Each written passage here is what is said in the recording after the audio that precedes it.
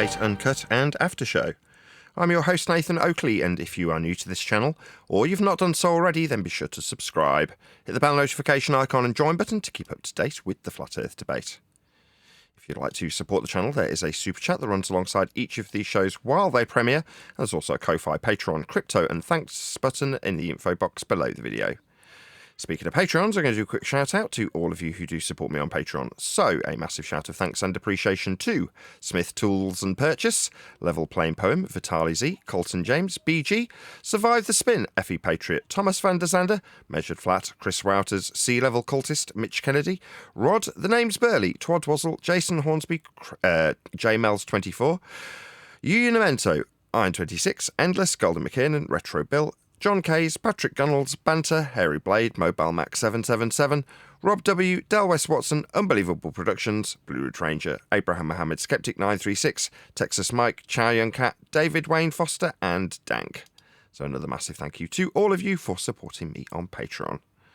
Now I will hand over to whoever is in Discord and Google so you can enjoy their dulcet tones while I set it for today's live show.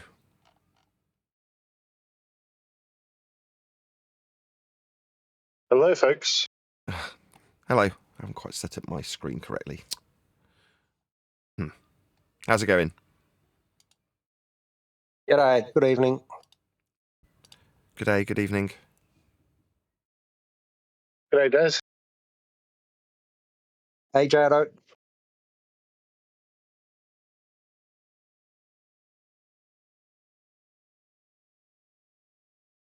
Right, I actually need to schedule a stream, don't I? So people know that we're going to be going live. Right, let's do that now. Done. 2, 3, 3, 9. Let's hope it's a good one. We'll make it good. No worries. I hope so. I'm having a bit of a rubbish day. Oh, why is that? Well, at the end of last week, I sold an expensive microphone, which then arrived at the customer's house today. And he's got in touch immediately and gone, it doesn't sound like my other one. I'm like, what do you mean? It's like, I've got another D19. It doesn't sound like this. I'm like, okay. And? It's like, well, I'm not happy about that. I'm going to open a dispute. I'm like, what? You're having me on? Okay. So because this 60-year-old item doesn't sound like one you've already got in your studio, you're going to open a dispute about it and say it's faulty? Okay, that's cheered me up greatly. So it's arrived, you're confirming it's working, but you're going to open a dispute about it. Oh, great, whatever. This sounds like it's going to end up costing me hundreds and hundreds of pounds. I can just see it coming. Anyway, there you go, that's why I'm a bit moody.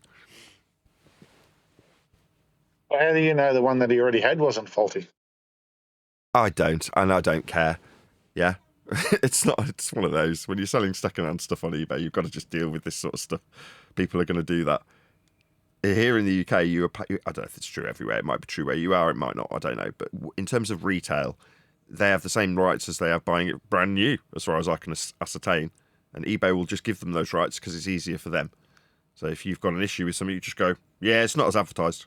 And then eBay will just, doesn't matter if you put the lyrics to a song as the reason, they'll still side with you. So as far as a customer's concerned, they can just exploit that. And I just have to eat it. It's just one of those. I've had it happen once prior. It's already happened once.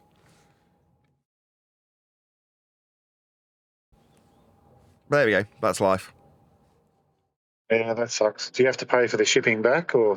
Yeah, it will be nothing but to my detriment. Right, I will eat eBay fees and shipping costs, and you name it, I'll be eating the cost of it. And because it's an expensive item, the percentages are horrendously against me. You know, they're terrible in terms of when you actually realise the amount that you get for the sale, because eBay just chew up a huge chunk of it. But then they keep all that, right? And then when you get a refund given back to the person, you're giving them the huge chunk of money that they originally gave eBay. And they'll keep all of their marketing fees, they'll keep all of their buyer protection fees, they'll keep all of these fees because they're not part of the sale, they're fees. So you just have to eat it. Now, I'm sure that in time they'll suggest that, oh no, when we work it out at the end of the month, we will refund you this and that and the other. But it won't be, you know, it'll still, in the meantime, all be to my detriment. Like I say, I've been through this process once with a Sennheiser that was working, got sent off to the customer, and he just said, "Nah, it's not working." I'm like, don't lie. I know. Everyone knows it's working. Now, on the other hand, you can just suggest, no, entropic decay is a thing, and it could be the case that in this item, I can't remember how that one was, probably also from the 60s or 70s, that it happened to just die on the way to the customer. Now, that's not unheard of. These things do happen. I've worked in retail long enough to see that happen, right? Things do die. But it's like, nah, that's just buyer's remorse. So then when you get it back, and I had to go through the process, same paying for the shipping, it got back to me broken. So you're like, okay, well, I don't know that the guy's lying. He might be genuine and it's just happened to die in transit on the way to him, which is very unfortunate, in which case you want a refund if you were that buyer. And it's good that the system's in place, even with the very best of sellers, which is me. I am awesome, right? I am as good as it gets at this. Right? I've done it for a long time and now I'm doing, right? And I am 200% honest. I couldn't be any more open and blatant about what I'm selling and what it is and how it is. And in the case of this mic, the current one, this D19, it's like I used every single character of the 5,000 words available. 5,000, I think it's 5,000 characters. Yeah, whatever. In the eBay ad, available space was 100% used. Literally 100% used. I couldn't use any more words to describe it. So you're like, okay, I can't do anything more than that. So if someone still moans, you're like, well, people are just craps. You can't do anything about people. On the other hand, some people have got that sort of standard. I'm kind of that fussy too. It's an unreasonable standard to say, oh, well, I've already got this existing mic and I'm going to go and buy another one that's 60 years old, detailed as having all sorts of modifications done to it, and then expect it to match. You're like, some people are just like that, right? They've got unreasonable expectations of an eBay purchase. It's like saying, I bought this Ford Focus, and in the original brochure from 2010, it said that it would do this 0 to 60 time, and this one doesn't. It's like, yeah, well, it's 15 years old. What were you expecting? I've bought and sold a bit on eBay over the years. Bought more than sold, but it's amazing the amount of people. They don't even seem to read your ads, no matter how detailed they are. They're just, like you said, you just get a certain amount of wankers that are always going to bitch about something.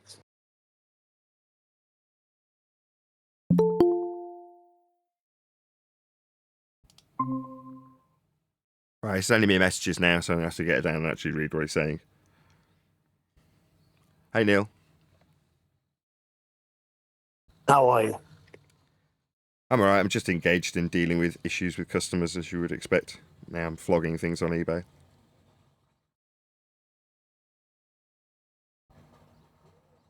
Is there insurance with eBay when you send and receive? Is Yeah, there an option to buy insurance? no, not for the purchase, just for the transport.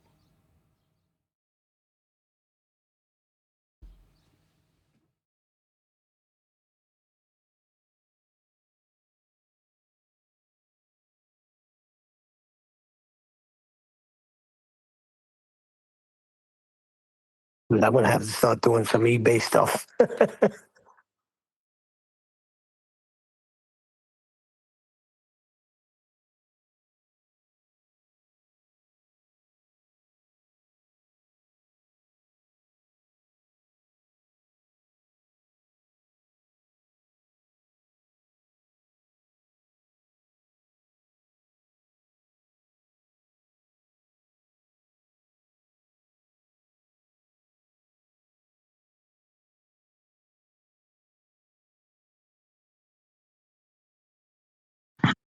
What's the show? NWA Public Enemy.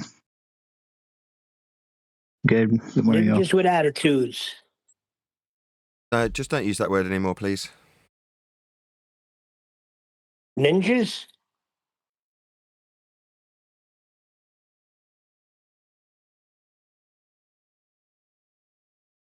It was called Straight Outta Compton.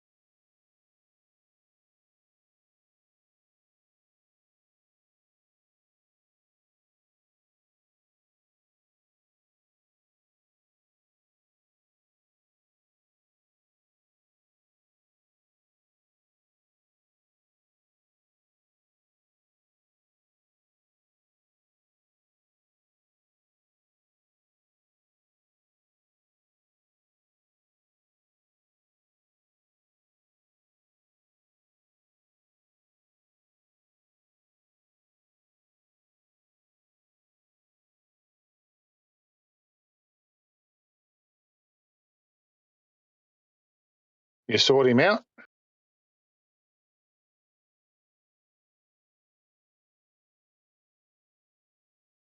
Pardon? You talking to me?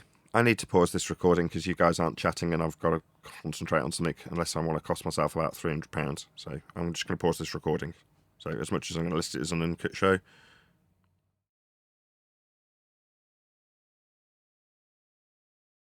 I like to talk, and you said don't use ninjas anymore. Yeah, but Yeah, you said that you were dealing with something. I am. I'm just going to pause the recording. Okay. I've got to concentrate on something else. I'm really sorry. 100% right.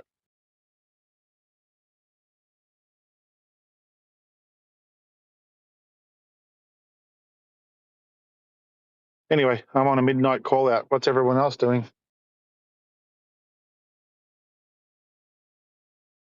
Same. Same. Did you Hanging say on for same? dear life, baby.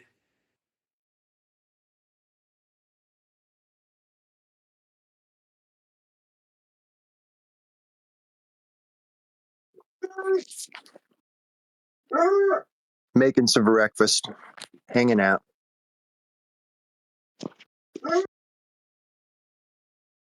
Did anyone see the Aurora Borealis last night? My wife was mentioning it. I don't know. I didn't check it out, but I think they did. Well, we seen the Australis here. So, yeah, from about 4:30 p.m. till about 9. Yeah, that dome will give you a good reflection, right? You see it at 4:30 p.m. Isn't it supposed to be dark for the aurora? No, so we start to see the colourful tinge real early, especially when it's coming into late autumn or mid autumn.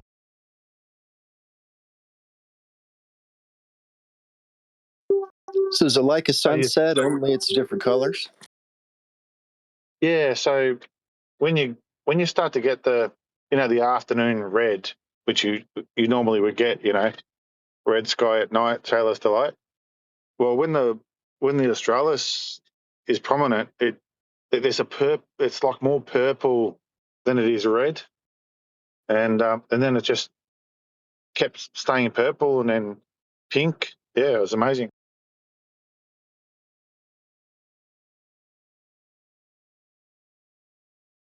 I didn't end up staying up that late last night. I'm in Indiana, but I never thought to look for it during the day. Indiana, did you say? Did you just say Indiana?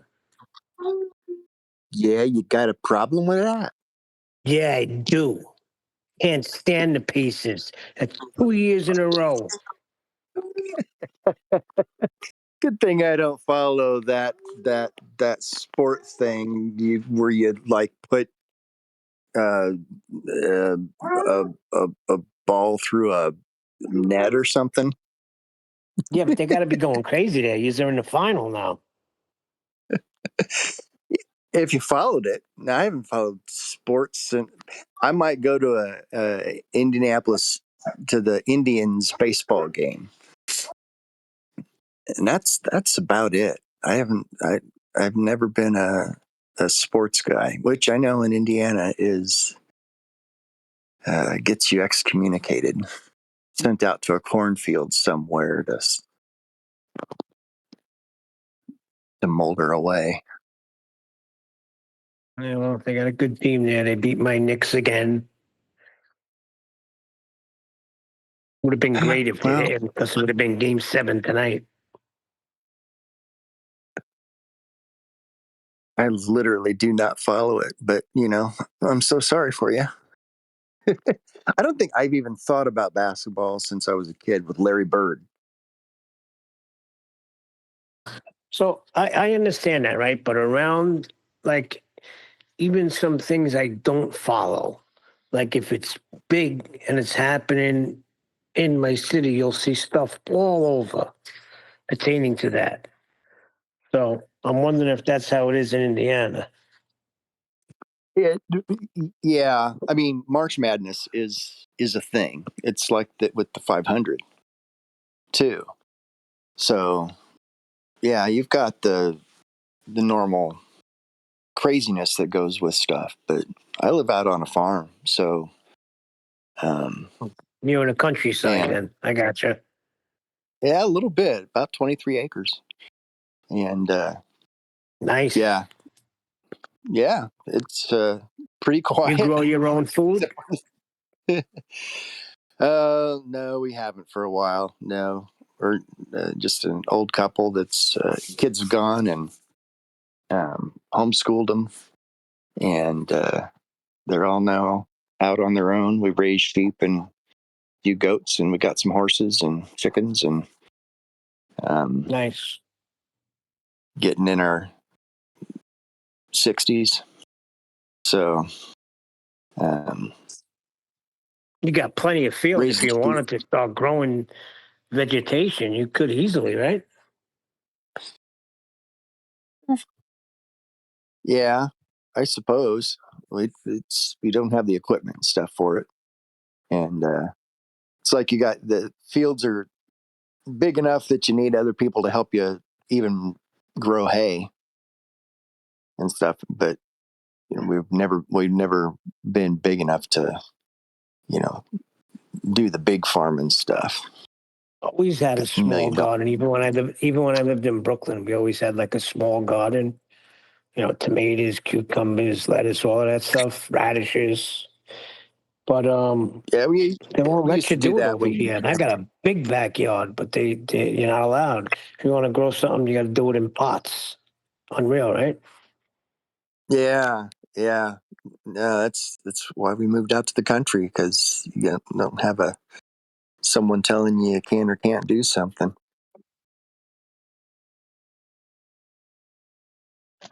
What do you mean you weren't allowed to grow, Neil? Can you explain that to me? Well, I'm not allowed to grow on their property. I rent here, but it's a huge backyard. And I was figuring off the side gate, I could come about 6 feet out, turn that dirt all over, fix it up nice, and grow tomatoes and stuff like that. But it's in the lease where you can't. Like if you want to grow tomatoes and stuff like that, you can, but it's got to be in pots. Okay, so you can't just install like those prefab garden beds, no? No, only in Okay, pots. well that sucks. The landlord can get stuffed. Yeah. What are you gonna do?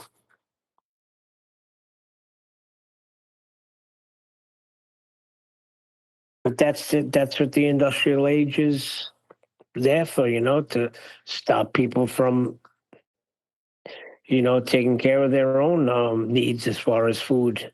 Rely on the system. Yeah, I think the landlord is cutting his nose to spite his face, because he could make money from that land. The soil will be fertile as you're growing your vegetables, and it's a win-win all round. I mean, you'd want the soil to be fertile, so let's keep it in use, charge a little bit of money if you have to, and everybody's a winner here. But that landlord's an arsehole, isn't he? Obviously. Clueless, losing Yeah, revenue, and Neil, letting the land dry out. Yeah, go ahead. don't you have a make good clause, Neil? Like if you were to ever leave, you had to make the property, you have to make it good the way it was when you leased it? No, all they want is grass. That's it. And you got to maintain the grass. You don't maintain the grass, they stick a fine on your door. So Yeah. you got to keep the grass cut, but they just don't want anybody having any sort of garden. Like I say, you could have a bunch of pots all over the yard, which will look ridiculous, rather than having a Yeah. nice, say, I was figuring a 6 by 20, right? Beautiful, nice garden. Yeah, six And by they said 20 no. allotment. Hmm. Yeah, that would be good. you know, and it's all very neat, nice aromas coming out as your vegetables start to grow and that. Yeah, I think the landlord's doing himself an injustice there, the fool. Yeah, it's such a pity. Such a pity. Yeah, it's a waste, isn't it?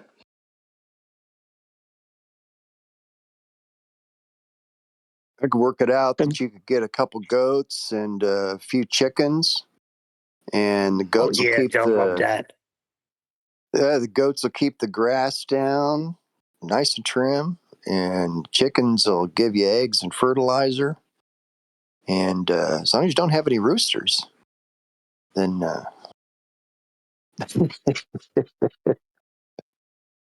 there's people. It is sad. There's we just when we decided, we've been at this place for about 15 years, and we moved out from a kind of a suburb, and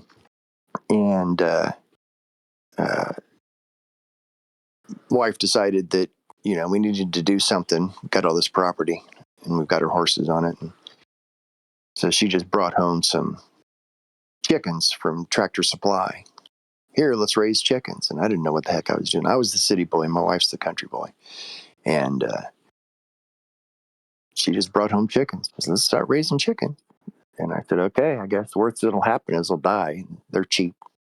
And we got to a point, we had 4 kids living here, and we were homeschooling them and living the life. And we got to a point where we had over 60 chickens that we had. And we're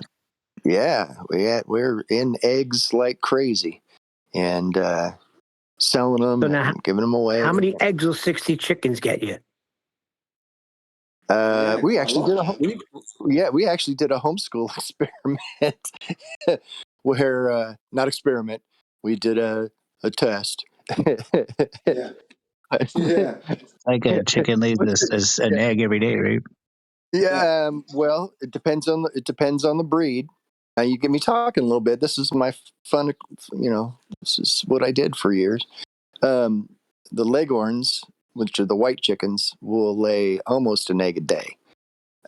Pretty consistency, and that's why they use those in the U.S. for farm eggs, because they're just monsters.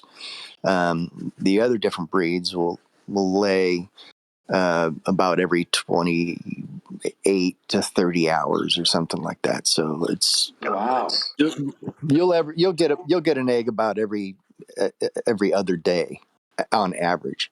But we did a deal. We had all kinds of different breeds. And I won't do Leghorns because they're idiots. They're the Globers of the bunch. And they're, but we got about 80 to 85%, I think. So if you've got 100 chickens, you're going to get about 80 eggs a day. So. Okay. Nice. Wow. I've got a question for you, and that is, when you had your chickens and that, did you have to vaccinate them? Now, the reason I ask, because I was talking to my student about I feel the unnecessary culling of chickens lately, and the egg prices have gone up. And I don't think that those chickens had the flu. I don't think chickens get flu. So my question to you, when you had your chickens, did you have to vaccinate them? Nope. There you are. See? No. That's what I think. There's this vaccine industry, this industry is just trying to make money any which way I think it we can. got to change the And I subject. think I this don't know if we chicken can talk flu and about bird that. flu is a massive lie. I don't know if we could talk about that. Yeah, we're not going to talk about it, but we'll just. Are we live? Are we currently live? I don't know, but currently I recording. Yes. play on Just the don't talk side and about- not. Are we currently Hello? live? If we're not live, Hello, I'm there's trying to no answer you. problem. Yes, we're recording. Yes. Please don't say anything that you shouldn't say. Okay, thank you very much. I didn't realise. Yeah, we're not. You could basically, if you talk to any real farmer or someone who's not an industrial farmer, then you'll find that most of what you suspect is probably true. Okay, thank you very much. That's good. And there's nothing you can do about it. That's why I don't talk about it a lot. You know, it's kind of like here. We'll turn it to flat Earth. You learn the Earth is flat. You learn the world is evil, and everything isn't what you used to believe it is. You need to know what the meaning of truth is and what absolute truth is in your life. Yeah. And then you move on. And then this And then you find the out whole what thing. Jiren is.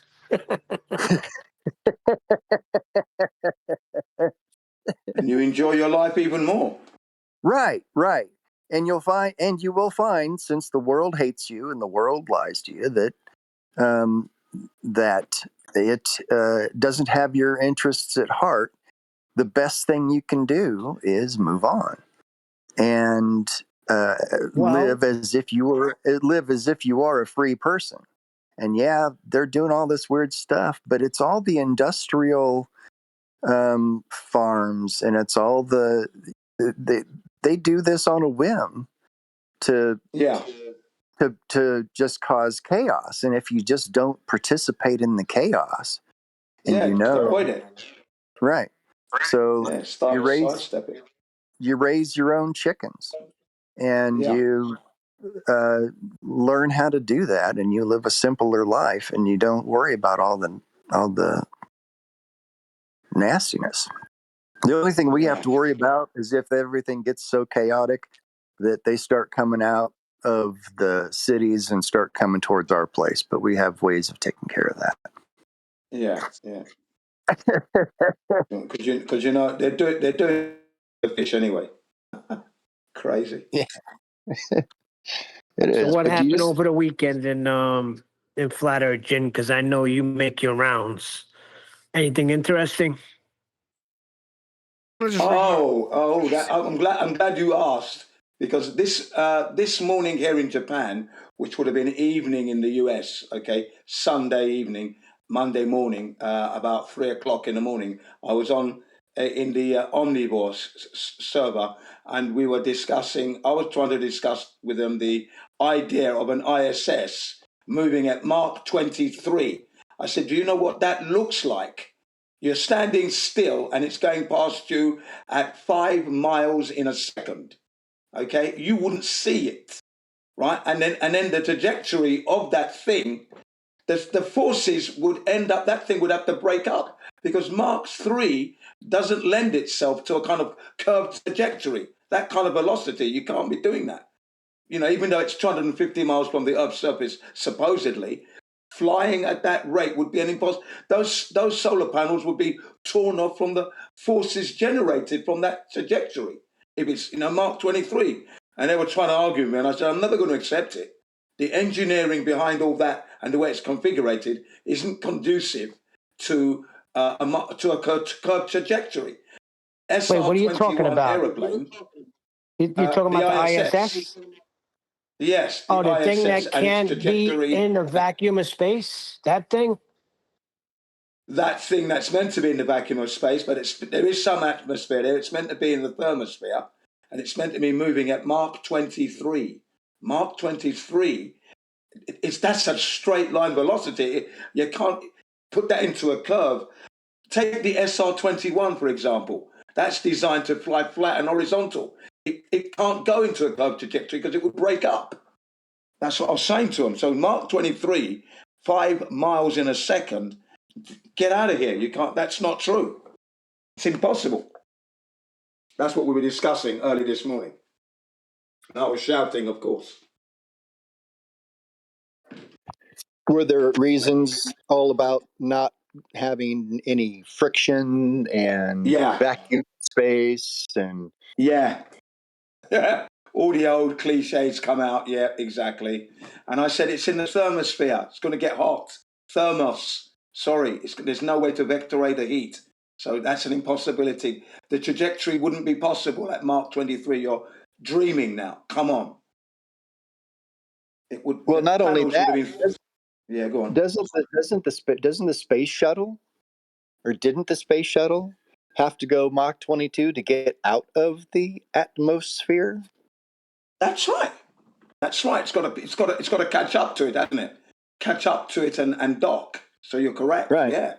Yeah. So actually, the better argument was that if something was flying that you've actually can see flying, you can see the That's shuttle where they going up. actually want you. They want you arguing in that paradigm. I don't know.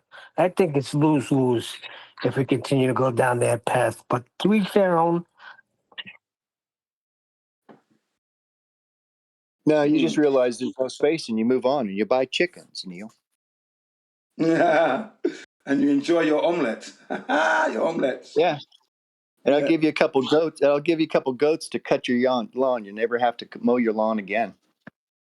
Oh yeah, that's a good idea. We've got lawn around the house. We haven't mowed it in years and years. We've got sheep and goats out there to do that. Yeah, yeah. Of course, you got other things to worry about. You got to watch where you walk. Well, yeah, of course. Yeah, you got to put your boots on, and if you do walk into it, it's less of a hassle for you when you get your boots on, of course. But yeah, so we were discussing this at a very heated rate. They kept interrupting me, but you know me, I shout all over them. I broke their mics. The server was in disarray. Jin does what he does, and and it was going out live. So I kept addressing the listeners. If you're listening here, just pay attention, yeah? Mark 23, think of that. That's not slow at all, yeah? Okay? 5 miles in a second. You wouldn't see it if it went past you. You wouldn't be able to see it. 5 miles in 1 second. But you ain't seen that thing. We ain't got nothing moving that fast. Yeah, go ahead. Can't see the gas lamps in Narnia either. Let me ask you a question. You said Omnivore has a server? Yeah. Oh, yeah. What's it called? He set this up a couple of months back. He set it up. Okay. And last month, it started live streaming sort of thing. Yeah. Yeah, because I think I ran across that by accident. People go in there now. Omnivore's got a server. Send us his link. We'll go and see what it's like. We could go there. Mm-hmm. Oh, right. Okay. Yeah. Let me see if I can do that for you. Hang on. Yeah, I thought this. I said it last month. I did say. Give me a couple of minutes to get it together because I'm not. How are you? Hello, Nathan. Hello, everyone. Hello, everybody. I'm all right. It's one thing moaning about not getting views, right? And it's another thing to have to set up a completely separate business to keep the mortgage paid. But when you do that, you have to deal with the woes of having a separate business, right? So I walked away from normie life and work in that regard when I started up a YouTube channel. Not when I started up, that's not quite true, but when I was well into flat earthing and decided when discussing it and saying, should we take the plunge? Me and my wife, this is the conversation between us. And saying, yeah, let's do it, right? Let's move out of normie work and into YouTubing permanently. Well, now I'm right at the end, right at the final stages, the final hurdles of getting a book out after 10 years of doing flat earth YouTubing. Because I've been doing YouTubing for probably 20 years. Anyway, and yeah, I've just got to do a little bit of retail to keep the roof over my head while I've taken my foot off the gas in YouTube terms. So that means, why am I telling you all this? That I've got to deal with customers. So irritating as that is, sometimes customers are as customers are, and they want things that are unreasonable. In this case, somebody's bought a 50 or 60-year-old item, and they want it to match an existing 50 or 60-year-old item that they've already got. And you're like, oh, God, okay. Right, let's deal with this. So that's what I was dealing with just before we started the live show. So I'm super stroppy with all the panel. There you go. That's everyone in the live audience up to date. Marvellous. Did you want to hear? For the panel, this is... So it's not an in-joke. I filled everybody in the live audience in. Do you want to hear what I actually wrote to that guy? Yes. Okay. I'll read your response, my response to him. This is not normally the way of things. We should do housekeeping because this is not about microphones. And even I am at that point where I'd go, no, that's unreasonable. Let's do housekeeping first. Any evidence of a physical geometric sphere edge? That's a horizon, formerly known as Earth curve. Black Swan. That is the correct response. Who said that? Oh, that was me. That was Duncan. Duncan, you get 10 points. That's correct. Yeah, there hasn't been an Earth curve for 5 years. 5 years! This is gone. It's not part of anybody's vernacular. It's not part of the argument anymore. It annoys us greatly to the point where I've been calling Dave Weiss a literal shill. Now, I've no idea if he's a shill or not. It's just for dramatic effect. I don't care. The actual point is stop telling people how to argue for Earth curve. We killed it with the Black Swan. Stop mucking about, you bunch of clowns in the Flat Earth Society side. I know we're not the society, but, you know, that'll be brought back into the discussion later on in the show. Any evidence of axial rotation of the Earth-based variety? You bunch of shills. We're going to need an observation. No Coriolis. No Coriolis. I'm just going to get all the rest of it off my chest, right? I'm in that sort of stroppy mood where I'm dealing with, you know, you got to be polite to a customer. No, don't have to be. I'm on my show now. I'm in control now. What do you mean no Coriolis? 15 degree an hour. I see the stars moving at 15 degree an hour.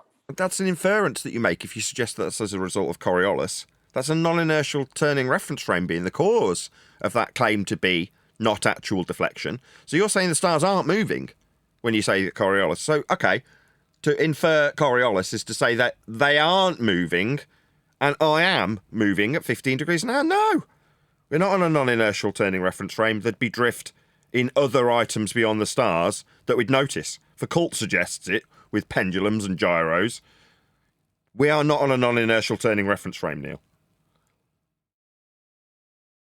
Further to that, just to pour salt on the wound of anybody who thinks that we have axial rotation of the Earth-based variety, that description mathematically is described with respect to a flat plane. Were you aware of this, Neil? Yes, that's a double whammy. Oh, dear.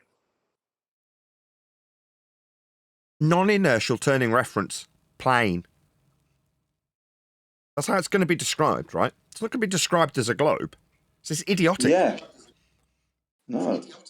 Yeah. What about the government agency documents, which there are like currently about 144 odd, stating, and these are from government agencies, stating that if you are flying an aircraft or firing missiles, you need to consider Earth as a non-rotating realm. In fact, they use the flat Earth, flat and stationary Earth. You have to consider that when you operate your plane or your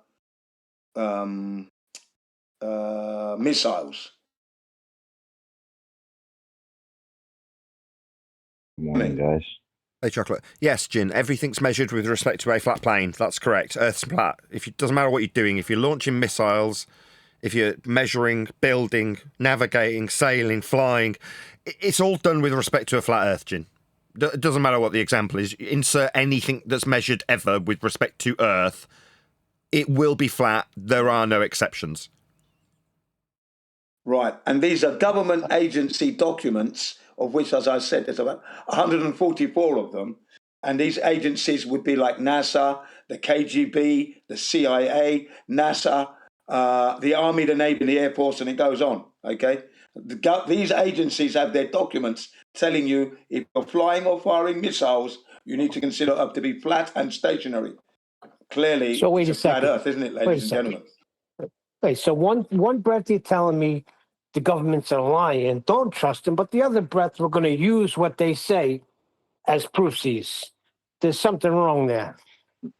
Not what they say, what they do. Because when they're dealing That's with right, reality, Neil. That's right, Neil. They're pussies. why do they choose to use the Earth as a flat stationary plane when dealing with reality?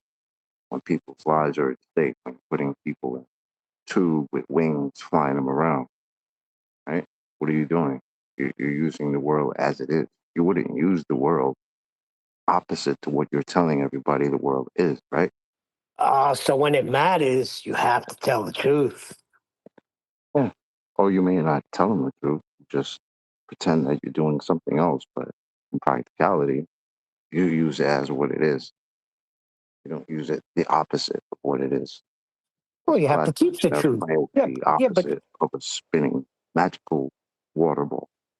right, That's but they're ridiculous. teaching it, right? No. In flight school. No. Just let me correct, Chocolate. No. Just said this earlier. Weren't you paying attention? Literally, it was 3 minutes ago. No, not a spinning water ball. A plane. Right? Non-inertial turning reference isn't ball-shaped. You understand that, right? If you're describing two reference frames for Coriolis effect, they're flat. You're not describing anything ball-shaped with that. It requires a flat plane to describe that effect if you're going to describe it as the surface. A flat plane will be described as rotating, not a freaking ball. Let's just get that cleared up.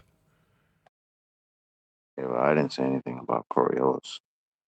I'm just talking about. Oh, my bad. I don't know. Maybe you joined. I do didn't hear. apologise. Maybe you joined in the middle of it. I was asking. We're under the guise of the question being any evidence of axial rotation. Chocolate. You might have joined after I asked. Sorry.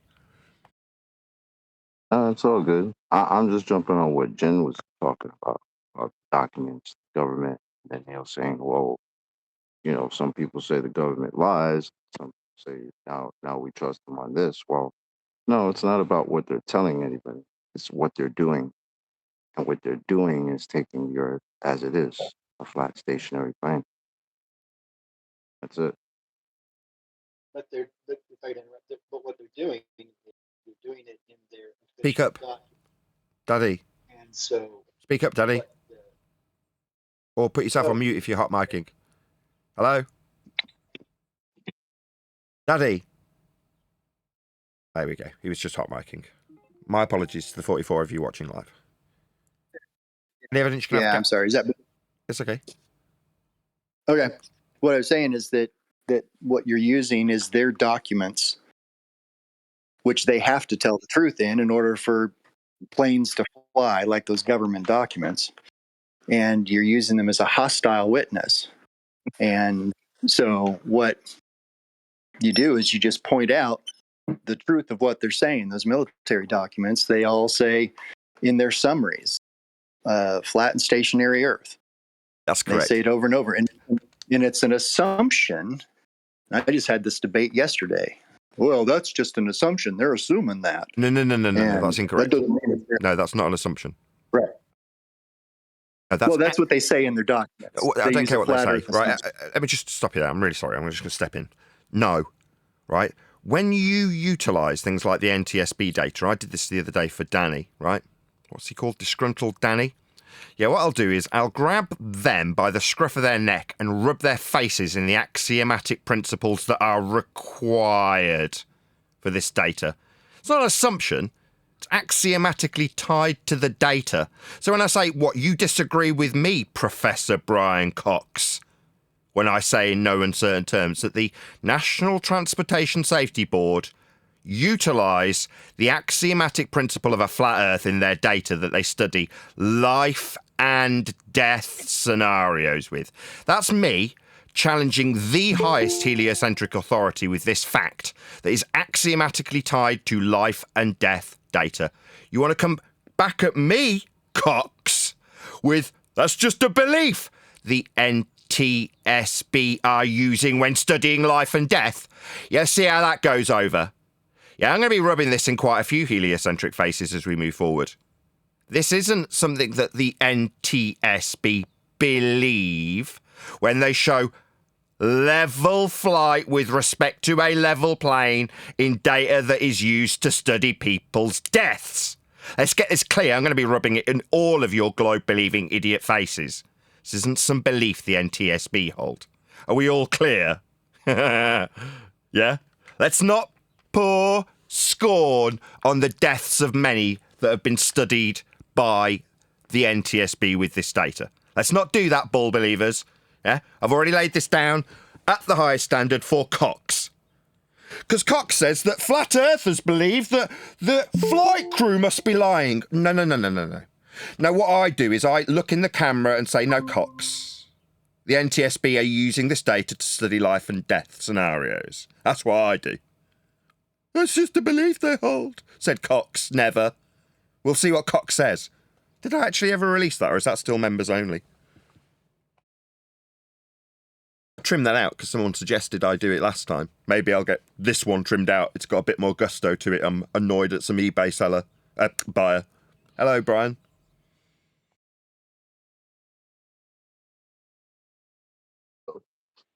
Hey, Nathan. Hey, everyone. Brian. It's not the flight crew that's flying. It's us when we have supposed pilots telling us they have instrumentation to help them correct for Coriolis. which one of us is lying again? Oh no, that's not. That's an individual. That's Wolfie that was lying about that, specifically Wolfie 6020. Oh God, have I got to put my camera back on? I'm dealing with eBay while I should be doing my dramatic effect of getting my lighting on. Yeah, Wolfie, we caught you out. Brian's near there, and I'm sure he'll extend on this because I'm sure he's going to gloat just like I am. I've gone on camera and put my lights on just to do this. Yeah, after 8 years, we figured out why Wolfie is the way he is, because he'd been lying about it the entire time, right, Brian? Yeah, exactly. He's been lying and knowing he's lying for 8 years. Definitely. He even said in 2016, sure, didn't he? In that piece of audio I clipped out, that the airplane has to pitch down to go around the globe. And now he's saying it doesn't pitch down. Where do you go with that? What's the crescendo after the 8 years? Just me doing a bit of parody. On a live stream. Just parody of ground control. Ground control to Major Cloud Show. There is a non-inertial turning reference frame. Please make micro adjustments immediately. Oh, hi, it's a Wolfie here.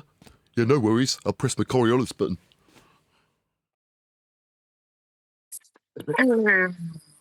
What's the crescendo after the 8 years? Him and Will Duffy on a live stream. The crescendo is he holds a plane above a globe and spins the globe under the plane that he's holding. Yeah. Thank you. That's the crescendo after 8 years. Oh, the flat earthers don't understand that. The plane doesn't pitch while it should be pitching. Or when Duffy did. Nathan. Yes. I was on Jim Panda's show and McToon was in there and he wants to debate you the other night. Well, why isn't he here then? There's a door that's open wide right now. Oh, I've got to get a knife to open some boxes. Back in a minute. Yeah, it's an open door policy here. He knows where to go. No, I know, but he's not on right now.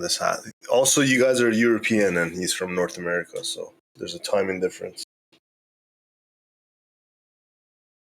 Is that his excuse, is it? I'm from North America. Yeah. I'm in America. I'm here. You know, he can be here. Exactly. Brian debated him. So you want him here, basically? Is that the... No, that's not what I said. Yeah, that's not what I said. I don't give a crap. I don't care about what he does. You've informed me that he's been talking about me, and now you're asking me if I want something to do with him. What kind of ass backwards world is this, where it's like back in high school? This guy likes some girl and goes up to the girl. This guy, his mates go up to the girl. Let's get it right. That's what's happening. I don't give a toss about him. I run a live show. If he's mentioning my name, he can come here. Me, I've got so limited time. Let's just show how limited my time is, right? I'm in the middle of a live show, right? This is important stuff. What am I actually doing? Well, I'm going through my boxing and unboxing microphones so that I can make sure I've got my mortgage paid. Do you think I want to give up some of my time for some wanker that gets all the YouTube views because I'm censored to all frick? I'll give up my time so we can have more of them. You having a laugh? I don't give a toss about these people, but they are always talking about me, aren't they? Yeah? Well, they can come here if they want to. If they want me, they can pay me. Then I don't have to do this. It's just that simple. That part is actually true. I could vouch for that. Right? That part is true. They are always talking about you. That's correct. Just tell them to come through and tell us all about shut your channel, shut your, all that. Where's the guns and all that? Like, we're right here, bro. It's like we're not chasing you. We don't care. Yeah, I know, but they say the same thing. Get him in our server, right? It's always everyone wants. But we're not saying we want him. That's the difference. Do you understand? The girl that you're telling, oh well, you're always saying. No, the girl isn't saying she wants to be around these men. Yeah, I'm the girl in the scenario, right? The guy's saying, come and meet me at the back of the buy shed. Not because he's here telling me that. He's got his mate, telling me that that's what he's saying. Meanwhile, are we talking about our desire to be engaged with these people? No. But if they make a video saying Earth isn't flat, we take apart their arguments on a daily basis. They're arguments.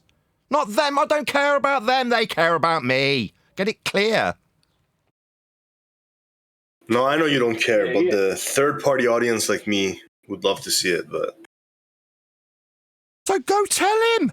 What more can I do? I'm swinging my doors open while I'm running a separate business, flogging microphones. You're telling me what? Give up more of my time to go to these dickheads that want me? I've got an open door. What more can I do? Seriously, I'm asking. It's not rhetorical. What you can do, Nathan, is you can go and debate him in the place of his choice, a place that will suit him. And he'll have certain rules set out, and there'll be a little big heap of all the blue. And you go there, and then you get muted, or he'll be favoured. Usual rubbish, and you're supposed to do all that for free. No, it's very simple. He wants to debate Nathan, so he can either come here for free, or he can go and pay Nathan to go somewhere else. It's that simple. He wants to debate Nathan. Nathan doesn't care about him at all. You know what I mean? Well, I do care whether or not this microphone works. Oh, where am I getting the feedback? Who's got the mic? And they will get all the super chats, right, Brian? It's because I'm coming through the monitors. Right, that mic we're using right now is really low. Hold on a second. Just want to check that this Sony. I can barely hear you. Can you hear me? Barely. Yes, but it's really like staticky. Doesn't matter how quiet it is. Can you actually hear me speaking? Does this function? Yes. Yeah, you can hear you speaking. You can hear me, right? So this microphone it's airy, works. but it works. Good. Jolly good. I just want to know it works, that's all. Right. Yeah, but that's what they want. They want you to go there. They don't want to know this Sony works. Chats. Oh, sorry, you're talking about something else. Yeah, they just want you to go there. Now when he goes back and says, listen, Nathan has an open door policy, you know what they're going to say. Oh, no, he mutes people. Meanwhile, I haven't seen you mute anybody in the longest time. It's not about not being able to mute people on my own show. It's about whether or not I will... If their objection is, Nate, he mutes me. All right, so you've got some extra special requirement to be in my company, have you? My God, you bunch of snowflakes. Yeah, you can pay me. Yeah, for me to meet your special needs. Yeah? Yeah, I'll meet your special needs. No worries. Yeah, you want me cobbled where I'm not in control of a show? I don't mind that. Yeah, obviously, with my lack of time, I'm going to want paying, because when I'm running my own show, I'm getting the super chats from it. Now, if you want to run your show where you control what happens on the show, obviously that won't mean you control me, but it will mean that you can mute me if I start doing things you don't like. But if I'm being paid, I won't care. But here, what, you can't control me on my show? No, that's right, you can't. So when I point out that McToon measured Earth flat in Antarctica, he wants me there so he can shut me up when I say that? Yeah, you're damn right he will want me there so he can shut me up when I'm saying these things. Yeah, they all want the same thing. Cake and eat. Yeah, I get it. If you were really actually interested in showing me how wrong I was, which is what they say to their audiences, they'd come through the open door and very easily demonstrate that to my audience, because that would be humiliating. Like me going to places like Bob when I have a concern about Bob Nodell saying wrong things about Ether. Now, apparently the guy's dead and we're left with just a load of nonsense wafflers talking about how Earth's a ball because they've been in the sun in Antarctica. Measured flat by McToon. Now, that's what I do here. Point out how McToon shattered the whole illusion of Earth being a ball down in Antarctica when he measured Earth flat with elevation angles. He'd already done it with his 10K challenge. You want me to talk about Toon? I don't care about Toon. I care about his flat Earth measurements, though. That's what I talk about here. Now, if they were wrong, they'd be right in my face telling me on my own freaking show. But what they need is me to go on their turf where they have control. Bunch of cowards, I don't care. Are we clear? Nathan, are you deflecting with measurements again? Am I deflecting with measurements? Oh my God, I should be focused on where the freaking guns are. Where's the guns, Nathan? Wait, so how did this guy measure the Earth flat in Antarctica? Oh, with elevation angles to the sun. I thought they went there and just observed the... I thought they just went there and observed the sun. Well, you thought wrong. They measured angles. They were waving him in front of Brian, weren't they, Brian? Do you remember? Toon personally waved him in front of Brian's face. Did you not see that? Were you not paying attention, whoever's asking me? Sorry, what was it called again? I couldn't hear. Elevation angle. What? I'm asking a question. Did you not pay attention to that? You said you didn't realise that they measured Earth flat down there. And I've said the guy we're talking about, Toon, waved his measurements of a flat Earth at Brian. Did you not know was the question? Closed question. No, I didn't know that. Oh, well, now you know. He waved those flat Earth measurements. Subtle to do with Jaren seeing the sun above the horizon for 24 hours. The measurements down there, the important stuff, the measurements were flat. Toon waved them in our boy here, Brian's face. Like, really, actually, literally waved them in his face, didn't he, Brian? Yeah, until I told him they were what they were, and then he didn't want to wave them anymore. Oh, he didn't want to wave him. He wanted to mute you. Please. Would it be preferable they moved on and he had control of the conversation while you pointed out how flat the Earth was when he measured them and waved them in your face? Well, I know that I didn't see much of him after that. He just waved a piece of paper and said he had measured loads of stuff. And I pointed out that's elevation angles. That means the sun has to be directly over the GP. The GP has to be at the 90 degrees at the other end of that, of the adjacent of the right angle triangle that is an elevation angle. I didn't see much of him after that end of the debate, as in measurements. Yeah. There was a bit of a, he tried to put an elevation angle at the bottom of a globe. But other than that, that was it. So there you go. You can go back and say, you told us that you wanted to speak to him or be with him or have him on your show. He explained that he didn't give a toss about you and pointed out that you measured Earth flat, Toon. There you go. You can go back and tell him that. Not, oh, right, well, Nathan really wants to be around you and come and be around you for free. He didn't say that. He said that the person in question measured Earth flat, and then we gave an example of where he weighed those flat Earth measurements in someone else's face who's on the panel right now. That's what we actually did. Waved his own flat Earth measurements back in his face when his name got brought up. Not him and what he does, nothing like that. No personal attacks either. Just his measurements of a flat Earth, the ones I tried to deflect with. It can come in, the door's open, by the way. These cowards can come if they choose. So we're clear. Nathan. That's me, I'm just bubble rustling. Go ahead. Okay, so if Toon was too gutless to come here and debate you, how much would it cost for you to go somewhere else to debate him? Say again, sorry. If Toon is too gutless to come here to participate in this panel, how much would it cost for you to go to some other platform to debate him? I don't know. It's all negotiable. I mean, the number's completely arbitrary. I'd make it up, wouldn't I? I mean, I can give me you a figure. I mean, in the past, I've done it for a few $100. Somebody came to me and went, would you go and do this debate? And I've gone, yeah, okay. How much does it pay? They've gone, a few $100. Now, I misinterpreted what they were actually offering, and I got a couple of $100 before and a couple of $100 after. I'm like, okay, is this correct? And they're like, oh, yeah, that's what we agreed. I'm like, it's not what we agreed. But it's double what we agreed. But I'm all for it. So, that that gives you a ballpark figure. But when that was negotiated, I didn't come up with that number. Someone offered me that amount. Now, has any of the ball-believing dickheads come and offered me a dime? No, because they're not actually interested in having me on their neutral platform where they can shut me up for any amount. They're interested in the perception of their audience thinking that I'm a coward when they tell them that I'm not interested in coming to them. That's what they really Brian, want. would you speak to this cheap whore? Please. I don't think that's what that guy wants, though. I don't think that's what that guy wants. Yeah, well, that's doesn't matter what he wants. Well, he wants it. Yeah, I know. But... So it's either come in here and debate for free or pay him to do it.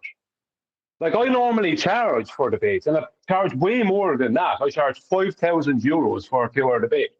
Now, what I get off of the ballers is, you're not worth 5,000 and all this other rubbish. It's not to do with whether my debate skills are good or bad. It's got to do with my time. If you want to take my time, then it's going to cost 5,000. The reason I debated Toon for free was because I accepted an open challenge he had out there, right?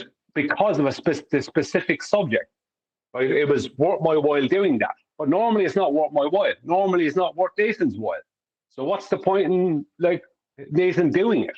Make it worth his while. You can come in on his live show, get him views, get him super chats, whatever. Give him something he can clip out, edit out and make another video out of, or you can pay him to go on to people can pay him to go on to wherever they want him to go. Fair is fair. He has no interest in McToon. You know what I mean? Yeah, I understand Nathan's perspective, but from wanted her to pay for everything. It's like, you fucking asked me out. No swearing. But it's a shame. Oh, hold on, let me just commend Brian and then tell him off in the same breath. Yeah, you've followed on with my analogy. Yeah, you just come and ask me out. Exactly. That's the analogy, isn't it? Yeah, the girls are all behind the bike sheds, the cool girls, the sexy girls with the blonde hair, they're smoking fags. And what are you doing, Toon? You're sending your mate over to go and ask one of them out? You sad twat. This is an SM7. I think what McHugh and the other famous Globers have asked is not for Nathan to go there, but they want to hold it in like a debate with the moderator where they get 5-10 minutes, then Nathan gets 5-10 minutes to talk, something like that. Yeah, it's not a debate. 10 minutes is going to be. That's not a debate. Not 5 or 10 minutes is going to be. I didn't want that when I debated him, but he wouldn't give it up. Right, because he wants Nathan to probably go to where he debated me, which is on Modern Day Debates, which is a complete fraud. That Modern Day Debates in other places like that are fraudulent. That 5 or 10 minutes is going to be a load of poisoning of the well. That's all that happens for 5 or 10 minutes. It's a load of rubbish. That's not a proper debate. The proper debate, you go in, it's claim support. Claim support. You don't mess around. You don't have 5 or 10 minutes to waffle on about what you believe in or what any of that other rubbish or poison the well or what my opponent is going to say, which is an attempt, you know what I mean, to character assassinate their opponent or assassinate their arguments before they even relay them to the audience. You know, that's what it's rubbish. But if you pay Nathan, then he'll do it. I am 100% sure.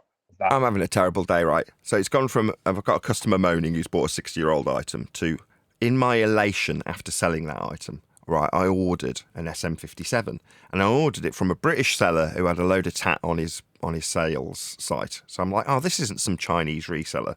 But then after I'd ordered it, I'm like, I got in touch with the guy and I'm like, where did you get this mic from? And he's like, from eBay.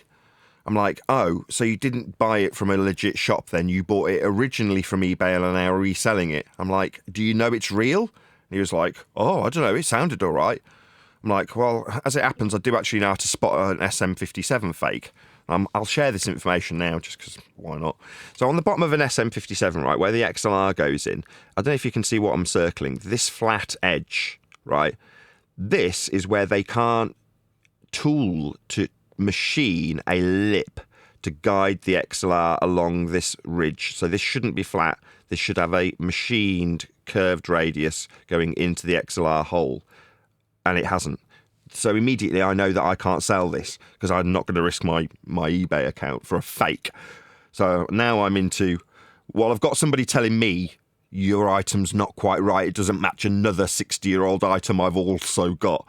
I've got to now also, as a seller, go back to the person I've bought something from as a buyer that I was hoping to resell and say, you've sold me a fake.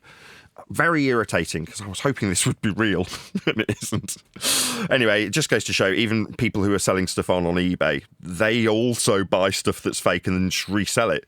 So, oh well, I've had a really crap day. Now, I'll tell you, that is why some people get annoyed when they come here for Flat Earth and they hear that. We were in a good discussion and you come in with mic nonsense. The mic nonsense, that's a fake SM58, which I have already, in anticipation that it might be fake, taken off my eBay store because I don't want to sell fake products. That's just the bottom line here.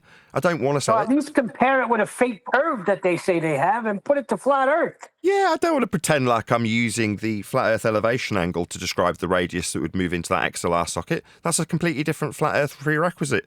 The tooling, that will also require a flat earth. You're going to have to level a CNC machine to make such a beautiful radius that the fakers just can't do. How's that, Neil? Any good? Perfect. It's weak, it's pointless, and it's weak. There's no way to do it. You can't tie the two together. Look, right, give it 6 months, tops. Probably 3. And I'll have a book to sell. And I will not give a toss about these microphones anymore. Literally. Whatever I've got left in stock when the book comes out, I'll either keep, because so far I've only purchased things that I like. That's why I'm more annoyed because I wouldn't want this SM58. I don't want a fake one. Urgh. The only reason I bought old-fashioned ones was because they were far less likely to be fakes, right? The one time I take a bleeding risk on something that's relatively new and modern, and it's a freaking fake. That's so irritating. But anyway, whatever I've got left over when the book comes out, I'll keep. Because I'll want all of it. I love all of them. I love microphones. They're awesome, right? And I'll keep all of them, right? The ones that are cheap and nasty and broken will all go in the bin. Like stuff that's up for sale because it's spares or repair that I've specifically listed as broken.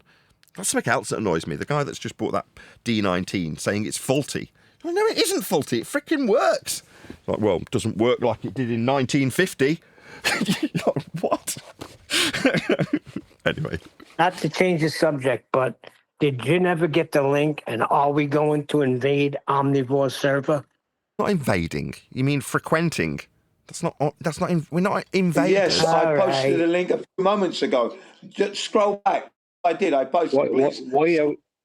You'll find it. It's there in the main text chat. Okay, it's in there. I posted it.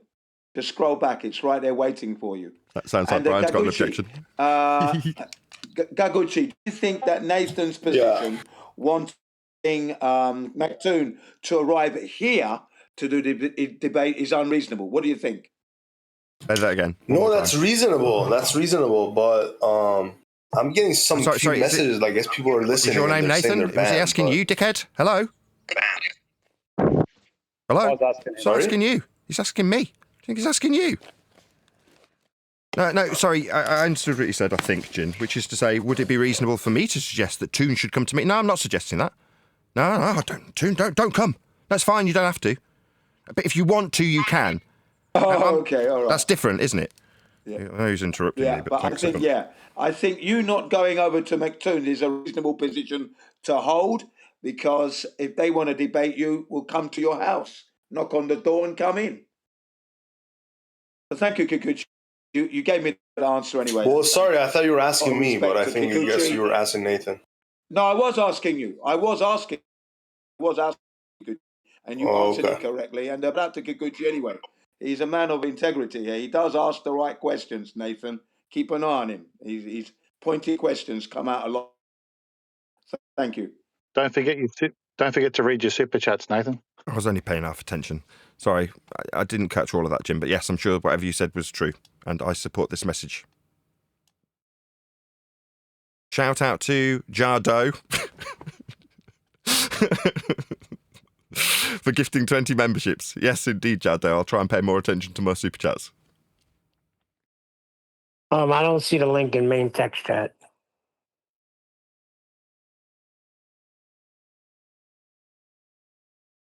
So next time I see that guy, it's there, man. Looking at it, man. The next most important super chat. Nathan, sorry, Neil. Scroll. Am I lagging or is it you guys? You are lagging, yes.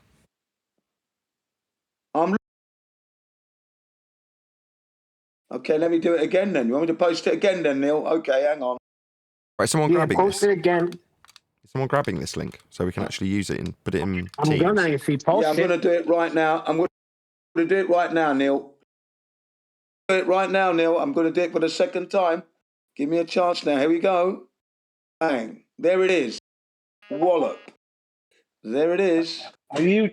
Whoops, there it is. Whoops, there it is. You got it? Where are you posting it? Posted it in Discord main text chat. No, I posted it in the main text chat. Main text chat, please. Fucking hell. Yeah, but what's main text? Can you give what's it called? Because I don't see it. OmniTalk.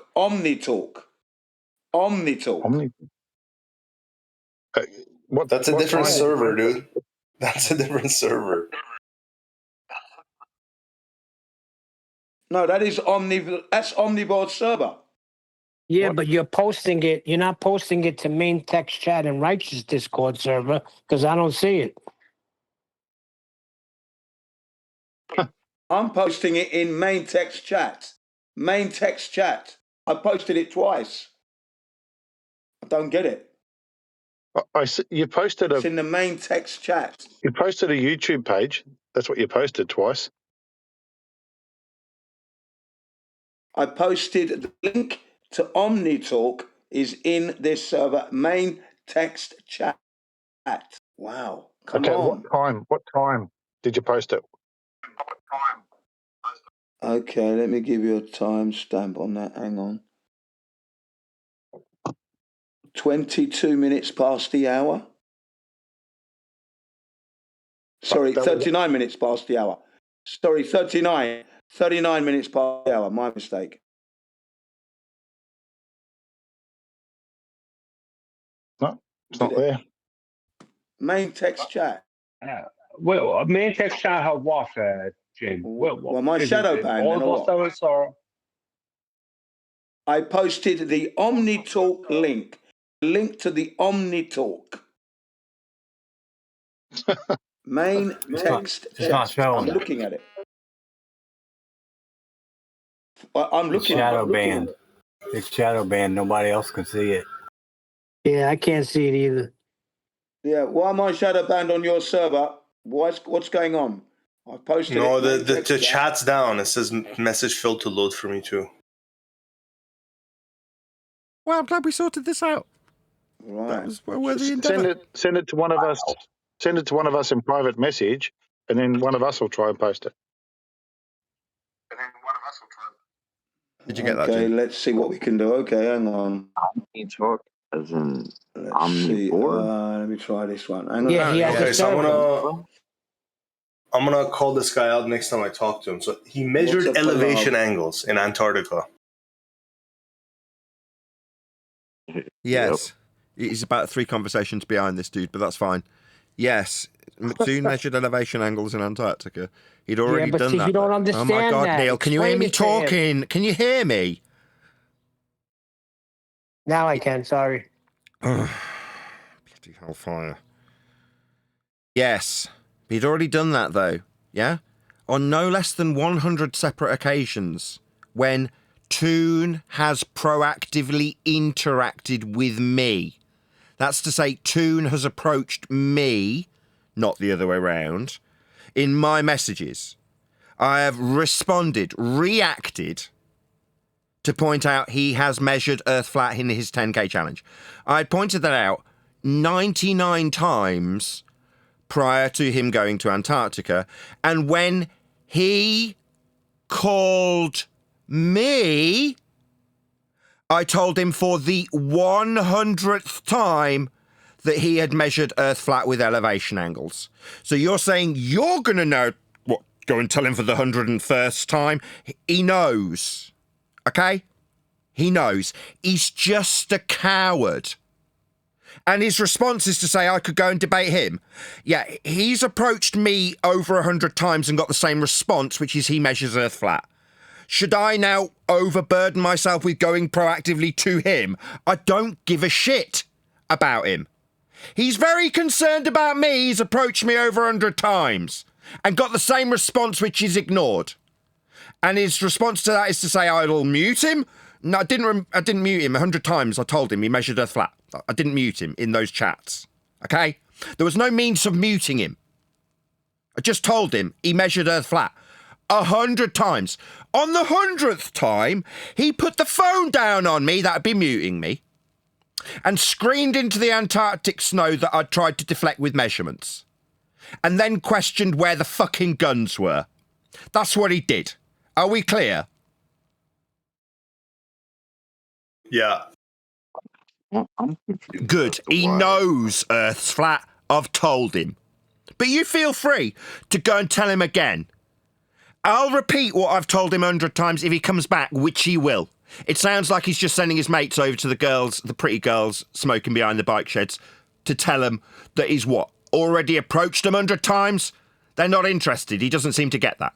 We're the girls, metaphorically, in this example. Can I ask this gentleman a question? Do you understand what Nathan is talking about when he says that McToon's measured flat Earth himself? Do you understand how? Not really, no. Well, leave Mac 2 and explain it. He's going to leave this guy floundering. that's not I knew reasonable. exactly No, he didn't no. understand how from the beginning. Hello. No. That's fine. You're not expected to understand what an elevation angle is. You're not measuring them, are you? Now, Toon measures them.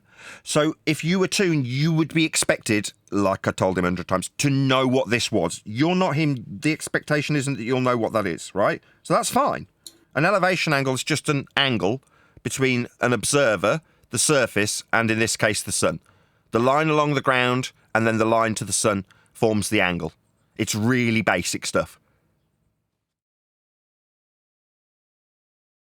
You can't do that on a globe surface. It doesn't matter what he can't do. What he did do was measure a flat surface with an elevation angle. Elevation being height, yeah? That's what elevation means. Height off what, you might ask? The surface. Height of what off the surface? The sun. How high is the sun in elevation angle off the surface is what he measured. It is a prerequisite flat Earth to measure it. Earth can only be a flat surface level to measure this elevation off it. That's what it is. I don't give a crap what it isn't, Neil. No offence to you, sir. No, I'm not talking about you. I'm making sure this gentleman understands. He's the one that don't understand, not Toon. Nathan, I put a video in Master B if you want to review it. It's not the one that's there. It's the one. It's the one. It's not the newest one. It's the one above that. Not the one with the caricature of David Weiss. It's the one above that. What if you can create your own website by saying, this is what I want? With Wix, you can. If I know the exact height of the Eiffel Tower, and I take an angle to the Eiffel Tower, I can then determine my exact distance from the Eiffel Tower based on the angle I take. If I don't know the actual height of the Eiffel Tower, but I know my exact distance from the Eiffel Tower, I can then, with my angle, determine the height of the Eiffel Tower because I have the distance. So you have to have the size to know the distance or the distance to know the size. Okay, so just for the benefit of this discussion, this is akin to an elevation angle.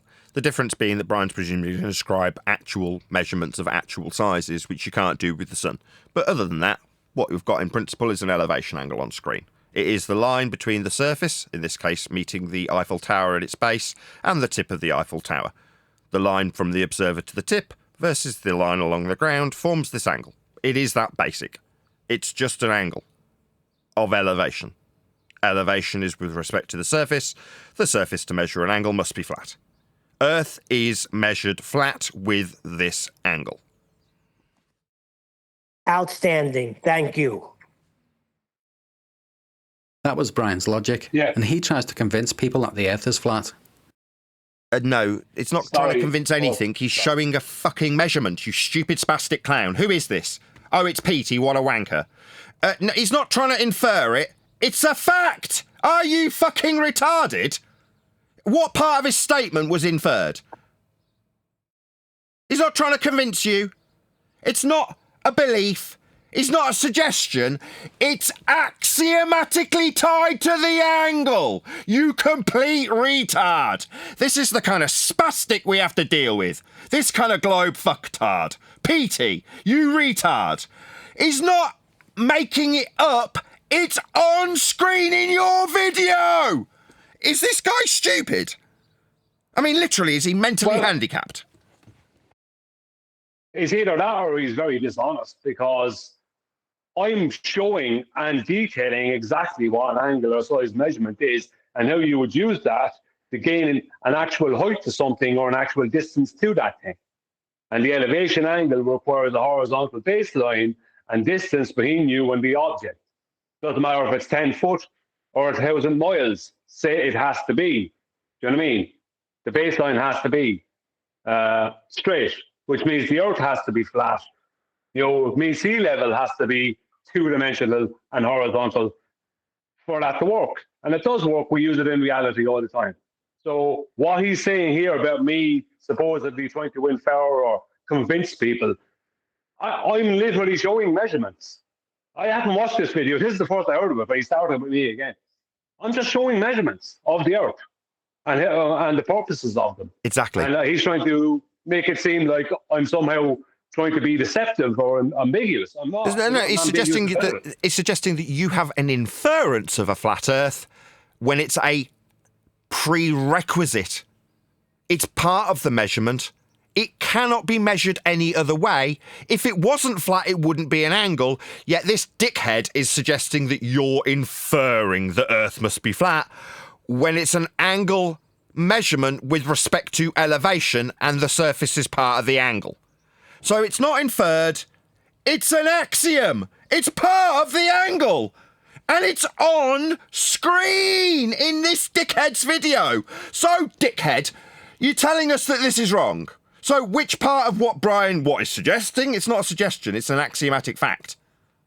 What's he suggesting? That this isn't straight? That it's going to be curved like you believe, you stupid dickhead? No, dickhead, if this curves, it is not an angle anymore. Ergo, it can only be flat. Not might be, suggested to be, would be if Earth was flat. Just is flat. Because it won't be an angle otherwise. Now, this is how we will measure, in this case, angular size. Now, that's not I'll be measuring it this way because I'm a flat earther. This is how it's done.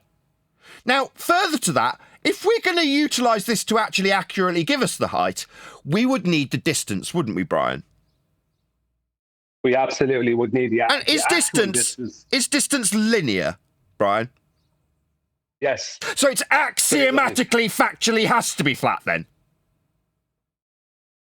Well, there's the only thing that he can come out with as a baller is that we're going to use a tangent. Now, you can't use a tangent because you need to use the Earth itself. You need, let's just say if I'm taking an elevation angle of, I'm going to use the video, one of my videos, more recent videos of Mount Everest, right? And I pointed this out in that video. Hold on. Maybe you didn't. Well, you weren't aware. To point something out here. Well, heights of Everest come off elevation tangents. Weren't you aware? See, this is the problem. If I want to take an elevation angle to Mount Everest from 100 miles away, and my elevation at 100 miles away is whatever, 3,000 feet above sea level, then when I take that angle to Mount Everest, I must remove 3,000 feet of it, Mount Everest's actual height of the sea level. And I must calculate for the remainder. And when we do calculate for the remainder, we always get a correct number. And why is that? Because Mount Everest is measured, my elevation is measured, and the distance between the 2 points is measured. So if I know my exact distance from Mount Everest and I know my elevation, and I can see Mount Everest and take an elevation angle to it, then if I'm taking 3,000 feet off of the full height of Mount Everest, then what is ever left, 5 point whatever miles, whatever is left of the height of Mount Everest, my angle will tell me exactly what that is. Now, that can't happen if I'm using a tangent that's touching a sphere at one point. It can't happen because Mount Everest, whatever angle I get them at, I don't even have perspective. It doesn't even exist in that paradigm. But if I try to do that, like Mount Everest is leaning away from me. I showed this in scale. So what I'm going to get as an angle to Mount Everest will not match. My angle will not match the remainder of its elevation above my elevation, like it does in reality. So in reality, what we do is exactly as I detail in my Mount Everest video, and whatever video he's talking about here. But what he's going to have to come out with, because the only thing, if he doesn't come out with this, I don't know what he's going to come out with because he doesn't have anything. What they have to say is a tangent, but a tangent never going to work because the angle is never going to match the remainder of the elevation. It only works because the Earth is flat. That's the only reason it works. It cannot work if the Earth is anything else, but it does work all the time, 100%, which means that the Earth is flat. It couldn't be any more obvious. Sorry for the rant. So Jardo says, Nath, I'll pay you £350 to go on Toon and debate. We can negotiate half the super chats. Go to you. I don't know what you mean about the super chats. If you're willing to pay me $350 to go and debate Toon wherever he wants me, no worries. You arrange that. I'll take the fee and I'll go wherever you arrange with him for me to be for that amount, Jardo. No worries. I could arrange that easily. Nobody asked you. That's too cheap. I'm sorry. I should be a promoter.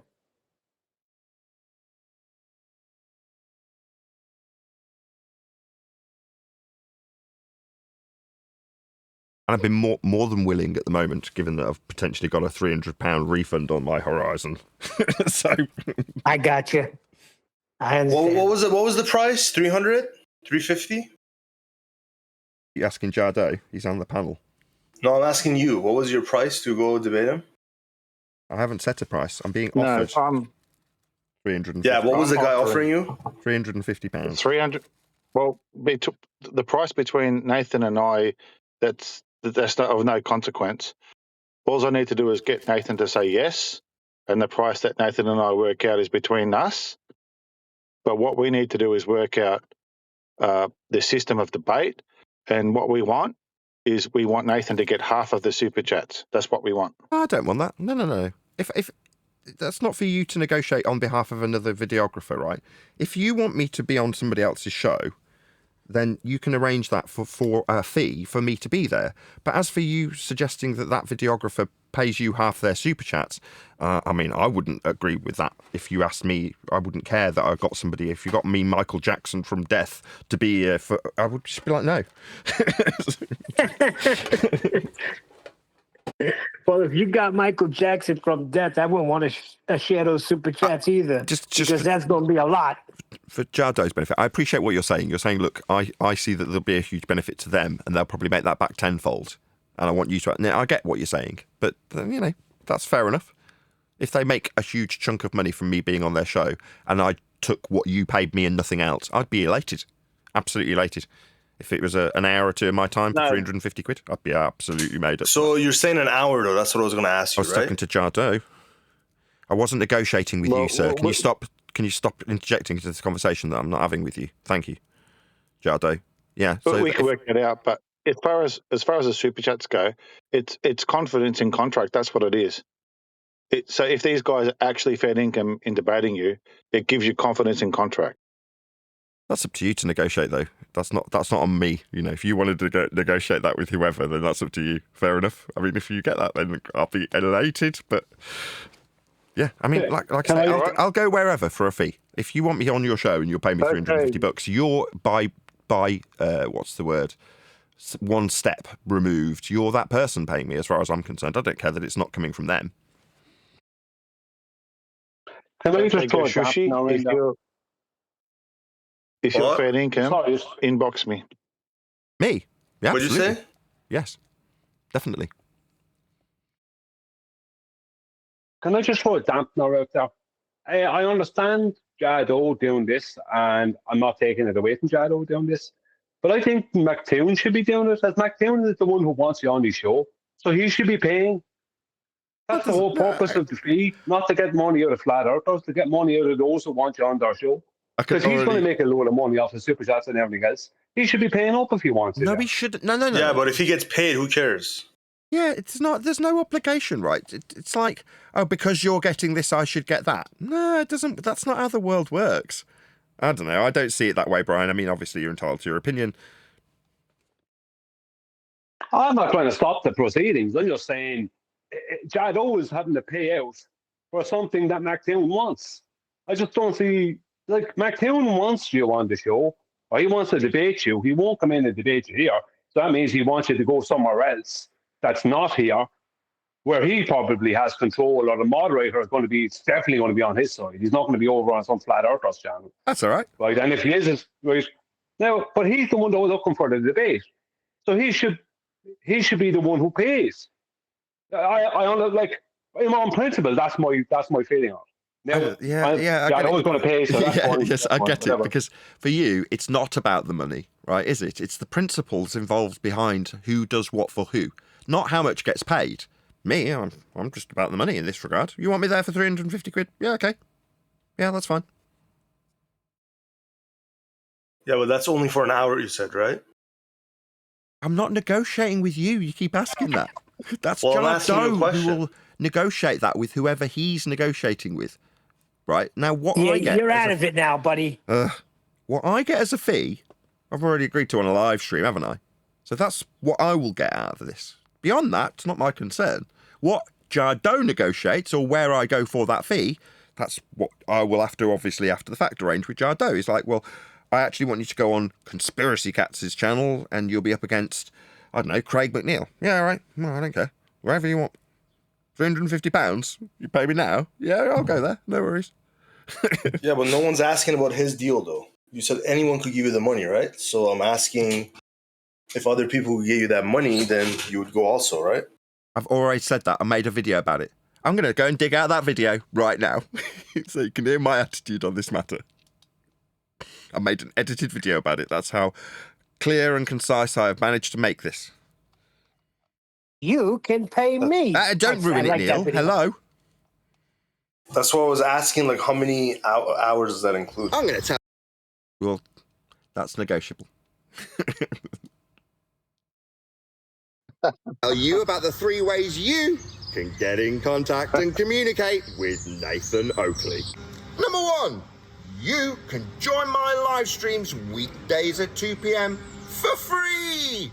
Number 2, you can pay me to come onto your show. Get in touch at nathanoakley1980@aol.com and we can arrange a fee for me to be on your show.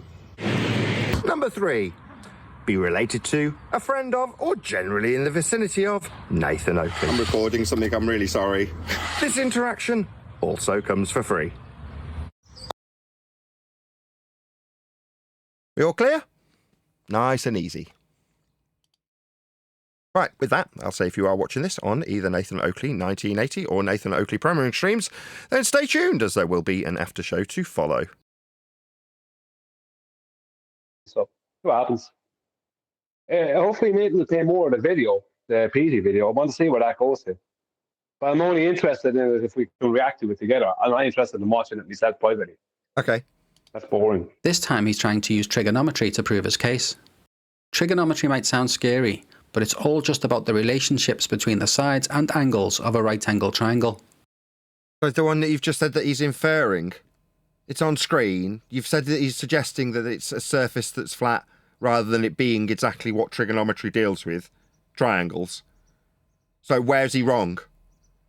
Well, all you've done is in the last 20 seconds confirm he's correct. So how do I know that the tangent of this angle equals... Sorry, tangent of what now? What tangent of what?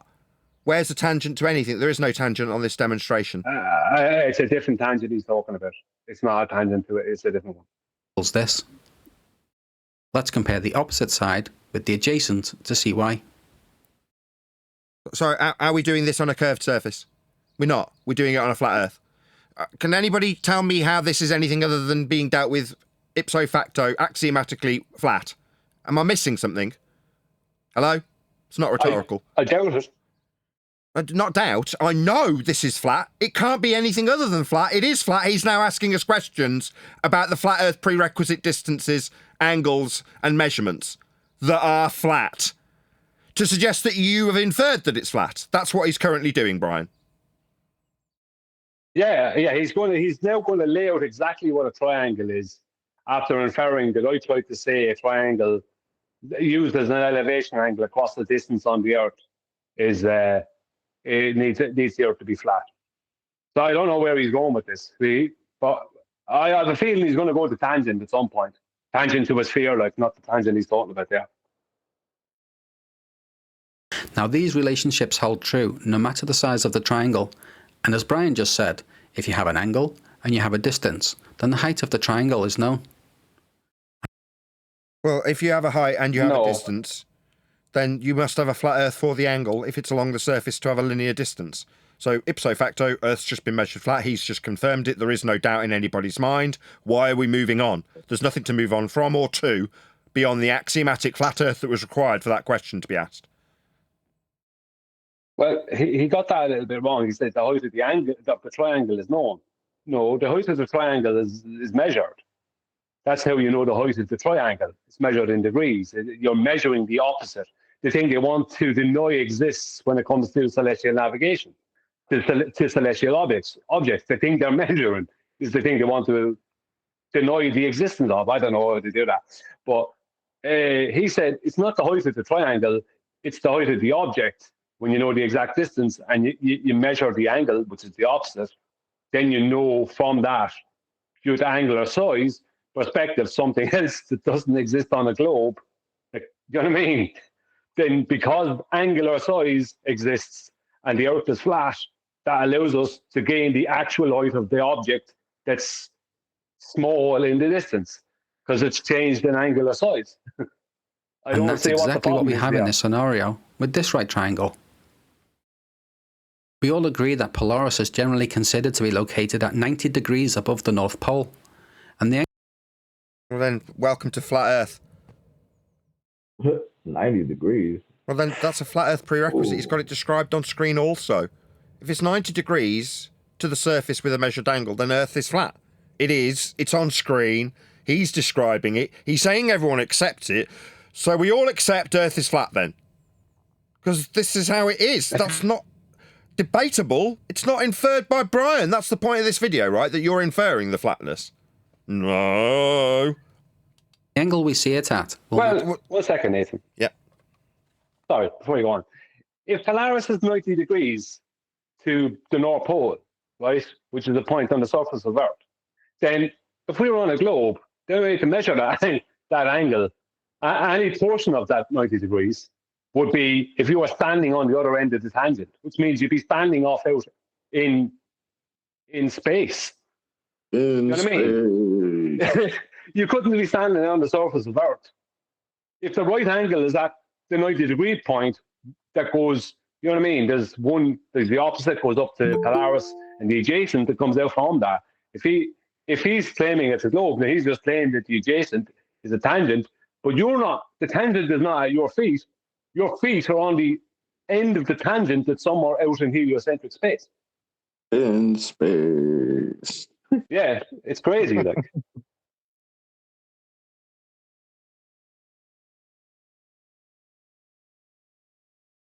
Let's play.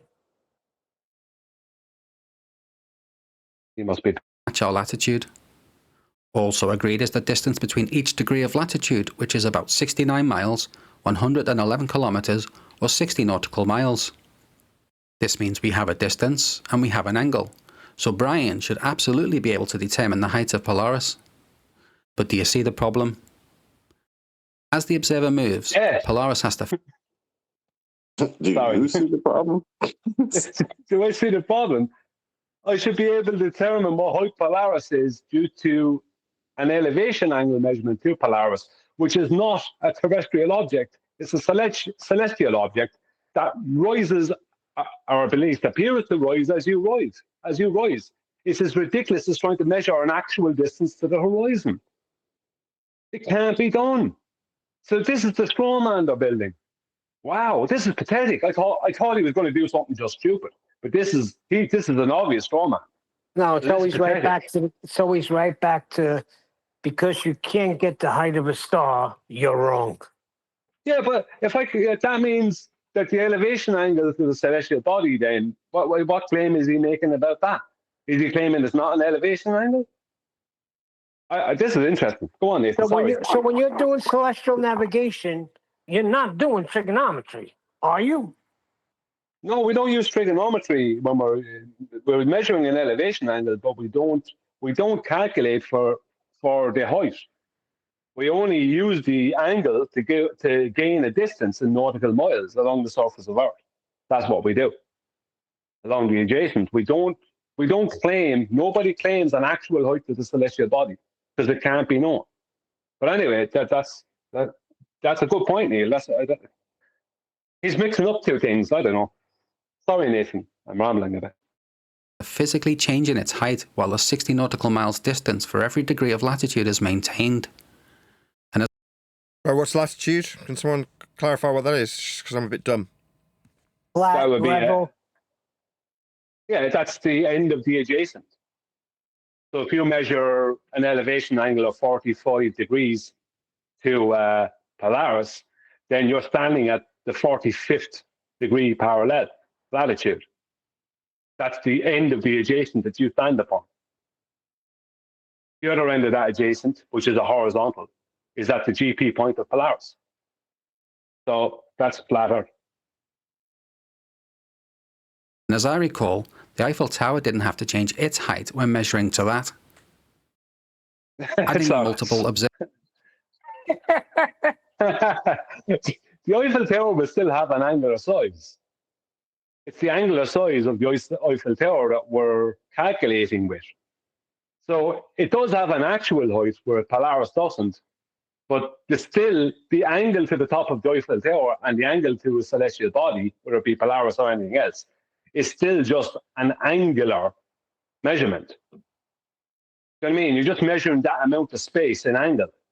But because you have an actual height to the top of the Eiffel Tower, and it has an actual measured elevation, we can use that. But we can't do that with a celestial body because it doesn't have an actual height. Unless he's going to claim an actual height to Polaris. Thanks, Nathan. Sorry. Observers to the situation just highlights the problem even more. So the idea that a right-angled triangle is formed between the observer, the ground position of the star, and the star itself has to be false because objects do not physically change in height when we walk toward or away from them. Don't use that stuff, Pete. It's absolutely infuriating. Yeah, Brian. Yeah, he's just claimed that we're not using a right-angled triangle as an elevation angle to the celestial bodies. I don't know what, right? How do you measure the angular height of Polaris, for instance, if you're not measuring the opposite? If you don't have an opposite, then you don't have anything. You're not making any measurement. That's the exact thing you're measuring. It's a vertical angular height off of sea level. That's what you're measuring. Or you're measuring a vertical angular height that's parallel to sea level. Either way, you're measuring a vertical angular height, and that vertical is the opposite of the right angle triangle. They keep denying this opposite. I don't know why. I don't know why they're so. Well, I do know why, but I don't know how they can keep denying it. I understand why they're denying it because they need to deny reality. But how they can continue doing this, I don't know. I mean, is there a different special elevation angle for a celestial body? It's still an elevation angle. It's still you're just not using trigonometry. You're using a different system because you're not using the height. You're not using an actual height. I don't know. It's bizarre. Is stars actual, like, to the star means that you're going to the actual star, or are we talking about an apparent position? It's hard to know what he's talking about, John. From what I can gather, he's trying to strawman me because I referenced an elevation angle to the top of the Eiffel Tower. Now he's trying to say that I say that you can take an elevation angle to Polaris, and you can. But then he wants to know he wants to know why I don't have, me or anyone else, an actual height to Polaris. How do you get an actual height to something if, as you rise, that appears to rise with you? How can you get a height to it? If the height to Polaris at 45 degrees at sea level is 45 degrees, and at the height the angular height to Polaris in an airplane directly above that person that's at sea level is also 45 degrees. How do you measure an actual height to something like that? You can't. It's obviously a wonder. Do you know what I mean? You can't measure that. How can you measure? I just don't get this. How can they not understand this? If it rises as you rise, it's like expecting the horizon to stay in the same position as you rise in elevation. The horizon is always going to appear to move away from you as you rise in elevation. Like, why doesn't the horizon stay in the same place? Because it's not an actual geometric place. Gee, bozos. Sorry, Nathan. This is funny. Rating you complete retard. Any evidence you can acquire an elevation angle measurement to Polaris from a curved baseline? Like, why has he put a picture of Zippy up when I'm asking about acquisition of elevation angles from a curved baseline? It's a legitimate question, and his response is to put a puppet called Zippy on screen while I say it. I'll just say it again without Zippy mimicking me. Is there any evidence? If I could wrap my tongue around it, I'll start that again. Is there any evidence that we can acquire an elevation angle measurement from a curved baseline? Negative. No. Why would it require Zippy to be mimicking me? He kind of played himself when he said all about everybody knows that Polaris is 90 degrees from the surface. What? What? You sure about that, buddy? All right. Well then, welcome to Flat Earth. Like on a globe? I'm thinking no! Yeah, and I'm correct, as now being confirmed by PT, who's showing curve angles. This isn't an elevation angle, PT. Nathan Oakley 1980 is yet another YouTuber that spreads misinformation regarding the shape of the Earth. Sorry, you're showing what is suggested to be an elevation angle with a curved angle, PT? Sorry, is it just projection? No, I haven't spread any misinformation. I asked a question about acquisition of an elevation angle from a curved baseline, and you've showed this and told your audience that I'm peddling misinformation. I asked a question, and the answer's been confirmed in this diagram, PT. You're answering my question. That's not disinformation, that's a question. It's being answered in the negative here. Go ahead. Wait, the same information he just told everybody? What he said again, everybody knows that Polaris is 90 degrees from the surface. 90 degrees, bro. Those are flat lines, bro. It's flat Earth. Like, so what misinformation are you talking about? You're saying the same shit. Oh, can he get 90 from that curve that he's measuring or showing? That's why Nathan just asked the question. You can't. Nobody's been able to show that. So who's putting forth misinformation? Even your little programs will tell you, this object is not a line. Right? So, yeah. Good try.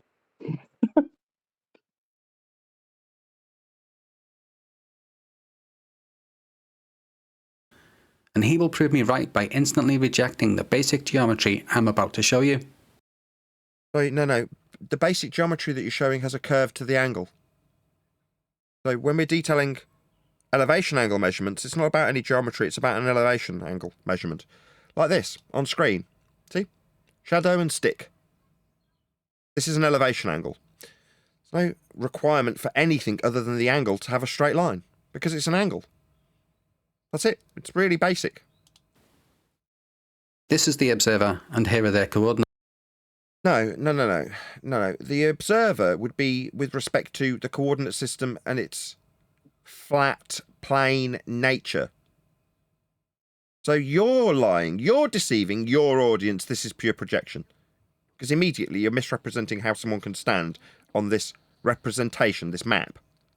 Now, they're not standing on the Polaris-based flat system that you described with latitude earlier. Yeah? So no, definitely not. You're the one who's misrepresenting this now, because it doesn't have an angle. That's the question that's being asked when you put Zippy up.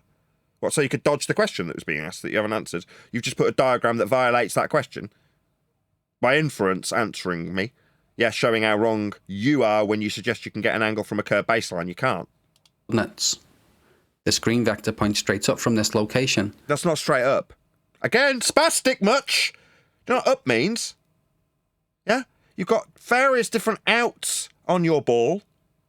Up is with respect to a flat plane. Well, this white one points to a very distant Polaris. It's not. It's pointing, if you were to take it with respect to your globe surface and infer the reification of that curved surface that won't give you an angle, that isn't up. Number one, you can't even describe upon that curved surface. Has no up to reference. You need a flat plane for up, you stupid clown. This yellow angle is the zenith distance. Sorry, yellow angle? There are no angles here. What's he talking about? Oh, this is all. I knew he was going to do this. Go on. This is going to be good. And if we multiply it by 60, it'll give us the length of this arc. That's it. Ow. That's the geometry. I've just debunked No, Nathan incorrect. Oakley. Incorrect. Completely incorrect. This is another numpty. Now, he's either a numpty or, in this instance, or he's being dishonest. Now, he's been both in the past with me. Mostly dishonest these days, but he has been a numpty too. I corrected Charles Globe Earth math on this and other borders. I corrected MC Tune, I think, during that debate, funnily enough. A zenith angle is an elevation angle just read in the opposite way. So you need a horizontal for a zenith angle. The zenith is from the vertical to the horizontal. That's how it's measured. So it's 0 at the vertical and 90 at the horizontal, whereas an elevation angle is 0 at the horizontal and 90 at the vertical. It's exactly the same thing, just measured in the opposite way. You can't have, you can't measure a zenith angle without it being an elevation angle. Both of them are the same thing, just measure. It's like going forward or going reverse in your car. You're still doing it in the car. There's no difference. So he's trying to remove the horizontal. Well, he's either being stupid or it's dishonest. He's just trying to remove the horizontal from a 90-degree angle. Not only can you not have a vertical or horizontal on a sphere, somebody's off mute. You don't have whoever's off things. mute, can you mute? It's really irritating. Refracted, I think it is. You can't have a vertical or horizontal on a sphere, number one. Number two, that horizontal has to be in reference and absolutely parallel to mean sea level. In reality, for an elevation angle.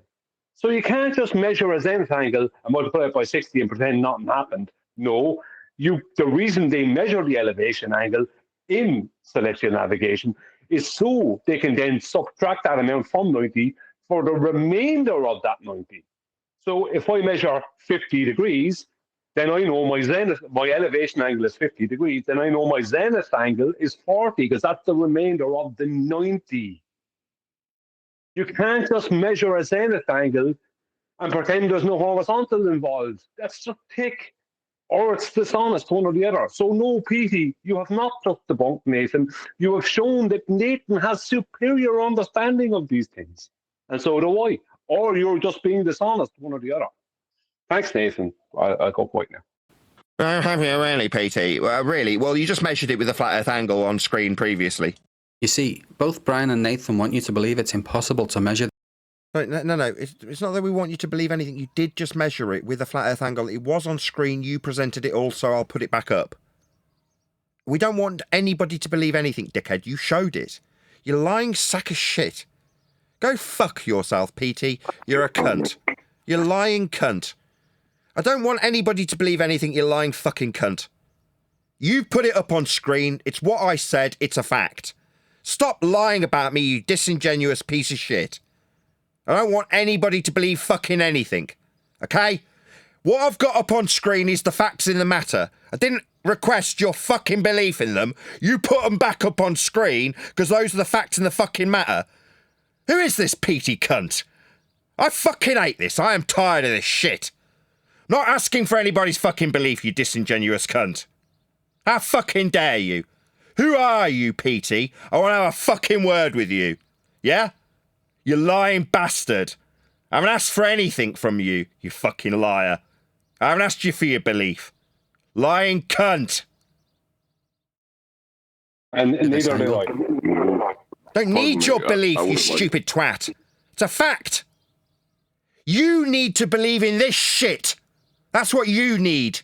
And you're projecting that shit with your lies onto me. And I am fucking tired of it.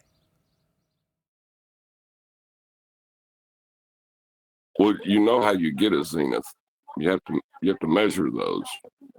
It's an elevation angle of 90 degrees.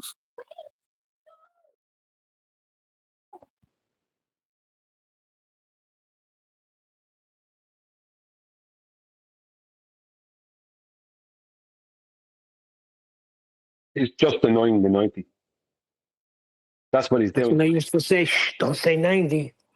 Yeah, because I had to say, just before you press play, Nathan, if you're on the video, I had to say it with MC Town in that debate. Like I was saying, he was going to come up with a zenith angle. I said, yeah, but what's the angle in reference to?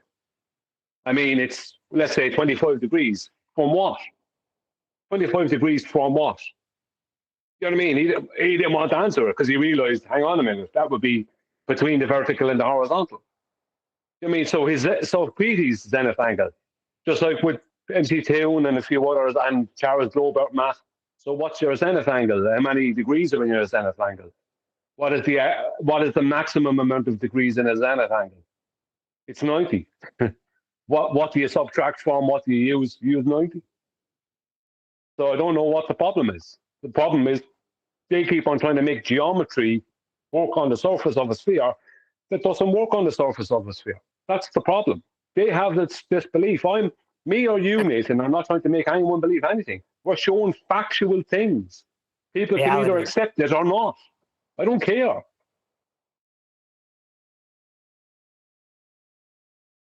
Yeah, we're showing them reality. Nobody's saying believe this. We're showing you. And so are they. Yeah, if you measure your hallway to be 16 feet long, and you measure it there and show me the measurement, and you show yourself measuring it, are you expecting me to believe that you just measured that? Do you know what I mean? If I say, so you want me to believe that you've just measured your hallway 16 feet long while I've literally watched you do it? No, what happens with that is what happens with that is when I'm asked to give a measurement, typically flooring, I measure it, give it to them, and it's accepted as a measurement because my foreman knows and my boss knows that I measured it. Yeah, you don't believe that it might be a certain, you know what I mean? So then you could decide to change your belief and say, it's not so many square feet. It's not 500 square feet. It's actually only 450 square feet in this, you know what I mean? You don't do that. Nobody does that. If the floor is measured as 500 square feet, then that's what it's measured to be, or whatever. No one goes, Neil believes it's 500 square feet. No, Neil measured it 500 to be 500 square feet. So, do you know what I mean? Yeah, you just take the width measurement times the length measurement, and that's your square footage. And that's a fact because the tape measure is dropped on it or a laser, something, but you got exact measurements, not calculations. Yeah, you don't give them measurements to somebody, whoever's buying the material, and they don't go, according to Neil, he believes, like nobody does that, especially if they see you doing it and they know exactly how it's done because they've done it themselves. Why would anyone need to believe that the floor is 500 square feet when it's being measured to be? It takes belief completely out of it. Belief is not, belief is a complete category error. It's literally a category error, isn't it? It's it's logically fallacious. What? You can point straight up with one arm and then point to Polaris with the other, then you have all you need to prove them wrong. No, Petey! Hello! Wow. So how many degrees are in a zenith angle? Petey? Sorry, Nathan? No, that was the end of the video. It just started to play an advert and I stopped it. Wow, that is. I didn't watch the video because I watched his last one and it was full of nonsense and there was things you didn't even understand. But I didn't watch that one. Wow, that's terrible. That is really bad. I'll have to because it's nice and short. I might get QE to play that if he's on QE Live tomorrow night. That's terrible. I mean, that's just what he's just done there is denied the 90. Completely denied the 90 for the Zenith. Like, a Zenith off of what? I mean, from what to what? It's from the Zenith, which is a vertical, something that can't exist on the globe. From that to what? Where does the Zenith angle end? Is the Zenith angle 360 degrees? Because he seems to think it is. He seems to think that the Zenith angle is 360 degrees. That's thick. So he's really disproves you and me, Nathan. Not. You realise that's the end of the video, right? Yeah. I just, for me, I find it hard to believe that somebody can make a video and have loads of people probably check out the comments. Check out the comments. They've got a pattern on the back. I bet you. Yeah. Oh, the comments will be glorifying this guy. Oh, the comments will be full of pats on the back, telling him he's great, telling him that we don't understand. Check him out. I bet you. Check him out. I bet you be familiar names in there.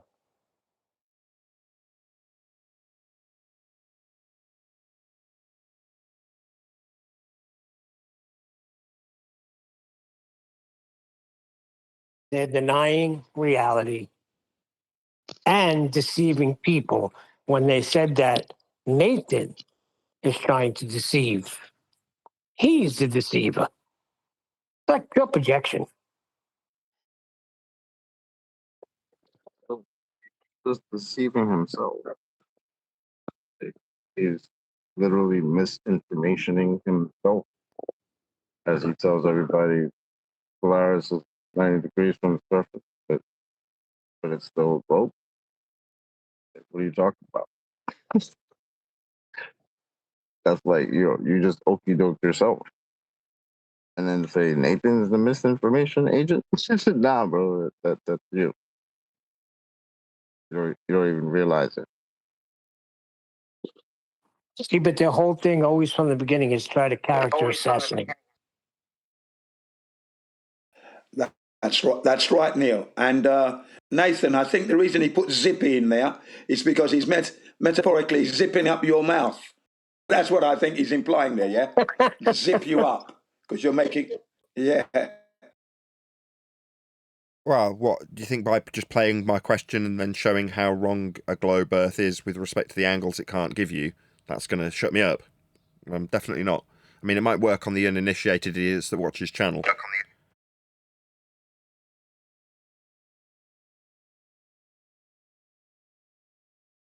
Well, he put it up there as a way of trying to make you look ridiculous. That's what he definitely did there. It was definitely an attempt to make you look stupid, as if he's like this puppet here. Like, no, you're stupid, Peter. Yeah. Anyone who doesn't understand the zenith angle, it's such. Go on, Neil. Just saying, it's the simplest of geometry. He's using the puppet to try and say, you know what they always say, we're dummies. You know? It's got a lot behind that puppet. Well, I mean, what's stupid is that he is, and I would consider him best part of an expert at GeoGebra. Like, his GeoGebra skills are very good, right? But he doesn't understand that the zenith angle is 90 degrees, which means it's a vertical, because that's the zenith, and a horizontal. But he doesn't understand that. That to me is bizarre. So who's the puppet he's either then? being completely dishonest, or he's either being completely dishonest. See, if he wanted to add in, right, a baseline, then it's going to be, as I said earlier, a tangent. But you can't use a tangent for an elevation. It's not an elevation off a tangent. They think an elevation is off of a tangent. It's thick. Like the whole lot of every part of what he's doing there is just, it's either wholly dishonest or very stupid. Yeah, it's projection because he's the puppet. Heliocentrism is the puppeteer. So he's the puppet. Well, they're making a ting-nat. It's when you curve a line to meet a horizontal plane of reference. And it's not a tangent. It's ting-nat. That's what the globe is. I mean, it's just continuing the whole thing of them bringing out their toys, right? So we got the toy globe and the toy plane, and my man over here brings out his little puppet. I didn't even catch that. You're right. They got to bring out their toys. We bring pitch data official. And they bring their toys. Yeah, does he think that NTSB is trying to make people believe that they're getting horizontal? Oh, well done, Chocolate. Yeah, exactly. Yeah, I'm going to lean into that more and more. I love it. Yeah. Like, are they doing the same thing we're doing? We're making people believe that? Or is that just factual as hat? No, that's official. Well, you know what's going to be said if at any point when anyone say that, the first thing they're going to say, because they always say it, is you don't understand pitch data. Like, that's always their go-to, to claim that you, me, Nathan, whoever doesn't understand pitch data. Like, pitch data, it couldn't be any more simplistic. Pitch is from horizontal, so it's a pitch either above or below the horizontal. What is complicated about that. Do you know what I mean? What is there to understand? I don't know. They have an explanation, is the thing. We don't have to explain anything. They have an explanation. And that's their little ad hom to say that we don't understand their explanation. No, we don't accept your explanation because it's stupid. Well, it's always been that way. You don't understand. Explanation. It's not even an explanation. They have an attempt at one. Right, but Chalk, you were here from the beginning, right, Chocolate? From the beginning, it was you don't understand. You don't understand. I still hear that today. You don't understand. Yeah, that's there. Well, we saw what happened when they tried to show their explanation in some kind of actual demonstration with a level and a globe, classroom globe. We saw what happened there.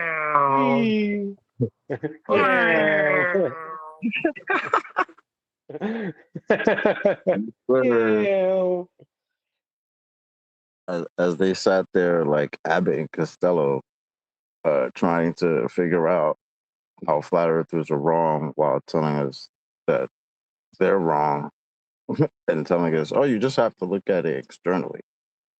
What the hell are you talking about? Yeah, because when you look at it externally, you just hold the plane above it and the other guy spins the globe, and this is how it works. Yeah, as the point, you've got to be looking at.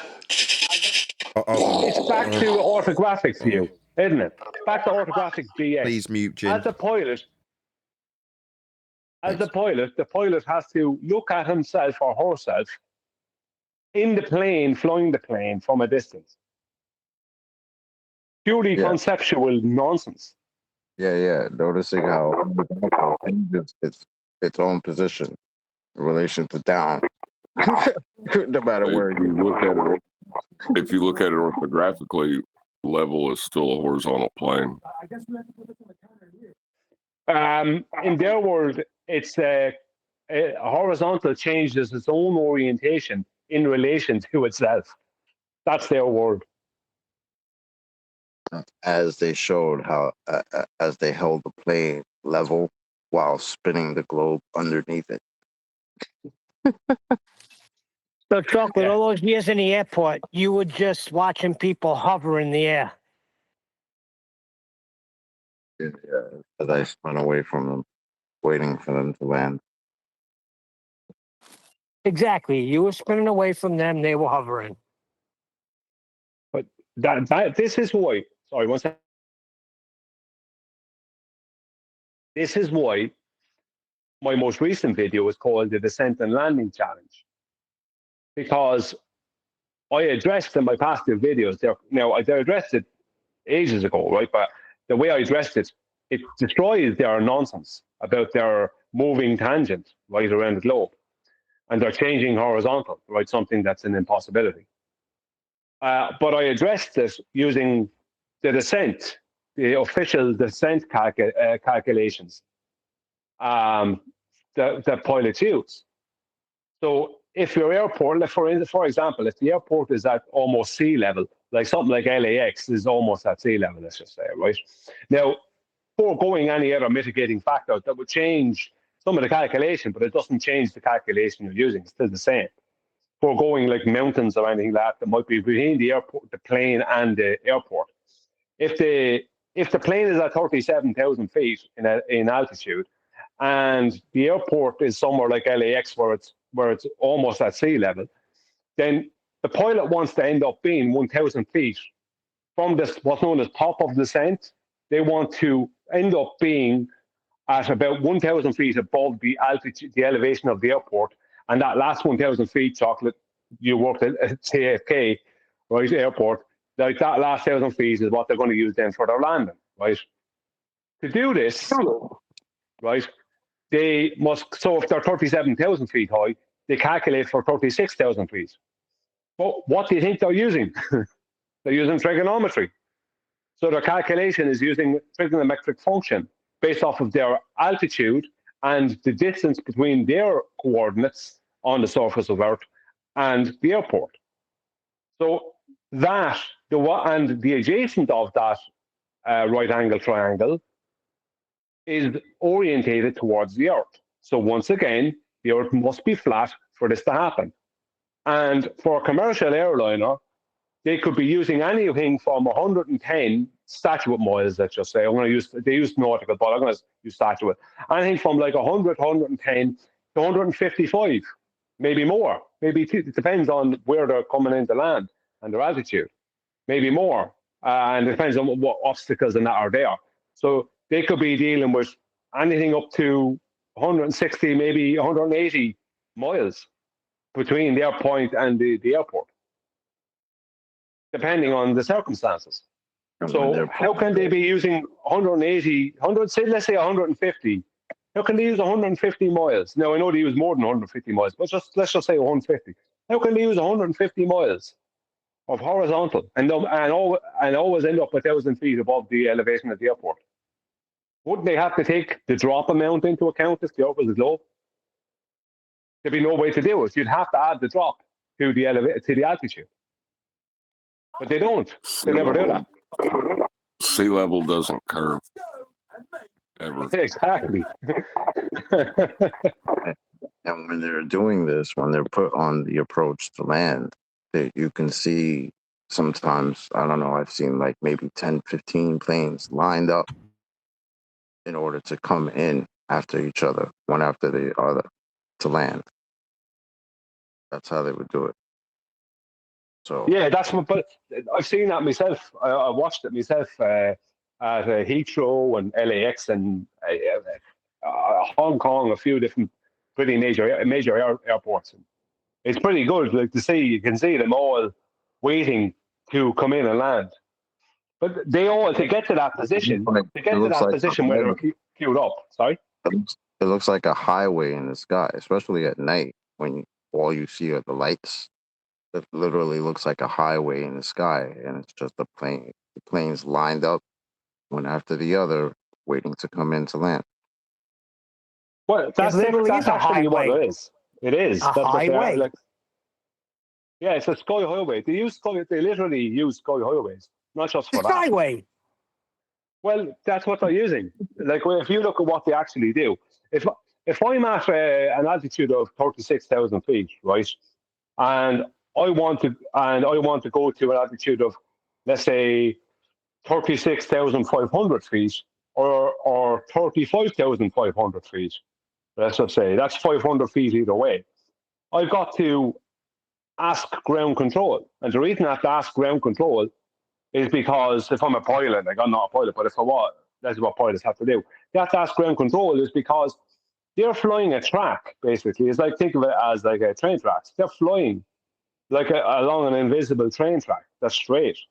And there's planes that are flying in the same direction as them and are holding similar speeds at that time. But there's other planes that might be above them or below them in altitude that are flying the opposite way. So if I want to drop in altitude, I can't just decide to do it. I've got to request permission, unless there's an absolute emergency. And even that, you have to request permission. You know what I mean? Because you could be flying into another plane. So you have to get permission for that. They have to maneuver planes around to do these things. You know, like they're allowed between 200 and 300 feet, either up or down, if I remember correctly. But anything more than that, they must request. You know, you'd understand that with turbulence and stuff. But anything more than that, you must request them from it. Go on, John. Brian, you keep saying feet. You're talking about like an arc, right?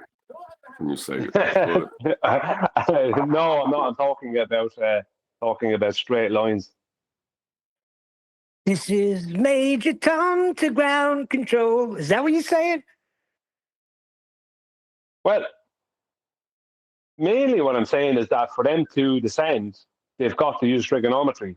And the adjacent that they'll use of that right angle triangle will be orientated towards the Earth, and it will be parallel with mean sea level, which will also be another horizontal. And that can be anything up to and above 150 miles in length and more. It's bad enough you're trying to not hit each other in the air, And then imagine having to negotiate that with your runway moving all over the place because you think you're on a spinning ball. Listen, it's so ridiculous to even try and get into that. It's so bizarre. Like, to even think that this, like, how we ever actually thought that this could happen. I mean, the people, the aviators, the people who own these big companies, like over the years, people who know that you can't do certain things. You can't fly around a sphere, and you can't fly around a rotating one. How people accepted that kind of thing for so long, I don't know. It's bizarre that people could accept that for that length for so long. Where's the pilot? Where's the pilot that's like, yo, I gotta chase New York when I'm flying to New York from California? Because it's spinning away from me. Like, so we gotta kick in the turbo boost. Like what the hell, man? It's so stupid. Like, Funny never in enough. my life will I ever pretend that I'm on a ball. It's so stupid. Oh my! Funny enough, that's how NASA claims to get to space. They reach a certain elevation, and this what we see as a parabolic arc, right? And when they get parallel with the plane of reference, they continue on in inner space. When they reach escape velocity. Yeah.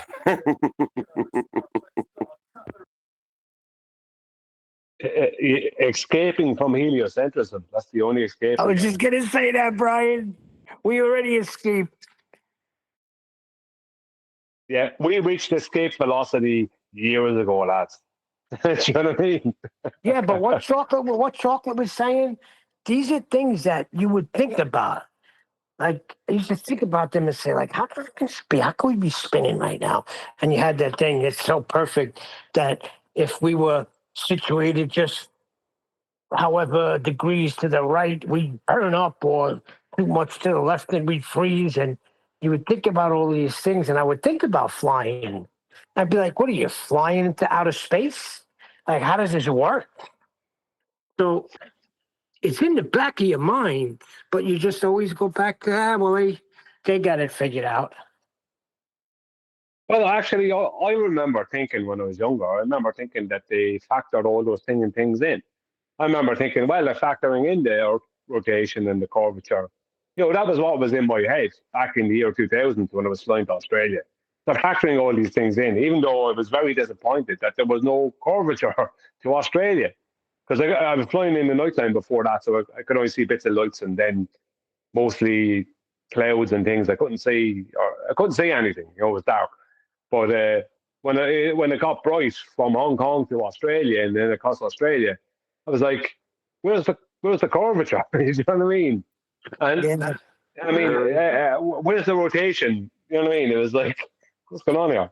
Same thing happening with Texas. I'm looking out the window. I couldn't believe how flat it was. That's what popped into my mind. Like, it's so flat. How can this be a ball? Like, but this is year 2001. I think it was right after 9/11. I was going to different churches, talking about my experience because they were all hungry to hear it. But yeah, I was like, it's flat. That's where you start okie doking yourself and saying, well, I guess it's because it's so big that I'll just accept how flat it looks. Right? That's like a Home Depot. Yeah. Right. And that's probably how we all start. Right. We think we're going to see the curve somewhere or another because that's all we're fed in our textbooks and all that shit. Right. So you get on the plane for the first time, you think you're going to see it, you don't see it. And then you're like, oh, shit. Well, maybe it's just so big I can't see it. How high do I got to get? Well, I know people would say who are listening into this, like the ballers who might understand their own geometry a little bit more. They say you're not going to see the curvature from that height, right? This kind of rubbish, like Neil deGrasse Tyson types, right? Which is just basically saying you're not going to see the curvature because it doesn't exist. But they don't add in that part. But right. like I might be rewriting my own history here, and it might be because I understand the situation so much more now. But if I'm not mistaken, I was just thinking there, if I'm not mistaken, I'm pretty sure I was sitting in that seat because that's a long flight. Like, you're talking the best part of 12 hours from London to Hong Kong. And I've done whatever you could do on a flight right, for that time. Then I'm 3 hours in Hong Kong. Then I'm back on another 12-hour flight from Hong Kong to Sydney or whatever it is. So that's a lot of time to be stuck on a plane and looking out the window. And if I'm not mistaken, I think that I was asking myself, how come the plane is not dipping forward? Because that's a natural thing, isn't it?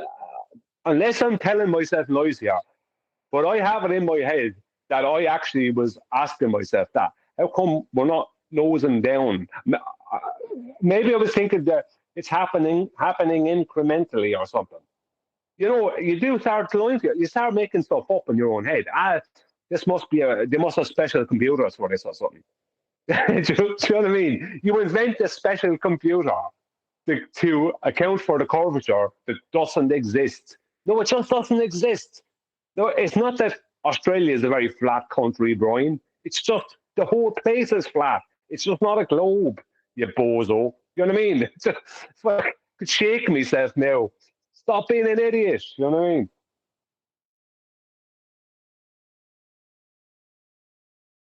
That's you fighting with yourself because of everything you've been taught and everything you see globe all over the damn place, right? So in your mind, that's what it should be. That's what it should act like, but it doesn't. And somehow you fix that in your head. That somebody, a grown person, can say, "Well, you know, all these vectors we're supposed to be moving in and rotating in and going around the sun at, you know, 66,600 miles per hour, right? While spinning at 1,000 miles an hour." No, it's just so big that we just don't feel any of that. Somebody just told me that the other day. I was just like, listen to yourself. Do you really think that's the case? Look, Daddy, it's going down. No, it's not. Remember that? Going down, Daddy. It looks bad. But it's going down, Daddy. No, it's not going down. It is going down. Your child is just pointing out the blatant obviousness of the situation. It's going down, buddy. No.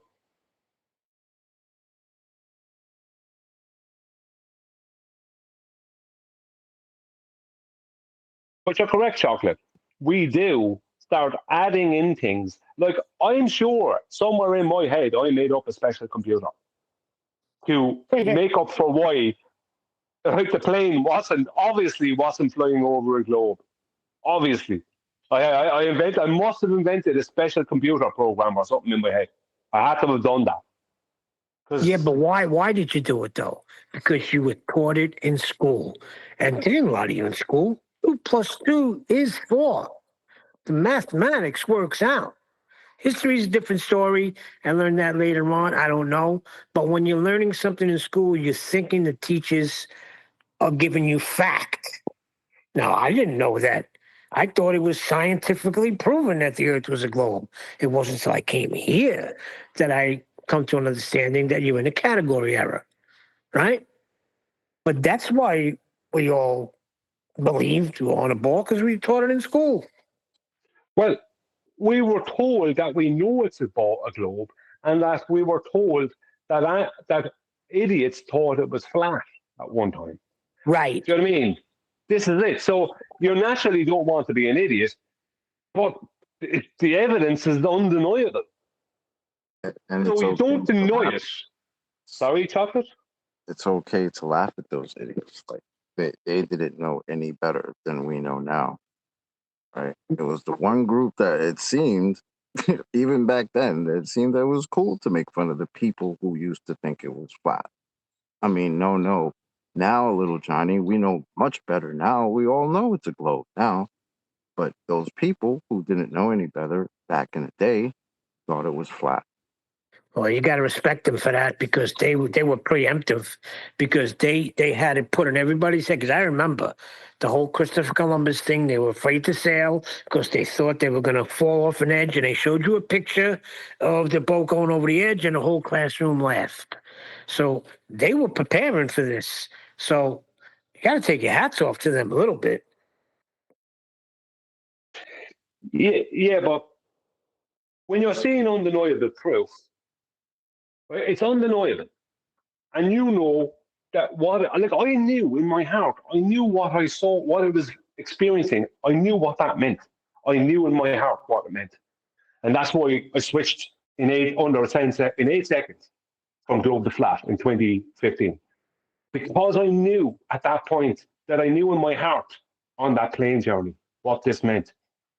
But because I was told my whole life that we know it's a globe, and there was all this globe stuff given to me, and we've proven it's not flat. I couldn't. It was like, but you know what I mean. Even no matter how undeniable the evidence is, I had to create. I obviously had to invent a special computer for the pilot to be using to fly over the globe. I had to, in my own head. That's what you have to do. Yeah, the special computer.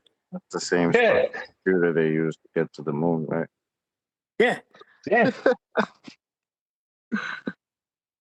But I remember, like, in wonderment, saying to my brother, the first time I ever heard flat Earth other than ridiculed in school, in kindergarten and first grade, was driving my brother, and I was like, this is amazing to me. He's like, what? I said, right now, we are moving, but we don't feel it. Isn't that crazy? And I started, like, worrying about the globe and heliocentrism. And my brother just said, sure. He said, why? You still think we live on a globe? I was like, why? What do we live on? Of course I think that. What do you mean? And that's the first time I was introduced to flat Earth. But he introduced me to Feast of Nonsense, talking about how we're enclosed in a globe. Now, it may or may not be enclosed in a dome. Now, that may or may not be. I don't know. Biblically, it says we have a covering, the firmament. But I was met, he was bringing me a lot of Feast of Nonsense. At the time, I didn't know it was a Feast of Nonsense. He was telling me about an Antarctic wall that surrounded us. But it brought Which may or may not be true. We don't know. Like, there is definitely a barrier, a solid barrier, but we don't know what it is. It could be the Antarctic. It doesn't matter that it was the Feast of Nonsense. When you accepted reality, the Feast of Nonsense was better than the globe. Yeah. Oh, that's how bad the globe is. I accepted the Feast of Nonsense last out. Yeah, no doubt about it. Because but I didn't turn like an 8. I think you should say 9 seconds because 9 is the ultimate number. But anyway, I didn't turn in 8 or 9 seconds. It took me 2 weeks, and I was berating my brother for 2 weeks, throwing everything I can at him. Everything you hear the ballers doing, that's what I was doing, until I started looking things up, and like the best proof I could have is climb up a freaking tree. Climb up a tree. Climb up a tree. It's low. You can see more. It's low. Sorry, John. Right. This is supposed to have been a warp measurement, right? It's supposed to have been, we measure it flat, we measure curvature. And because we have conflicting measurements, we can say that we don't know for sure. Well, it could be either. So we're ignorant of it, right? That's where they need to be to have it be a globe. Yeah, they have to. How can you have conflicting or contradicting measurements? You can't. Do you know what I mean? It's either measured or it's not. Whatever, you know what I mean? It can't be a contradiction. You can't measure your hallway to be 16 feet horizontally and then say that it's 16 feet out. You can't, it's either one or the other. It's either flat or it's curved. It can't be. They sound how they sound. That's why they sound so silly sometimes, things they say, because they're trying to square how a flat measurement is actually a curved measurement. Imagine trying to sell that off to somebody all day. Right? Yeah. You know, that flat line you got there is actually curved. As long as it curves in a straight way. I mean, you got people saying shit like that. You know what I'm saying? Shout out to Scott Screech or whatever his name is. Well, it's like having a car and you're selling it, but you're trying to tell the person it's an airplane. Yeah, yeah. It's not. It's a Ford Taurus. It's not an airplane. No, it's definitely an airplane. Definitely. You know what I mean? It's not It's funny. definitely an Airbus 380. Yeah. but it says Ford Taurus on it. No, don't worry about that. Well, back in the day, there were people that believed it was a Ford Taurus, and those people were ignorant. You're not stupid, are you? You accept this as an Airbus, right? Yeah. I mean, of course. Well, Neil was, of course, a Ford Airbus, an Air Ford. What Neil was talking about there is what so many people did, and I did it myself. And I did it. I was doing it on that bloody plane across Australia. You have to deny undeniable evidence. That's what you have to do. It's just straight out. You have to, in your own head, be denying it. I'm denying this undeniable evidence. It's bizarre.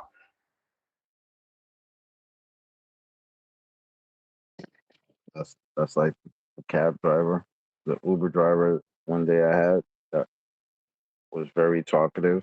Wanted to tell me all about his vacation at the lake, where he himself maybe said 15 times how flat it looked, and oh, it was so flat, it was beautiful. Oh my God, it looked so flat, it was crazy. Flat, blah, blah, blah. And I'm just sitting there in the back like, okay, at some point I'm gonna have to tell this guy because he just keeps saying it. And then boy, he stopped, and then I was just like, you know why it looks so flat? He's like, why? Because it's flat. And then he was probably like, wait a minute, what do you mean? What do you mean? What do I mean? You just told me like 15 times it's flat. It's just because it is flat. Like, yeah, no, I know what you're talking about. It's not flat like that. So it's not flat now. You just told me all these times. Okay. I mean, that's cool, bro. I just left it at that. I just wanted to get to my destination. But it was so funny how flat for 10 minutes straight about his vacation at the flat lake. And then as soon as I said, it's because it is flat. Oh, no. Well, listen to his vernacular. 10 minutes of telling you that it looks or looked too flat. No, it didn't look flat. It just was. Yeah. You know what I mean? Isn't that it? That's like I know that you're referencing that because of the denying the undeniable truth. The undeniable truth and proof is that it was flat. But he has to say to himself it looked so flat. Yeah. It's too simple. Yeah. And that's what bothers people with it. It can't be that simple. It can't look flat just because it is flat. It has to look flat because it's so big. It's so big, right? That's too. They need it to be complicated. They need it to be complicated. Why don't you explain how flat works on your plane of reference then, Chocolate? Explain that to everybody. Yeah. How does flat Earth work on a flat Earth?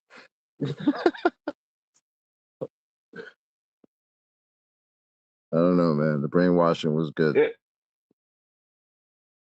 Life is like a Home Depot. How do you measure curve on your flat Earth? Best thing about watching aeroplanes is when they go, like in the boats, when they go over the curve of the water and you see the underside of the aeroplane going down. You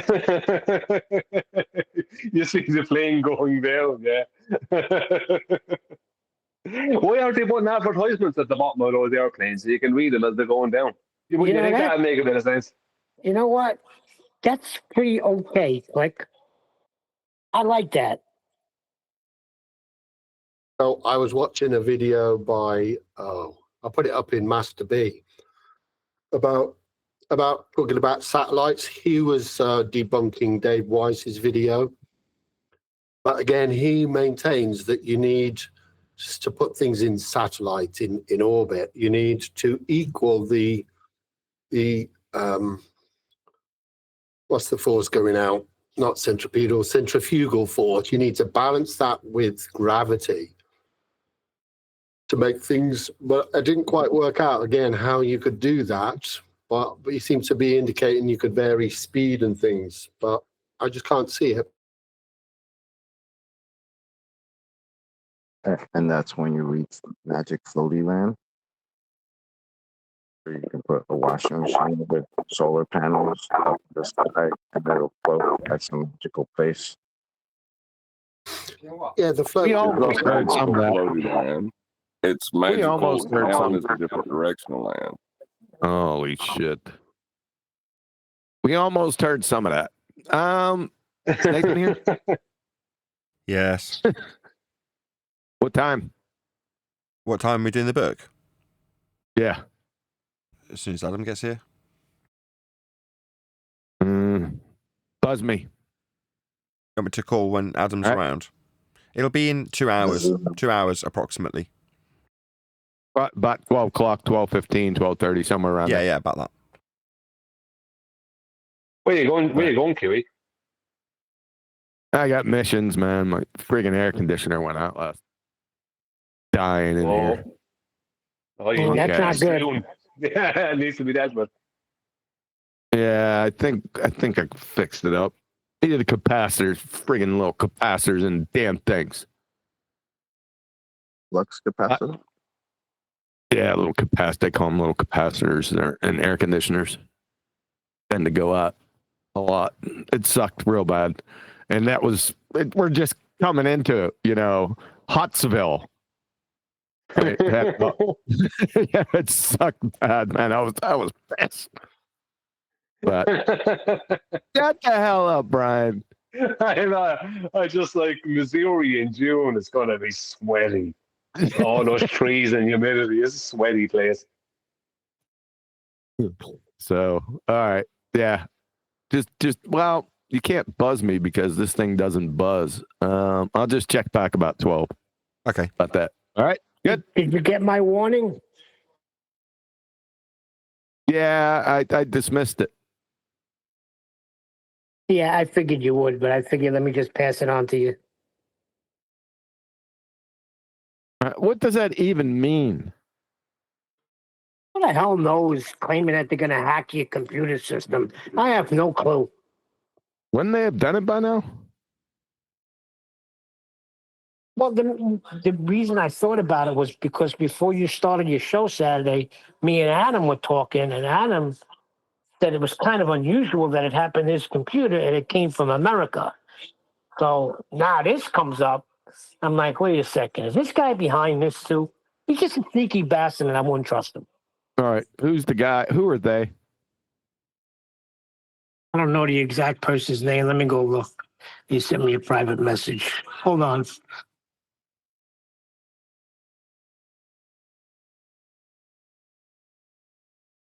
Oh, and don't review the Ken Ham video.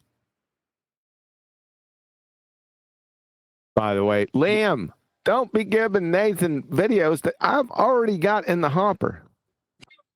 I even mentioned it yesterday or on the show.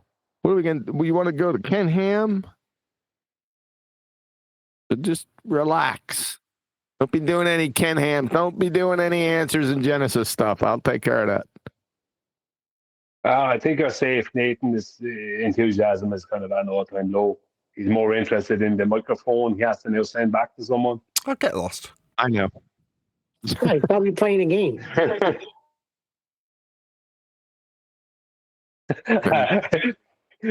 Sorry, go on. Sorry. No, go ahead. I'm just saying sensual ghost Liam put into the Master B over the weekend. Neil was going on about Nathan and all these microphones, and You know what I mean? And maybe it's just a phase he's going through. And so that's what Coach said. It'll be headphones next year. Yeah, I've seen that. Yeah. Actually, that's already been and gone. That was about 10 or 15 years ago, and it wasn't me, it was my wife. So, no. He's right, though, Nathan. He's correct. All right, Neil. Still waiting. Yeah, I'm still looking. All right. Well, tell me later. So we'll catch you chaps later. All right. See you later. Best of luck with the air conditioning. Now, see, this is bullcrap. Now, why can't I find this? There's something very strange going on.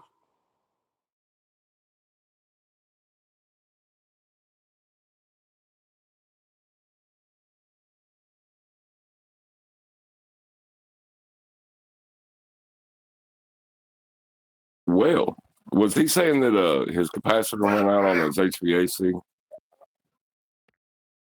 Yes. That's an easy fix. You can go to any hardware store and just get I think you have to double check it, but they sell them pretty regularly.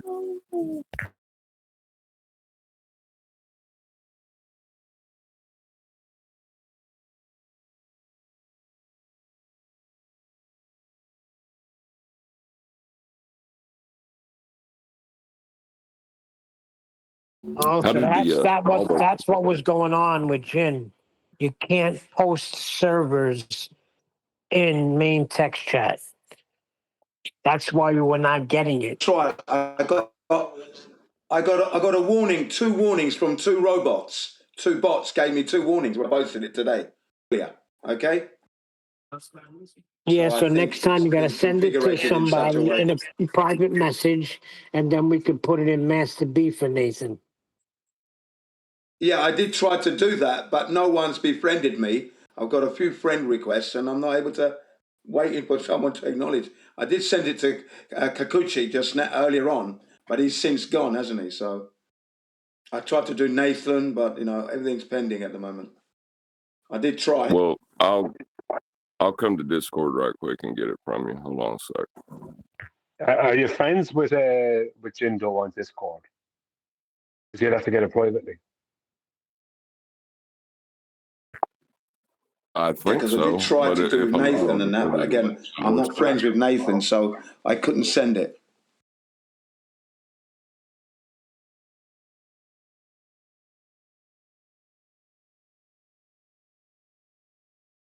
Because it's worth going in there.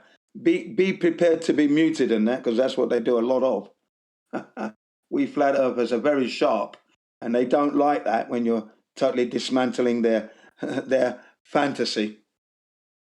You don't understand the model, every time. You don't understand. We understand your model. It doesn't exist in reality. That's the problem. Come on, man. Going on with now. Don't insult me with that line. We don't understand the model. 48 years I was believing in it. Get out of here. They can't even present the model. Ask them to show you it, and they don't have it. They'll talk about the celestial sphere, which they'll use as flat out. Yeah. That's it. They don't know anything. That's what I said. That's what I said this morning, Brian. This morning would be Japan time, which would have been late evening in England, and probably early in late also afternoon in America. But in Japan here, right? And I was on that omnivore, and what I said to them: "Show me, shut up, and show me, show me, show me it, show me." That's what I kept saying. Do you know what I mean? Just totally destroyed it with those 2 words. Show me.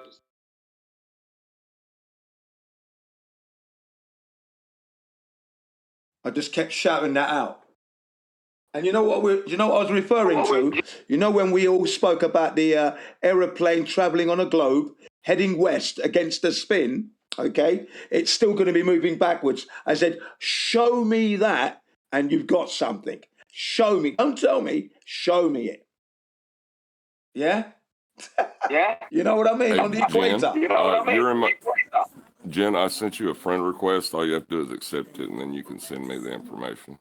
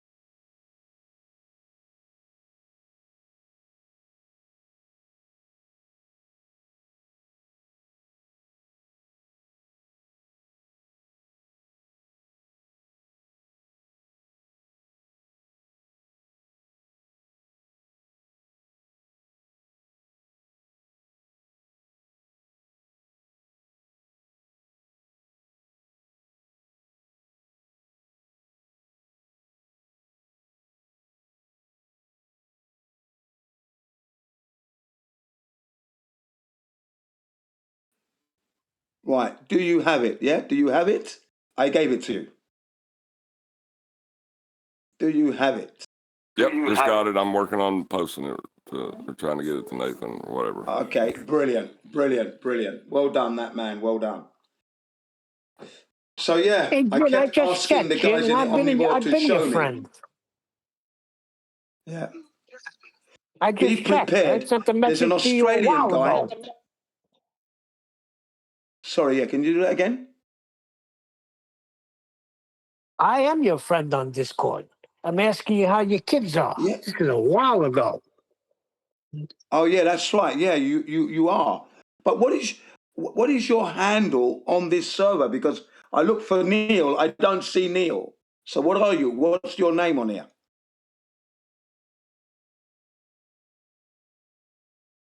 Neil Come on, Cosentino. Neil. Constantino. Well, you're not coming up on the listings. Neil Constantino is not here on this server. What is your name on the server? You have to go on there on the Discord on the top, right, where it says messages.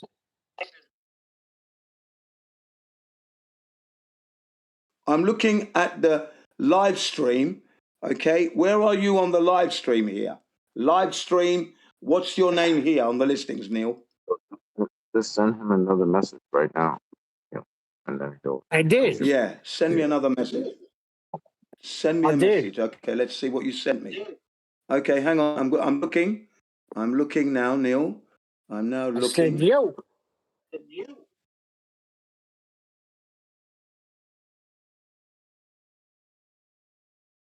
It's posted in Skype right now. That's not what it is. Or Teams or whatever.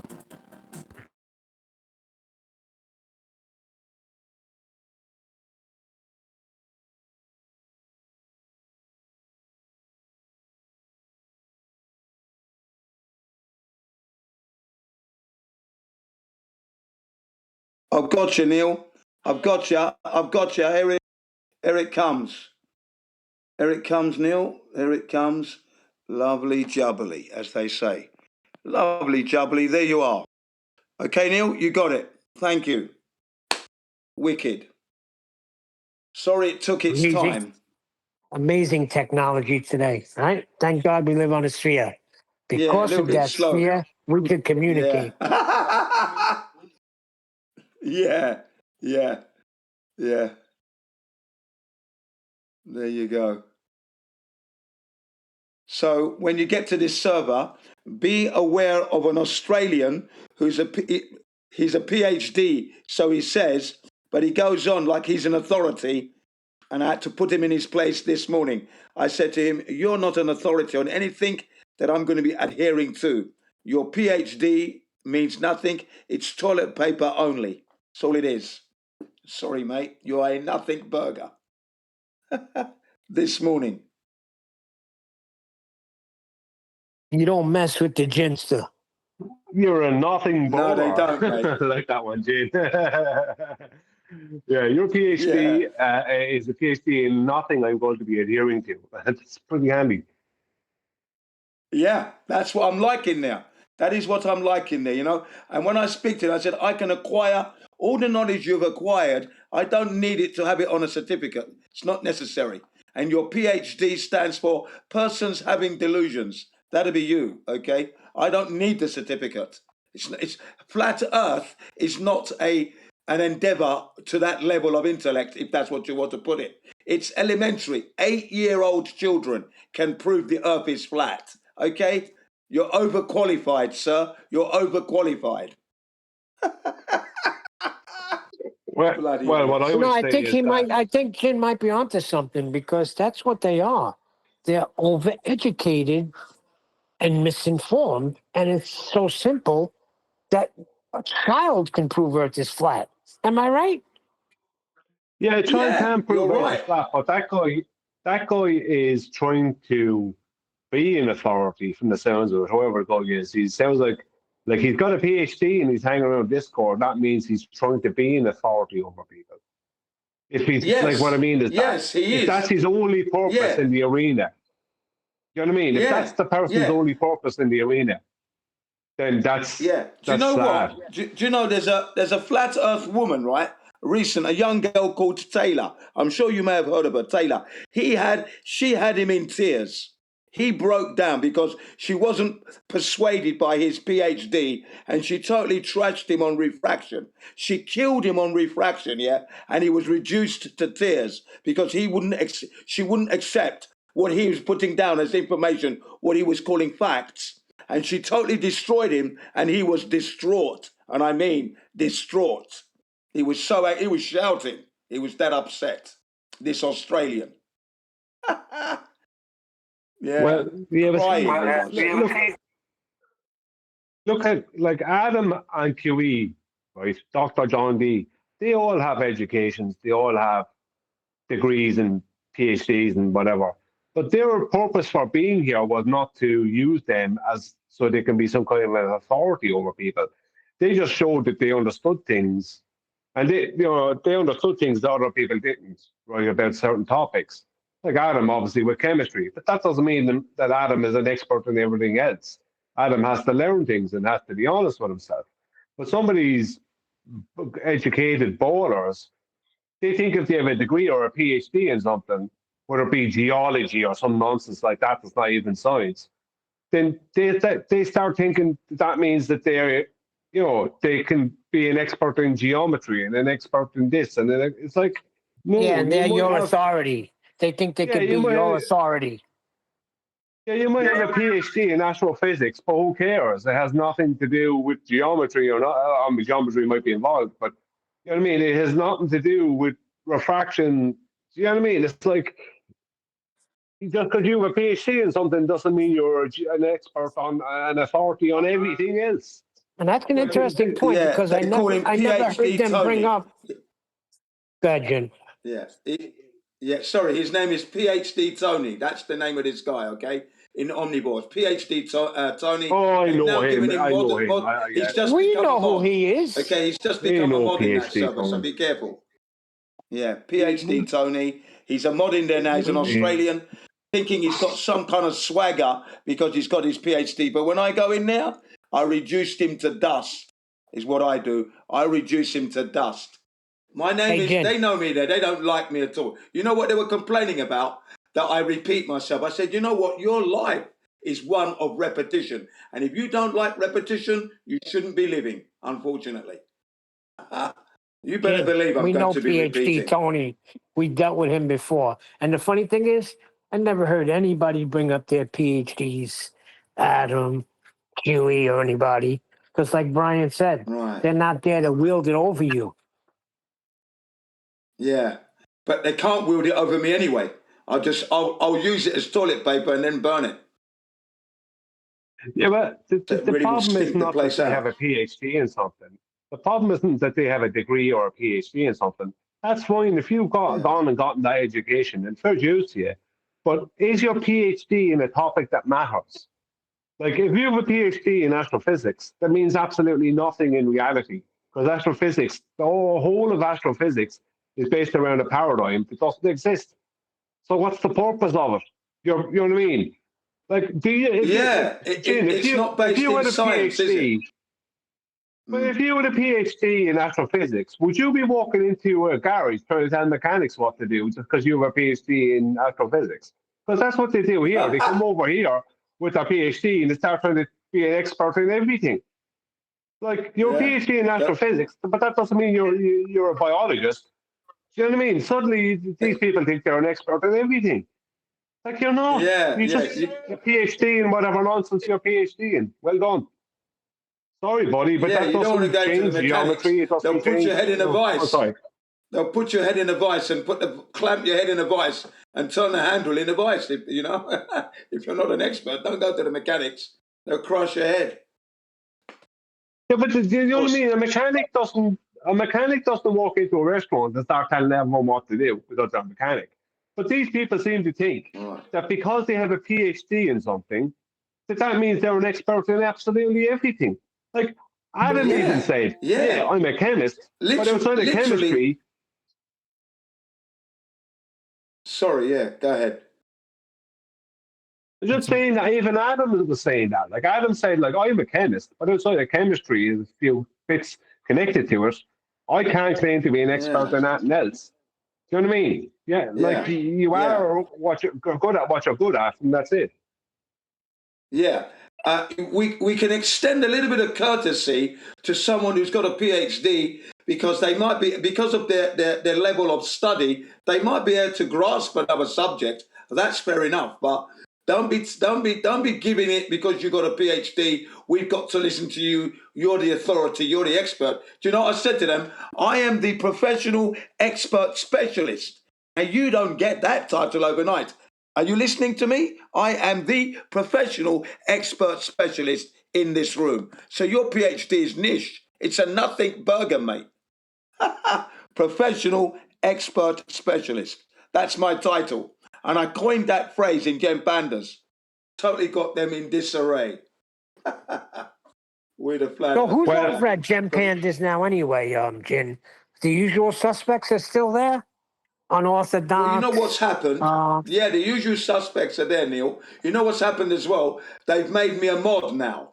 Okay? I'm a mod in there now. Gem Panda has made me a mod. I think he's done that because he's experienced it with Omnivore's channel that's come on, right? His new server. He's lost a few of his regulars. Okay? So it's been a little bit quiet. So, and I haven't been in there for a little while myself, just a short while, but he's now made me a mod together with Pete Shea, you know, the dodo. So we're now mods in there now, okay? So we're still having the same conversations. I destroyed them the other day with Pearl Harbor and 9/11, and I totally obliterated them with the facts. I only stuck with the facts, no theories.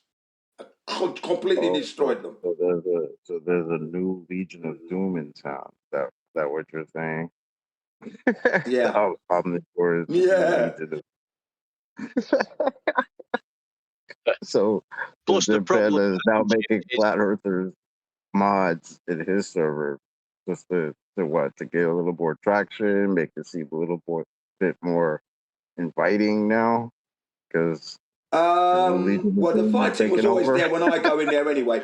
Regardless, they offered me moderator status a couple of years ago. I was going to take it, but then I thought, I'm going to turn it down. So I turned it down. I don't want to be a mod in your server because I like the fighting here. I don't want to be a mod. But now that I am a mod, it means I can protect the other flat earthers who come in. That's what I'll be doing. Ensure your safety. If they mute you, I will unmute you immediately. That's what I'm going to be doing. Curious, business booming for the Globers now that, because this was supposed to be put to bed right now after the final the final experiment. So everybody just knows now it's a globe. So what's the debate thing about? What are they still trying to debate? I'm curious. Exactly. Yeah. Well, we were debating I was debating the ISS and the velocity that would really Mark 23 doesn't lend itself to a curved trajectory. That thing should have been broken up and the centrifugal forces would tear it apart anyway. But, we were talking about that. And remember, everything's been built on a false premise, I said, And when you build upon a false premise, whatever you built in a court of law would be seen as null and void. So I always say to them, null and void. You're all null and void. And I click my fingers like this. You're null and void. Null and void. And they don't like it. So they're debating the regular stuff. I'll give you an example. In the Earth Awakenings yesterday, you know the Globetards flat line, they actually unpacked it for the first time. Now, I delivered it to them as soon as you guys completed it. I took it and I took it straight to that Earth Awakenings last year, okay? And they only yesterday did they unpack it for the first time to destroy the Globers. Yesterday, Gio actually unpacked it. He complained about the title. He said, it's very unprofessional, this Globetards flatline. I said, yeah, but it's the content. It's episode 128. Look at the content. Let's check what it's telling you about the pitch angle. And they opened it up yesterday for the first time, and the Globers were just destroyed. And I made sure I backed that right up.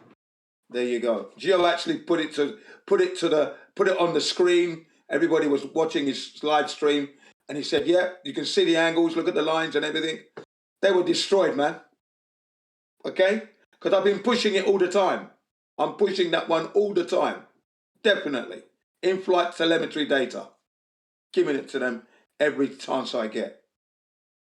So that was yesterday in the Earth Awakening. Jin, the funny thing is as well, Jin, their whole globe model started with an elevation angle measurement, which is... That's right. Thank you very much there, One Deck.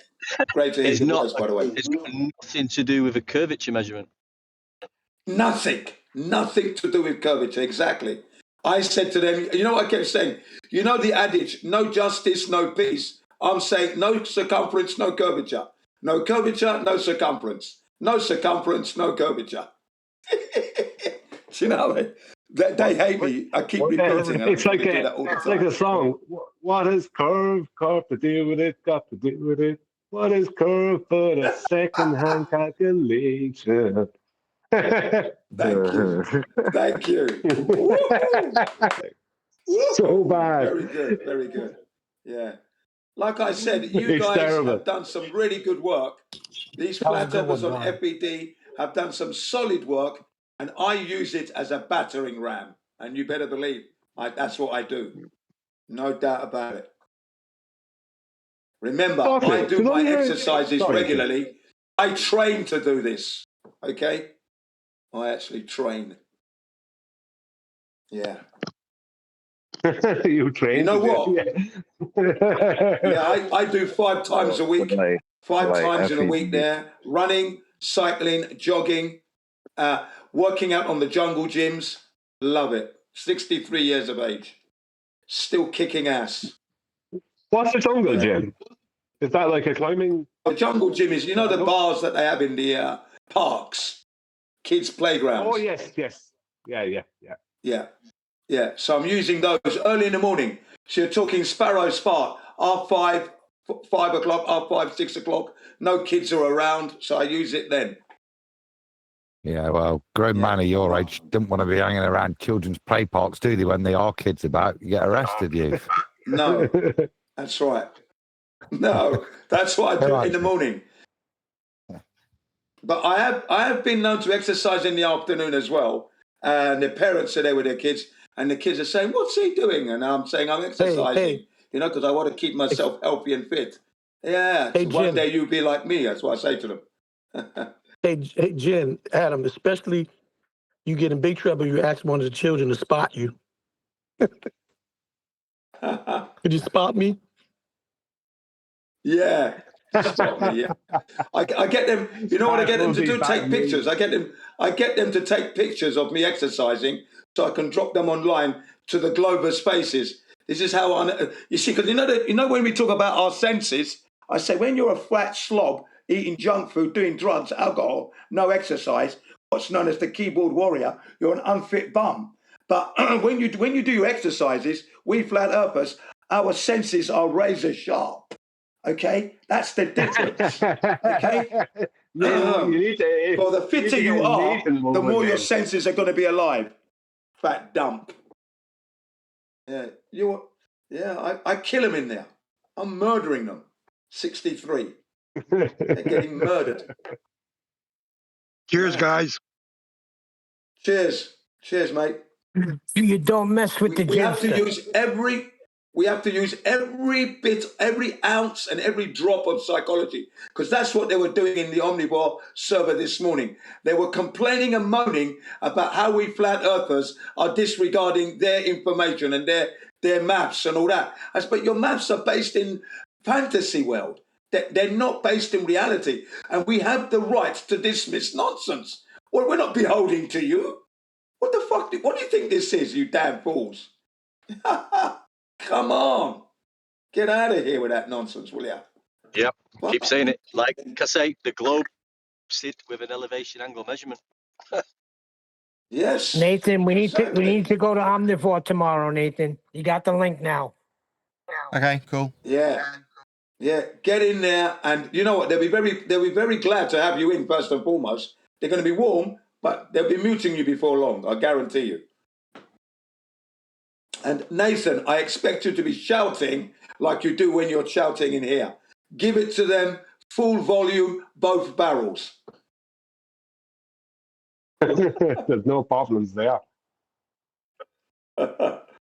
Yeah, because that's what they deserve. I mean, I always go in there to be amicable, okay? But, you know, I know I'm going to have to shout over them anyway, and I do. So much so, Omnivore is always attacking me because the way I dismantle their model, it's embarrassing for them. He has to try and shut me up and that, you know, or try and character assassinate me, which is fine. He can do that, but it never works. You know, they muted me. They stopped me from posting. I said, Omnivore, how can you invite me to your server to discuss this, your problem with your heliocentric model, and then you stop me from posting my material, and then you mute me? I can't speak. What's going on here? I mean, do you want me to leave? Why don't you just say, Jim, can you leave my server? And I'm gone. I don't have to be here. Your model don't exist, remember? What's going on here? Do you know what I mean? You don't have And, to, So wait a to second. destroy that They model. wouldn't. They deleted the stuff you were posting. They won't even put it up. But when they come here, we beg them to give us information, and we don't hide it. We post it when they give it to us. It just happens to be a flat Earth proof. Yeah, that's right. But And you know what? Okay, they're not when I was hiding their posting my model. memes, they were complaining that you're posting me. I said to them, memes are illustrations. They speak 1,000 words. You could look at one of my memes and have a 2-hour discussion on it. So don't be silly. I'm not a spammer. You insult me when you say I'm a spammer. I'm 63 years of age. I don't fucking spam, okay? That's an insult. When I post a meme, it's an illustration. It's a weakness in your model. Have a look, have a discussion. Now give me back my posting rights. Yeah, but damn fools. Jim, they don't have a model. This model they keep claiming, they have never been able to present it. They've been asking, Quantum Research has been asking them to present their model since 2016. They can't present it because they don't have one. They can't even define what type of model they're claiming. Do you know what I mean? It's like, so when their model, even saying their model, you're nearly giving them a model they don't have. They don't have one. They don't have. Well, I only say it in passing that their model doesn't exist in reality. That I have to say that because that's what it. That's but the it situation. can't be a model then. See, this is the problem. I was corrected on that myself. Because if it's a model, then it has to exist in reality and it has to adhere to reality. If they don't have anything that's adhering to reality and they're not presenting anything, then it's not a model because it's a model of not. It's not a model. They can't present it. Yeah, it's not a model. Yeah, because a model is meant to be representative of reality, and it's not. It's not representative. If you don't have anything, it's not a representative that represents of reality. Yeah, and Omnivore keeps saying that I don't understand the model. I said, your model doesn't exist. I don't accept your model. It doesn't exist. Okay? It's null and void, man. Get out of here. And then today, think about it. So this new cornball Omnivore pops up, right? With his whole brand new server, taking even traffic away from the old Legion of Doom Gem Panda server. And all he's offering up is the same nonsense response that correct all the other Globers have done, which is you don't understand our model. Nothing's new. It's really. It goes out. It goes out live. It's going out live because he's got his live streams going. He's had McToon go in there a few times. Nathan Oakley's going to come in there soon. So he's acquired some good, Globers, from the like the McToon. Some so we've had a good Globers who are saying the same thing that they were saying 10 years ago. Same nonsense. Same nonsense. But you know what? Check nonsense. it out. That should not be surprising. Same nonsense, my friend. Nothing new. Nothing new. The reason why it's nothing new is because when you have and never have had truth or factual evidentiary basis, you must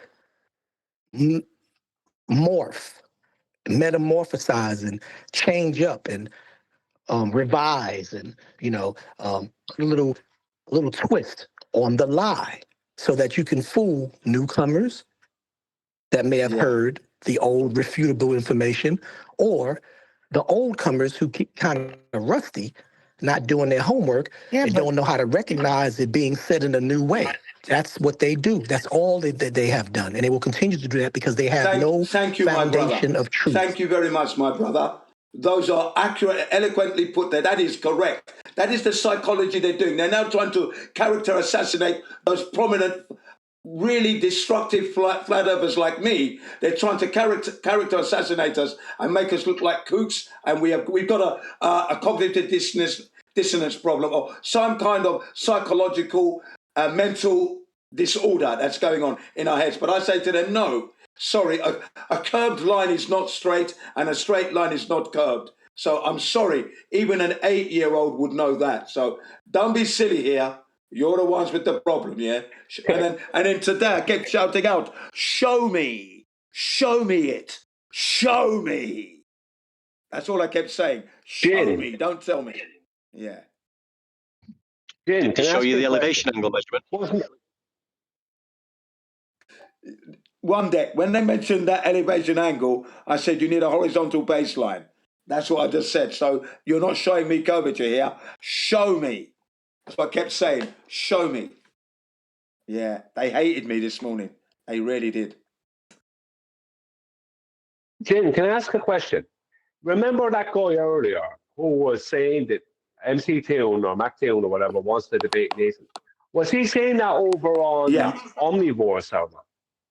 Was he saying it on Omnivore? Yes, that would be on Omnivore server, yes. Omnivore server, yeah. That was coming together. That was coming together. See, I didn't know. I was here on Omnivore and I was thinking of someone else.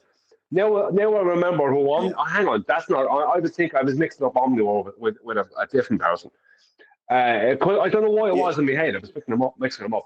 That makes sense. Yeah. So where is he going to debate Nathan? Probably on Omnivore server, where Omnivore is the mod. Yeah. And he's going to mute the hell out of Nathan. That's why he wants to. Right. Don't say I said that. Right, I might get back don't worry, Brian. Don't say I said it. Don't worry, Brian. I'm not that kind of guy. Possibly I don't go around spreading gossips gossips and that. Yeah, no, I'm always protecting all flat earthers. You know what I mean? That's what I do. I don't put us in a position where we're spreading rumor. I don't do any of that. Stalwart gin. That's what I am. Yeah. If anyone's slagging off Brian or Nathan and that, I say, excuse me. Yeah, don't talk about them when they're not here, first and foremost. And by the way, you're going to need a flat, horizontal baseline for your shit that you're talking about. Now get out of here. Okay? I try to unite everything. You're like the flat earth bouncer. Yeah, that's it. He's the flat. That's right. He's the bouncer. Somebody needs to Guy Richard, man. That's exactly what I am, man. And they don't like it. And like I said, I'll beat them in exercising. And I'll destroy them intellectually, quickly. You want to slag me? I'll slag you and your family into an early grave. Try me. Come on. You mess with Jin, you get bounced. You're going to get bounced and bounced all over the fucking place. Yeah, man. It's like the flat earth. I'm jogging to Flat Earth podcast. That's my training, okay? I am training and jogging and I'm listening to Flat Earth podcast. That's what I'm doing. sharpening up. Yeah. You know who else used to listen? I love it. Chocolate. Sorry? Not Chocolate's trying to get in. Go ahead, Chocolate. Yeah, again, sorry, mate. I was saying that somebody needs to put you in a Guy Ritchie movie ASAP. Like you're too funny. Yeah, a Guy Ritchie movie. Cut by Flat Earther. It's like, It's where's like their the cork now? go to Tony from Snatch. Yeah, in the Gen Panda server, I build myself as Gin CBR1, the loudest rootin' tooting, big mouth shooting, loudest flat earther you'll ever meet. Here I am. Bring it on. Brah! Fucking Yosemite One of my Sam. intros. You darn it, shit. Kung Fu Panda, Flat Earth. There you go. I've got untold intros. Uh-oh. Yeah. Hello, Denmark. Is Denmark in the house? Because if Denmark's No, in the that house... that was Guns of Navarone. I thought I heard Guns. How you doing, Guns? Yeah, sorry, yeah. Hello, Neil. If How are Denmark you, is in the sir? house... Yeah, I'm in the house. Good to see you guys. Good to Here see we you as go. well, sir. Good to see you. Or hear you, or whatever. Where you been? Where you been? What do you see? What do you say? What do you know? What do I know is Earth is flat. There's a bunch of shills afoot, and they all need to be ousted. I was watching that Jaron, what was that QE show the other day, and Jaron on there, the biggest shill of all, getting paid $500,000 and getting all his bills paid and everything, and he would act like a fool, like he just looked like an imbecile, and he's getting paid all that money, the little bugger. Wow. Yeah. Do you know that for a That's fact? amazing. Hold on, Okay, Jin. well, what I'm saying, Neil, it's not for a fact, but I'm just going by how the system works. He switched over. You're not going to switch over for 10 grand, right? And he has no repercussions. He can say whatever he wants, and we can't do anything except call him an asshole or whatever. You know, and then he's making all this extra money as well, pretending to be a glober, and he has no argument whatsoever about being a glober, as you saw. He just said sentence fragments, and he didn't have any answers for anything. Simon kind of was coaching him along there. But anyway, that's here nor there. But that $500,000, I just threw that out there. But I'm pretty sure it's probably in the ballpark, you know.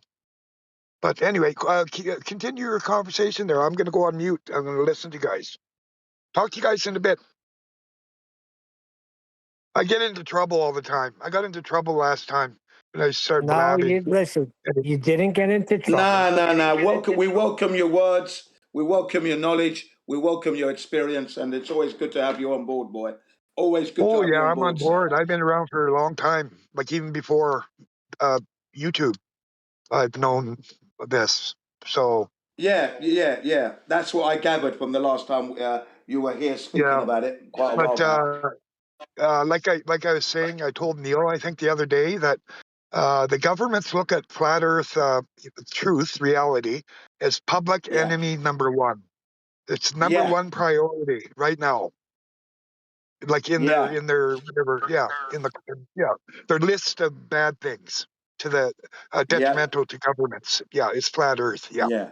Well, what are the topics? That's why I'm one of the loudest whistleblowers you will find. Flat Earth whistleblower, Gin CBO1. Foghorn. You better believe it. I'm training to be even louder. But there's a lot of disinformation out there too. You know, the real ones, they probably end up, disappearing. Yeah. What other topics? They have a tendency to disappear. Yeah. What other topic? Yes, Neil. Can change the whole land. I am going. What other topic can change the whole landscape of reality? That's why it's public enemy number one. Now, who is public enemy number one? Nathan? The paradigm, yes. I'm not done. Nathan and QE and everybody that's affiliated here. Public enemy numero uno. Absolutely. even to some flat earthers that are pro with it and that, they consider us enemies too.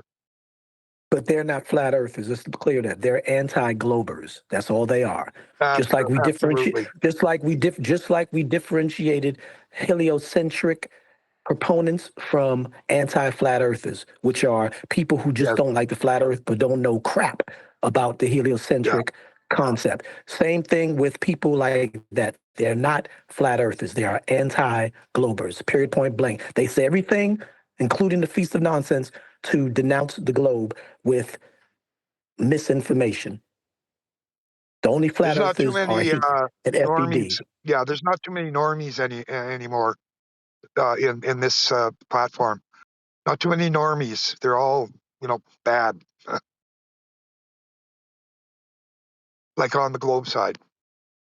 Well, the normies, even on the anti-globe side, are being misinformed with conflated, convoluted misinformation. So they're just regurgitating stuff from the Weisses, even from the Eric, DeBay's inadvertent misinformation. But what I'm saying is, like Neil said, and I will say this arrogantly and proudly, FED is the only internal, reiterating truth and self-criticizing, self-critical, critical thinking platform that speaks as flat earthers. Period, point blank. End of story. That's fact. Yeah. Another point too is look at the income. Look at Nathan, number one flat Earth, information. He's like the poorest. And then look at all these other ones. They got all brand new this or this and that. You can tell right away they're getting paid. Most of these people, or they're lying so much. They got so many subscribers giving them money every month. It's unbelievable. Yeah, you're right. Because if you look, it's the same story for Samuel Rowbotham. He experienced the same thing. He died a poor man, even though he knew what he knew. Okay? Aaron, you're assassinating him to death. You're actually just saying, you're actually just predicting me. Well, I'm not hoping Samuel Rowbotham's end to Nathan. We're all reaching out and trying to do what we can.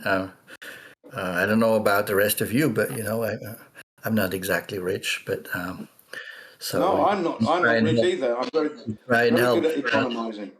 But on that note, because just last week Nathan mentioned that it was a rough time. I'm hoping it has improved for him. I'm hoping he has received a little help. Well, he's selling the mics. He's making a good supplement there. Yeah. But that's how it is at the moment. You've got to tighten your belt and be economical in the way you use your things. So, yeah. All right, Nathan? You get a liar like Jaron making tons of money and he acts like a retard. Like he's got the IQ of an ant. Yeah. Just asking, you all right, Nathan? It's okay? It's okay. Oh, Nathan, are you there? Yes, I run this show. Well, hello, Nathan. How are you, sir? I'm all right. I'm just a bit busy.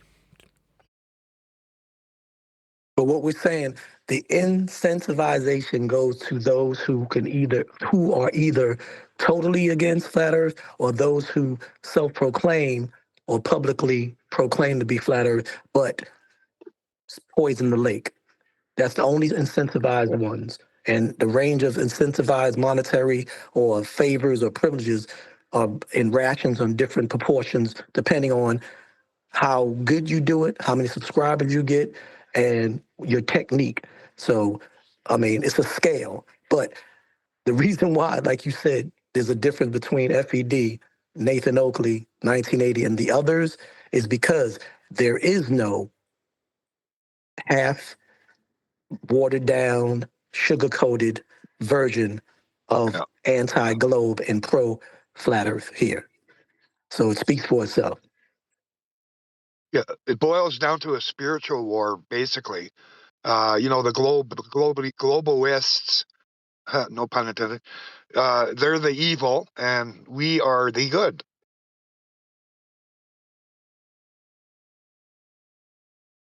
spiritual war, good against evil. They're evil. They started evil right from day one.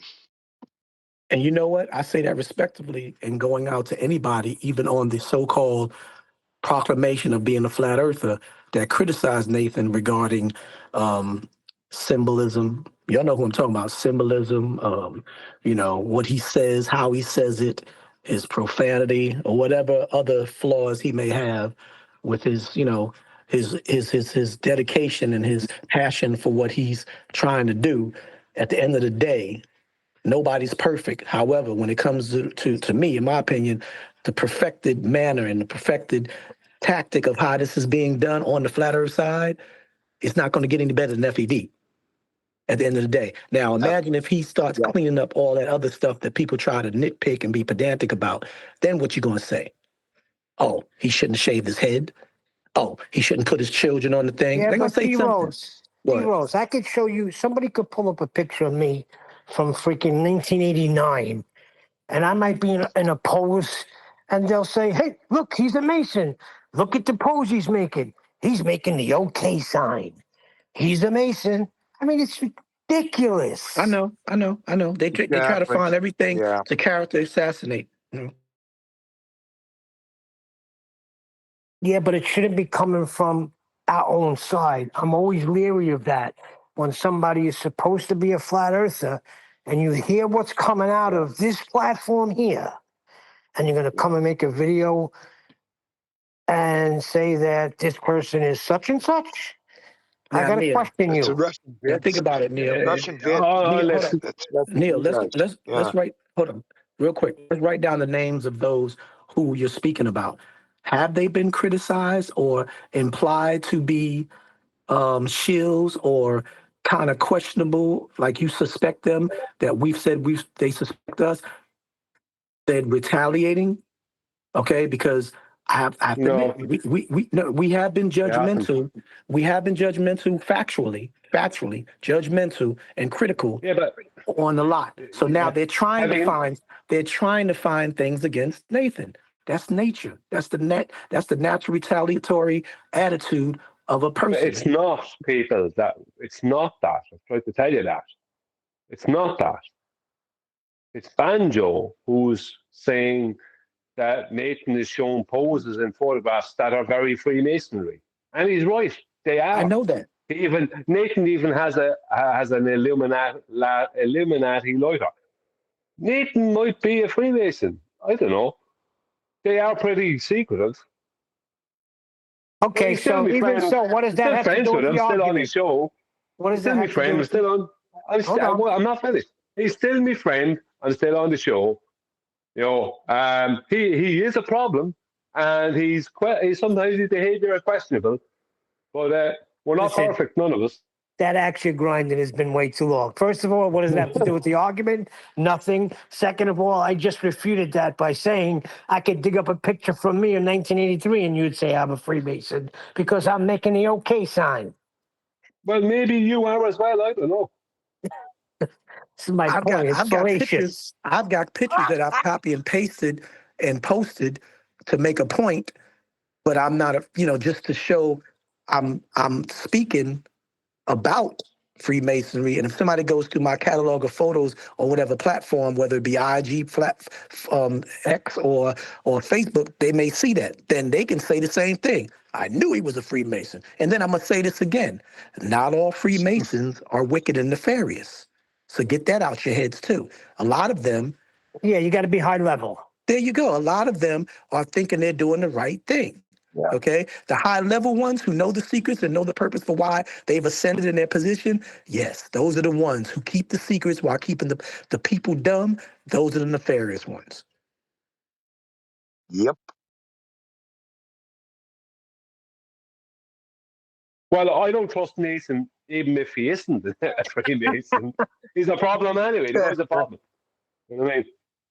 Oh boy, that axe is getting sharper and sharper. You should be splitting hairs with that by now. I'm gonna get as petty as I need to be. If Nathan was a Freemason, he'd be spewing disinformation. he is spewing the most exact truth that a person could tell. So if a person's a Freemason and they're involved with all this bullshit, they're going to be spewing disinformation, not information that is pertinent to the reality, right? Hold up now, though. But like Brian's saying, if you're a 96 degree like Nathan, then you'd have a technique of giving disinformation to the point where it's a fraction away from the real information. 96 degree. Yeah, yeah. Well, Nathan has a funny way of kind of taking out the 69. detail in a lot of this stuff, and he kind of goes, it's only this. It's just a measured, like that measured flat thing that I can't stand. It's just that thing. Like he throws out these things, and it creates a problem. There's no denying it. Like I can see this problem. I can see the problem coming. He creates a problem. The guy's a problem. But we're on his show, and he's our friend. So what are you going to do? Hold on. Right. Did you just say that measured flat thing that you can't stand? Yeah, it doesn't make any sense. Oh, do you remember at the conference? Everybody had their arm, horizontally pointing. Everybody was standing as a group. They all had their arm up, like Mark Sargent. And that they had across their chest. That's a Freemason sign, but it meant flat Earth. So people can misconstrue, hand signals. Yep. Like anybody, we all do it. We all use the OK sign. We all, scratch I don't our know if nuts. You know what I mean? I don't know if you ever see me. Whenever I sign out, I'll always do a salute for my military, and then I'll put the horizontal right underneath my chin. So they're probably saying I'm a Freemason, just like you said. And all I'm doing is saying flat Earth. That's my way of saying later to you guys when I'm signing off. But I have to agree with Brian. The way Nathan has this certain, I don't know, this eloquent way of convoluting straight with not curved. It's a certain technique. You have to watch it. You have to really be careful. How he'll take the word straight and he'll convolute it, or kind of give it a little bit of a twist to it, and then say the word not curved. You missed it, D. There's someone amongst us that just said the way Nathan says that Earth measured flat, which I can't stand. Now, I need some clarification there, buddy. What's straight? But what is straight? Is straight flat? No. Let's get to the point here. Straight is flat. No, whoa. Straight means not curved. Yeah, exactly. So how are you convoluting it? But they could also mean curved, as long as it curves in a straight way. Yeah, exactly. Like a horizontal line meeting a vertical line. They're letting you off the hook, Brian. They're letting you off the hook. Oh, no one letting me off the hook.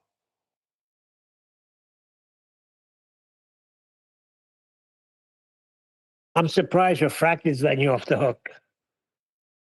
I don't see how it's a problem. We went over it enough that I don't think I have to repeat it. So then I could say the globe is measured flat.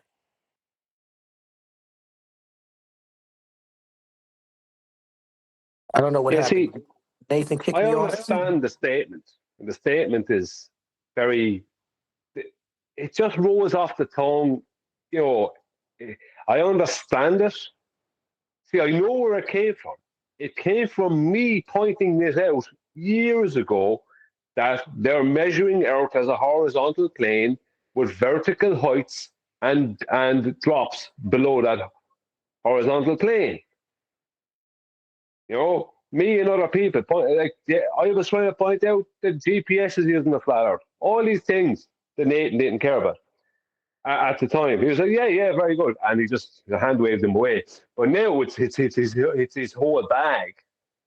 And he uses the term measure flat. Now, for me, I have slipped up and said it a couple of times on the show in reference. I've said it, and I can't take that back. And it's afterwards I go, hang on, what did I just say? Because, you know, it's brainwashing over time. So Nathan is literally brainwashing people. Oh, piss off. Number one, no, Why would I'm you not. want to take that back? Number one, no, I'm not a Freemason. I heard you from the kitchen saying you might be a Freemason. He's got a bloody Zippo.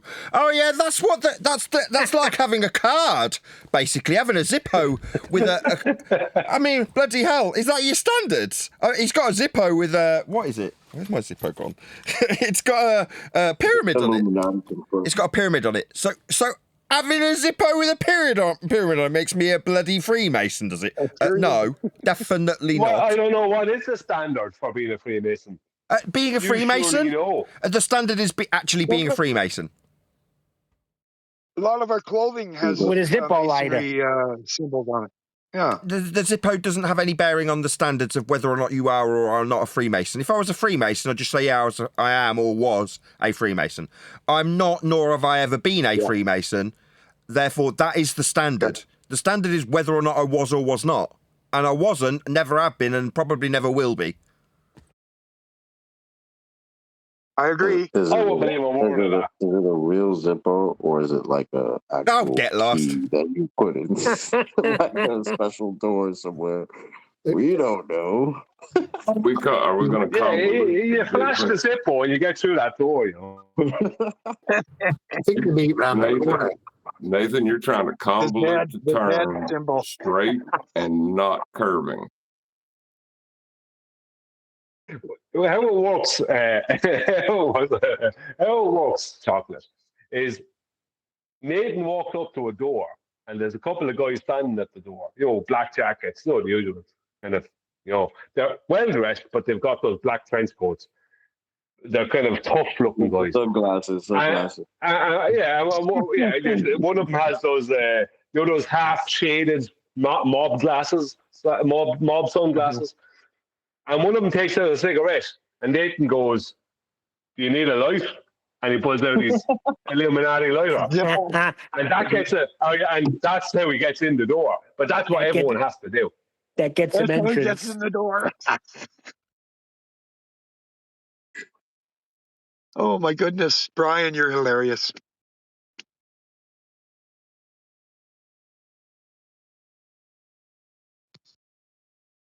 I think we're onto something. If you have any of the symbology of the Masons, whether you flash it intentionally or not, you're suspect.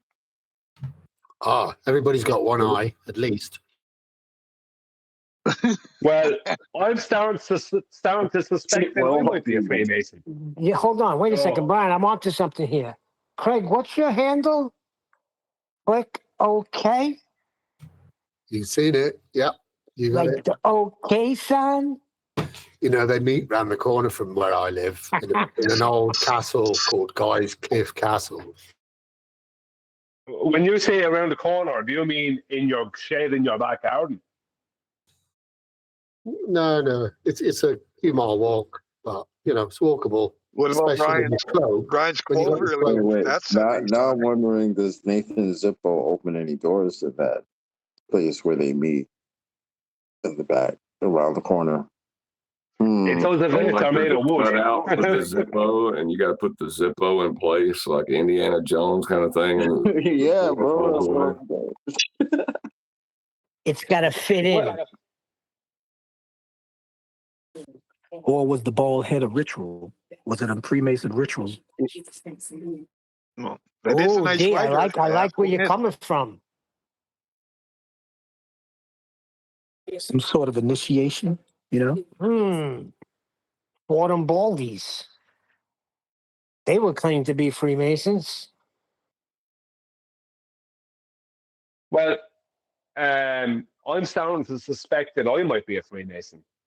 Because when I was younger and I found I do it, you know, I put my fingers together and I make that diamond shape. And I do it when I'm thinking sometimes.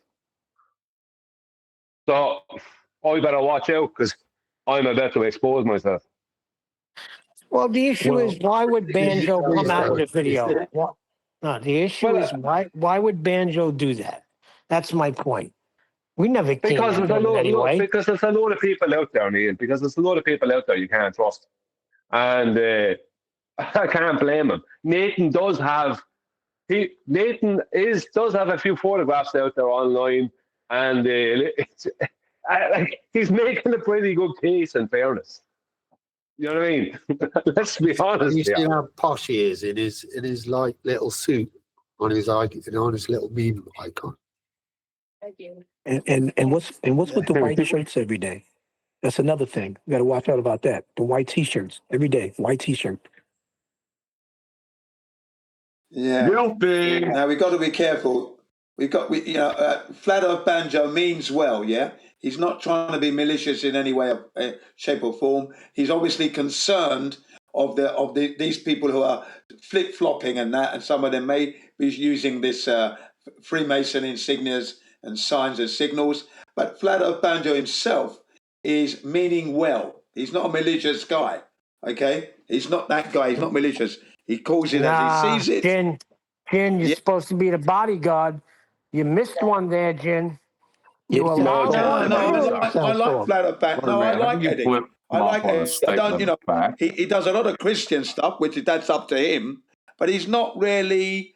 I don't see him as a threat to us. He's not a threat to us. Flip flop on a statement of fact. And listen to Brian. Listen to what Brian is saying, and Brian is, giving him a little bit of leeway there, because you got to. He's not trying to destroy us. Okay, that's not what Eddie's doing. Eddie's not that guy. He's a flat earther. So Nathan being a Freemason is not trying to destroy him. Okay. Well, no, let's take it. We're not Freemasons. Just a second. I mean, if he's put Nathan in there, that's purely accidental. I mean, he can't be saying Nathan is a member of the Freemasons, because he's not. Did you see his videos? Yeah, but I haven't seen that yet. Go look at the videos by Flat Earth Banjo. Hold on, Brian. 1 second. I'm talking to Jin. 1 second, I'll be over. Go check his videos out, and then you come back to me and tell me he's not trying to hurt Nathan. Yeah, okay, I will do that. I will go and check the video out. I haven't watched his material for a couple of weeks. I do watch them regularly. So we'll go and check his recent ones on Nathan, and I'll come back to you. I'll do that. No problem. Listen, right, I can understand the paranoia, right, because we've had so many people over the past few years that have been shown up to be complete frauds. Now, most of the community didn't know it. Most of the community didn't know anything about Jaron. Doesn't matter who was calling them out years ago. Most people didn't know anything about it, right? Everyone is up for debate. Everyone is up for the chop and block, right? Now, in fairness, Nathan says things sometimes in a flippant way, and I understand what he means, but the way he's saying it comes across strange. Like the other day, I heard him saying, someone says to me, do you believe in the globe? I go, I believe in the globe. But people wouldn't understand what he means by that, because he knows the word believe, and what that means absolutely nothing. Believing in a globe, what the hell does that mean? After that, he says, but I know it's measured flat. This is what he said, right? Now, I don't like that statement, but I understand it, right? Point being is that most people who would hear that wouldn't know what he's talking about. I know that he's having a go at the whole having a belief in a globe thing, because that's all you can have. You can only believe in a globe, right? Or you can know it's flat via measurement. But that, if I said it, the way I would say it, I would say, well, I could tell someone, you could have a belief in a globe, and that's okay, because you can only believe a globe, but you can know that it's flat because that's how you measure it, or that's the only way to describe the overall surface after it's been measured, right? Basically, right? Now, the way I would say it wouldn't come across too strange. People would understand it, but the way Nathan was saying it was bizarre. So then it's wise to read the whole book and not part of the book and come to a conclusion like they do. I didn't come to no conclusion. 1 second, let me finish. I didn't come to a conclusion on Witsit by one phrase he said. I went and I listened to a bunch of things he said. Then I came to the conclusion that this freaking dude's an Ethereum. This dude is not a flat earther, and all he wants to do is promote the globe. He wants space for his ether. That wasn't just a quick cursory glance on a video. And that's what they're doing, and that's what pisses me off. Now, let me concur and allude to what you're saying, all of you. I can say this, and I want y'all to put them in categories. Put Witsit, put Jaren, and I'm Jen, before you intervene and interject, let's put the non-malicious, inadvertent stab, jab that Banjo did. Now, Banjo has never, ever, to my knowledge, mentioned Nathan's name or any of Nathan's statements, clips, or anything regarding the purported aspect of flat Earth that is said on here. Never, to my knowledge. Not recently, maybe back when Nathan used to talk the same old crap with the iceberg, if he ever did, the ice wall, but I'm saying though. So for Banjo to publicly address mentioning or addressing directly to Nathan in the aspect of criticizing in that manner, to me, is fair to be equivalent to the way the scamming thing might have been could have been brushed off or taken intentional as, wait a minute, you don't say nothing else regarding me or what I teach you or anything to support what I tell you or what we share, but you're going to take a jab, no matter what the level of the jab is. I think what Banjo did, what Banjo said was inappropriate. It was inappropriate. It was inappropriate. Yeah, but no, I don't think so. And Banjo has called out the show, not called out in a bad way, but promoted the show and promoted us here, but in the past. He hasn't interacted much with us, but he has done that. So he hasn't said anything bad about the show. He said good things about the show. But he has a point. There is some dodgy photographs. Yeah, but there is some dodgy photographs online with Nathan in Freemason poses, and he might be a Freemason. I don't know. I'm still friends with him, still on his show. I mean, but he might be a Freemason. They are a secretive group. What does a Freemason or someone being a member of a club or anything else, you could be a biker gang. What does that have to do with making a statement about reality? No, it has no bearing on whether what he says is true or false. No, it doesn't. Being a Freemason doesn't make what you say true. It doesn't make it false. What makes it true is it being true. What makes it false is it being false. Why would you try to make the conversation about that then? Well, he's paranoid, I suppose. I can understand someone being paranoid. I can understand the paranoia. I know, because I am paranoid myself. And refractive, it's in the context of what is being said. People look at, like, if there has been any leadway or any advantage that Nathan has made or FED has made to say that in the context that it was said, the way people look at, and the way you made a good point. I even said earlier while you were here, whether you were not here, I had said, being a Freemason doesn't make you a bad person. Just like being whatever you are doesn't make you a bad person.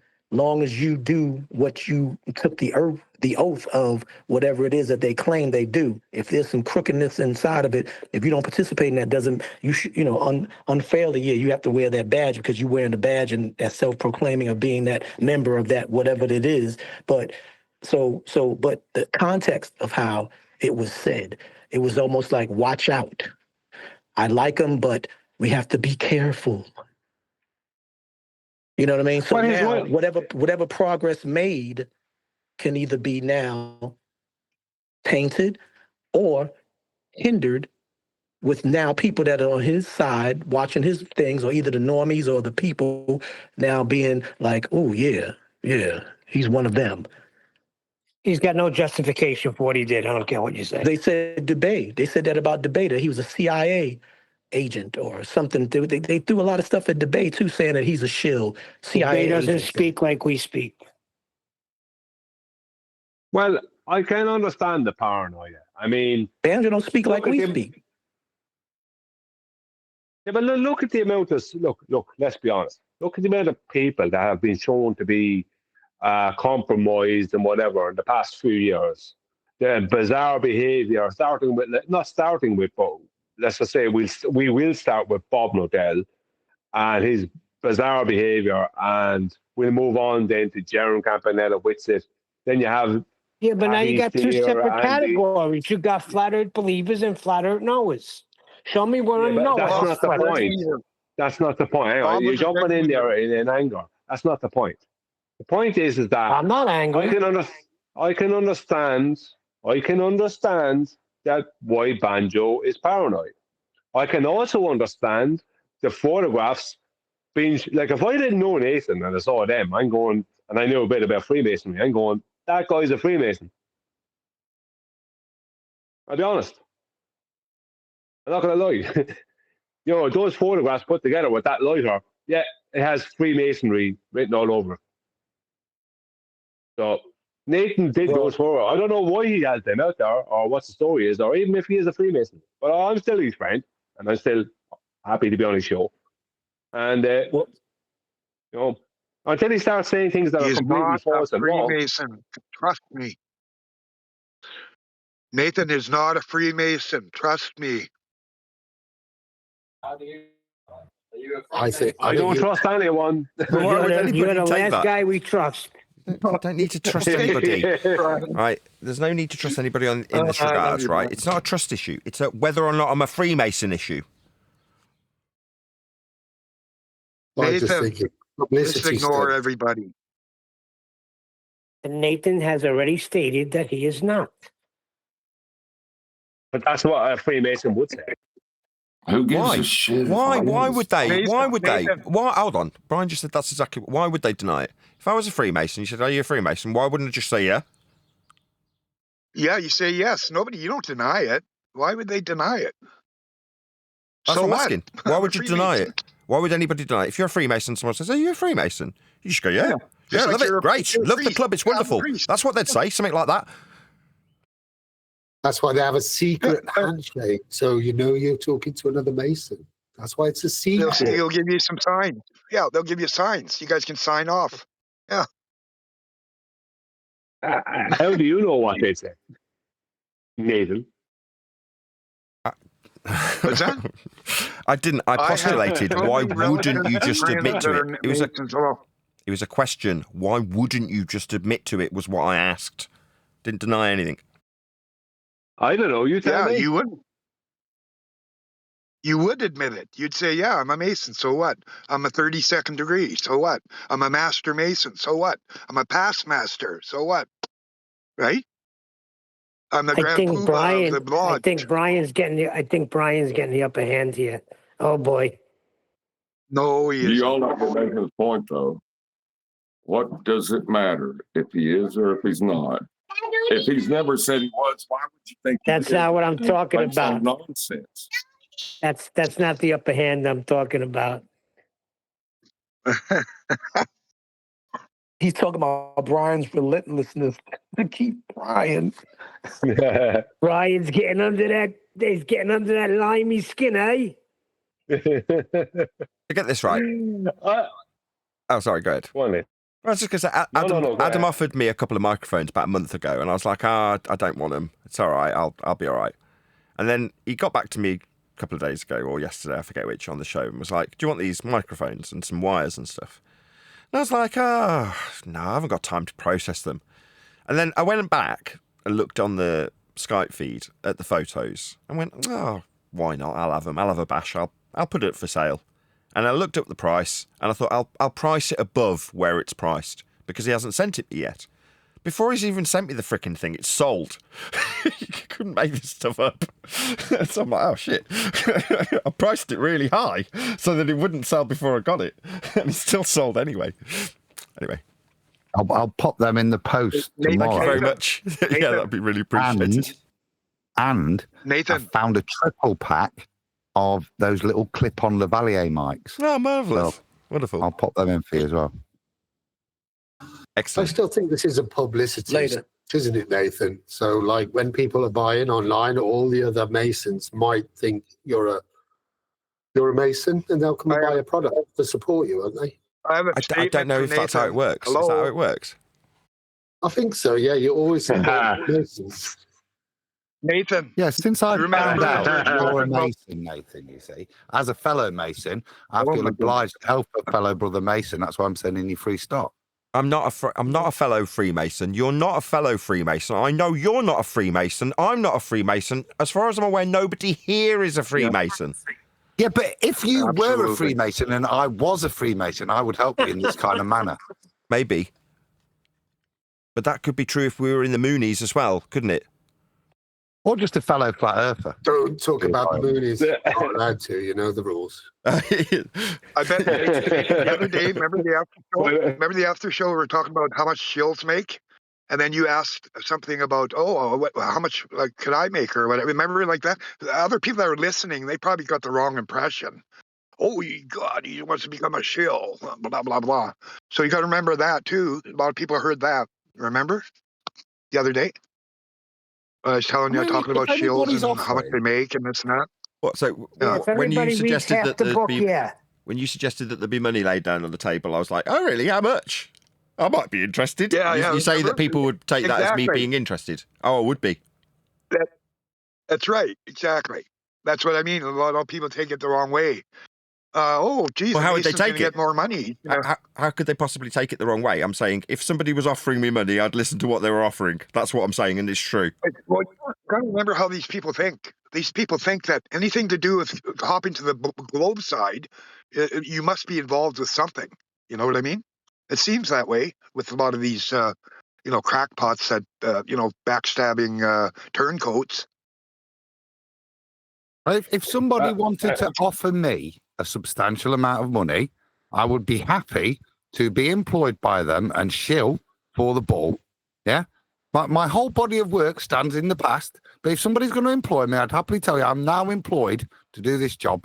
Here we go. Wish me luck. Someone wants to actually give me money.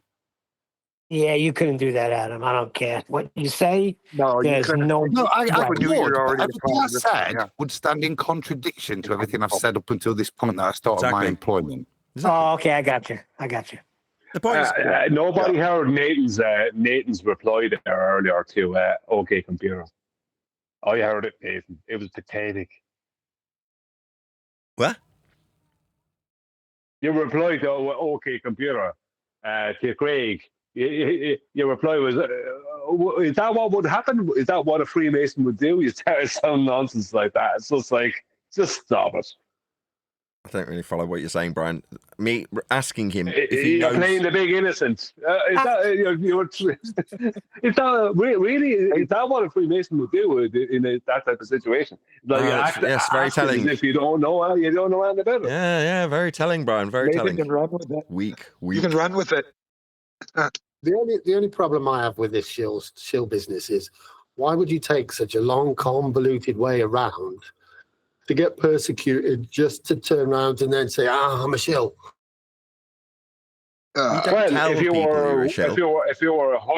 you were under employment from the start and directed by your employer from the start to do certain things over a course of years. Brian, you got a good point, because Globebusters, they're approached 10 years ago. Like Bob was the ringleader. So they started a long time ago. And they slowly convoluted everything and misinformation and this and that. Like you could tell, right? Like Globebusters, right from day one, they're kind of odd, like a little different. Well, if I give the example of the CIA and the type of operations they have been involved in and do, they don't happen over a course of a day or a week. They have operations that go on for years and years and years and years. And a lot of their operations are far more, what's the word we're looking for? Far more dodgy and whatever than maybe having a group of people pretending they're flat earthers or whatever. Do you know what I mean? So, these type of agencies do exist, and they do, MI5, and they do infiltrate, and they do. That's what they do. The CIA is not going to sue. The CIA is the hippie on the street. They've been planning NWO for 150 years. New World Order, 150 years they've been planning that. How do you know that? Are you in on it too? Yeah. My cousin told me, and my pilot friends. They're all Masons. I'm not a Mason. My banner has nice rings. I own rings. Like Jason, what do you call it? Nathan has a lighter. I have a bunch of jewelry, Masonic jewelry. I really didn't Just expect let me just that. clear that up as well. Stop. No. The lighter I own is made by Zippo, not by Freemasons. Yeah. It's not like a ring. Your rings, Exactly. they're made by Freemasons They're for not Freemasons, right? This is a Zippo. Mine are. Freemason, though. Oh my God. Mine were gifts. Mine were gifts. What does that say So I don't know where backwards? the hell they're made. Opposite. Look at my Secret. banner. There's some nice, pretty rings there. Excuse me, my channel banner. And those were gifts. So Yeah, gifts for being a Freemason. You know, my only issue with being a Freemason would be they expect me you can to have do things. relatives that give you gifts, and you know, they could be a Mason and I'm not. They could Brian still give is. me a gift. Brian's a Freemason. He was just telling us his issues with that fact. Go ahead, Brian. No, I said He's got my the only Masonic issue with being a camera. Freemason would be that they'd be expecting me to do things. So it wouldn't be a case of they just do me favors. I'd have to do favors for them as well. You know, so I'd have to do stuff. Well, the Shamrock. You know what I mean? It's like, you got to be here at this time and help me out with this thing, or you got to, you know, buy this thing off me or promote this thing. It's just like, sounds like a lot of effort, you know. Absolutely, too much effort. Can I interest you in a high quality microphone, by the way?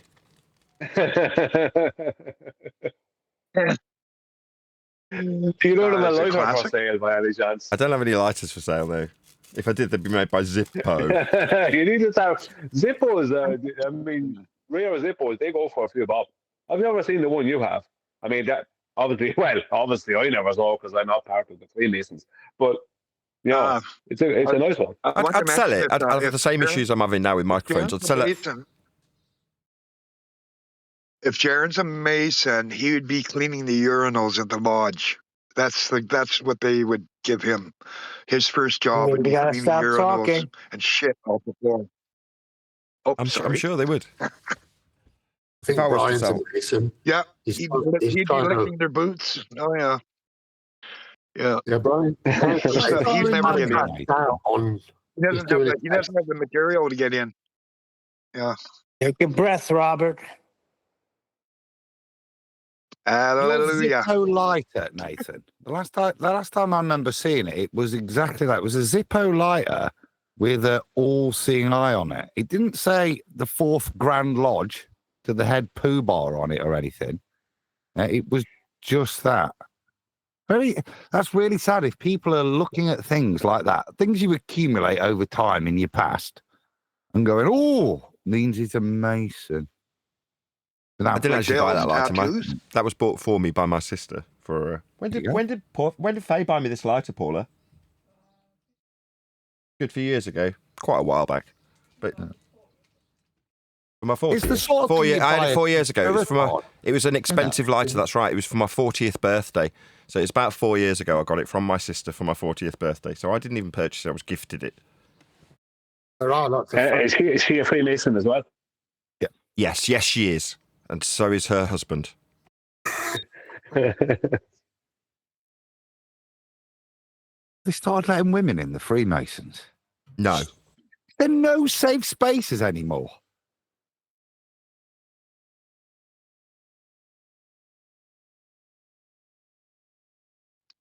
The females are like in the English pubs. The women would sit on one end, and the men in the important end.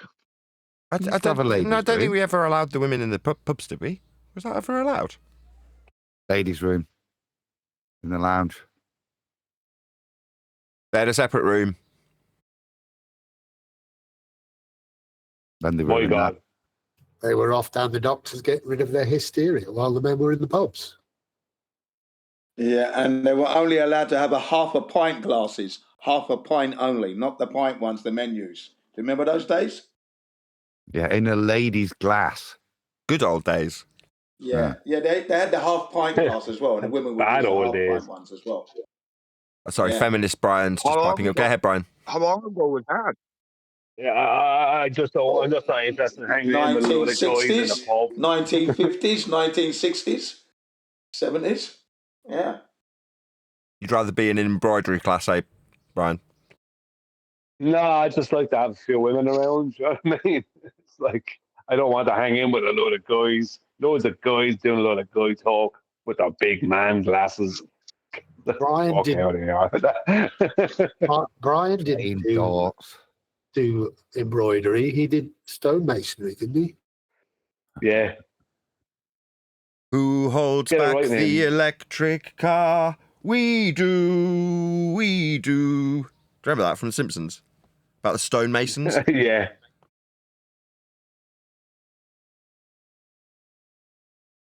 Back in the 90s. Now the electric car's not being held back anymore. Because the stonemasons have allowed it. It's tolerable. I mean Freemasons. Correct. Do you mean correct? Just because The Simpsons said it? Yep. They told the future. They everything on their show came true. That's not telling the They gave the little future. That's secrets, knowing like what's going to happen. That's the not telling the satellite, hey, future. the Fox satellite with the balloons. Remember that? It's like saying I'm gonna throw a party. When? Well, for your birthday in a couple of months. Really? Yeah. We won't tell anybody. It'll be a surprise birthday. Okay, so you and I know there's going to be a party. Yes. Okay. Well, what about if I make a cartoon where I describe the surprise party that we're planning? Is that telling the frickin' future? Yeah. Seth MacFarlane is no, it's not Seth MacFarlane. He's a Mason. I'm thinking, who's the creator of Simpsons? Matt Groening. I forget his name. He's dead, I think. Yeah. They're all Masons anyway. Doesn't matter. Like all the what do you call it? The executives. They're all Masons. Like Illuminati, Masons, whatever. Skull and Bones. You know, we're just ants. We're little ants on the little hill running around. They're the controllers. The controllers, they could make up whatever they want. You know, let's fuck with these guys' mind. We'll make a show that shows that New York City gets bombed or something. You know, like it's just something stupid like that. Anyway, but they're all in on it, one way or the other. I think. This is just me babbling. I always get in trouble if I start talking too much, and then I get in trouble with you guys and with the other guys. Yeah, Sorry, Adam was saying somebody else. That's the A friend problem. of mine will tell a friend. A friend will tell a friend. Will tell a friend to tell me to shut the fuck up. I get that. Yeah, shut up, because Adam was trying to say something. Don't you hear Shut up Brian already, asking Adam Neil. a Quit question? interrupting.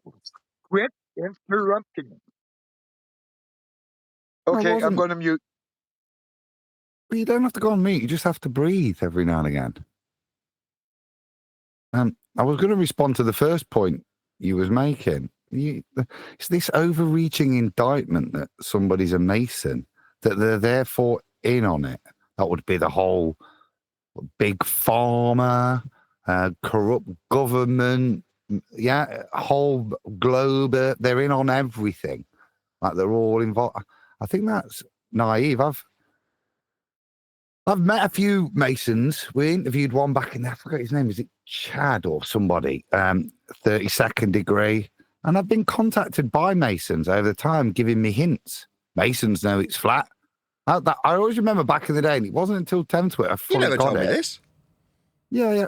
So we had this guy contact me and John Savage saying, I'm a Mason. Look at what Masons do. It proves it's flat. There's the square and the compass. They are exactly that. Both are for measuring flat distances. The square for when you're using the land, and the compass for when you're using the sky. He says, that was really early on. People purporting to be Masons giving us heads up. Didn't want anything. You know what I mean? But did that. And like I said, and then we interviewed, like I say, this 32nd degree. And he was saying it's not implicit.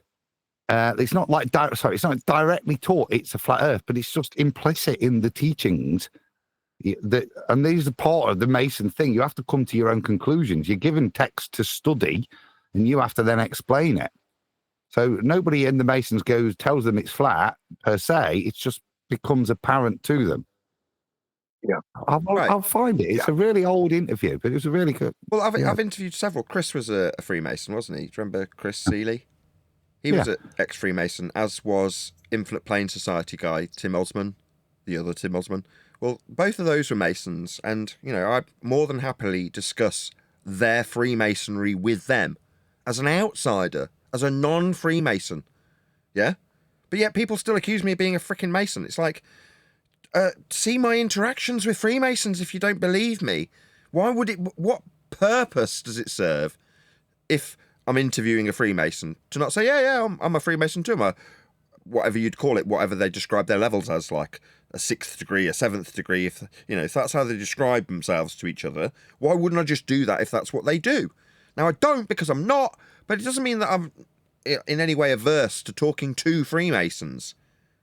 And they're not in any way averse to telling me about their Freemasonry when they are, is my point. Yeah, but Nathan, you're in a position where it's like you're trying to deny that you're a breatharian.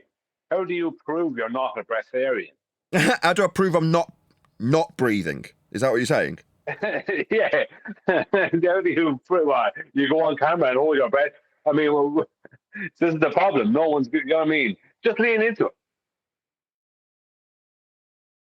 No, because if I start saying, yeah, okay, I am a Freemason, people will just trim that out and go, see, he admits it.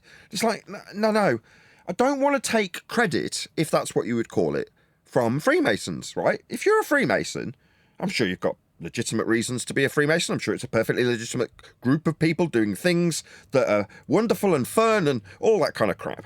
I don't want to steal any valor or any legitimacy from Freemasons. If there is any to be had, I wouldn't know. But either way, I don't want to disparage people, discourage them from being a Freemason. Do what you like. I don't care. If there's some crossover, Freemasons say it's flat, because it's measured flat, and it's implicit in the teachings. Nah, bollocks. It's implicit to Earth, and if you're going to deal with it, you'll measure and deal with it flat. That's got absolutely nothing to do with Freemasonry. That's them trying to steal valor. Now, that's just measured flat regardless of if there's Freemasons or not. The entire Freemason community could vanish into non-existence and Earth would still be demonstrably measured flat. Well said, Nathan. Yeah, well said.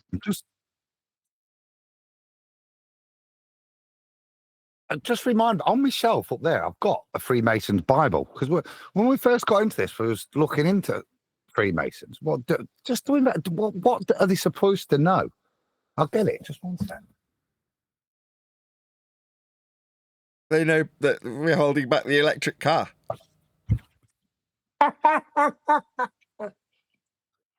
Oh boy. The only bit I remember is there was a load more of Egypt history at the beginning of their Bible. They give loads of really odd history areas, obviously. But other than that, it seems to be based in Christianity. You have to be believer in God fundamentally to be these guys, which is until you reach 33. Well,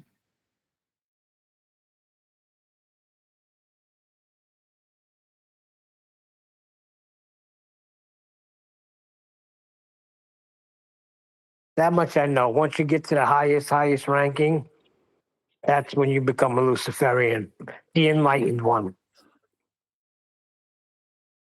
How do you know that? Because he's a Mason. That's right, yeah. There you go. That's right. You finally got me, Brian. I just don't think this is necessary, right? If any of us are Freemasons here in the panel or on the Discord server, can you just raise your hand now or say, yes, I am a Freemason?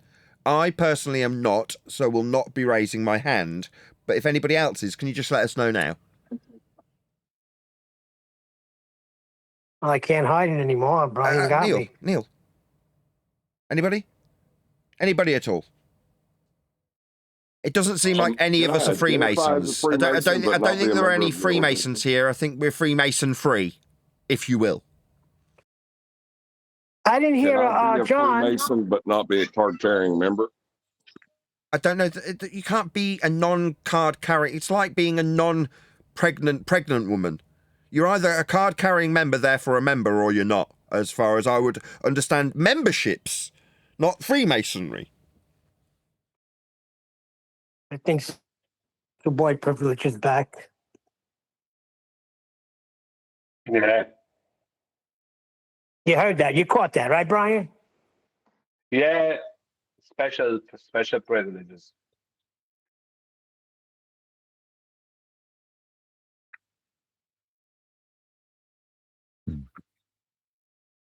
Last time I defended a Freemason. Why wouldn't you defend a Freemason? I was just about to say the same thing. This was my point earlier. Because they turn their back on you the first chance they get. No, they don't. No, they don't. That's a stereotyping fallacy and a baseless stereotyping fallacy. It was just done to me. No, it wasn't. And to Brian. By who? What are you talking about? I got to be a Freemason to know. Whatever. You're just talking nonsense.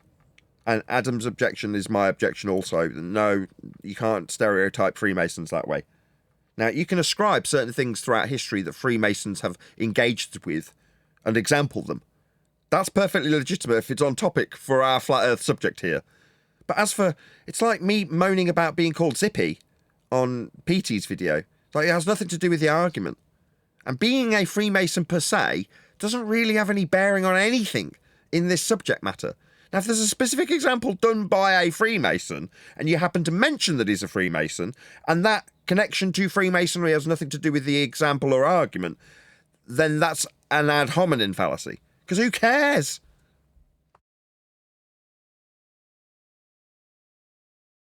But that seems to be the accepted rhetoric, that if you say, oh, he's a Freemason, there's an indictment there. And I'm asking people who use that statement in that way, oh, he's a Freemason. When you use it as an indictment, what are you meaning? What are you indicting them with? I'm talking to Discord there.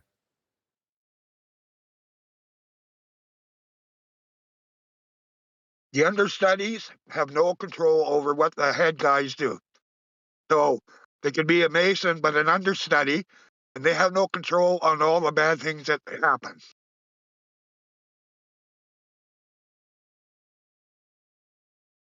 So junior Masons are okay. They just do good things. I don't know much about the whole topic.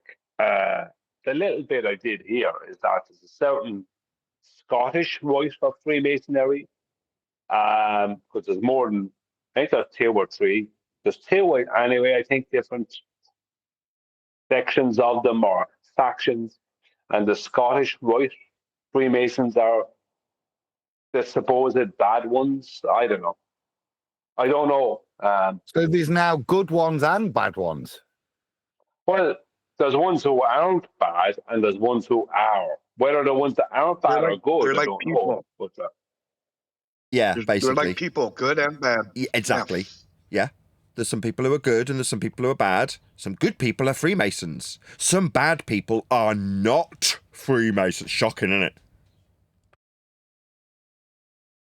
Like Dahmer. Was Jeffrey Dahmer not a Freemason?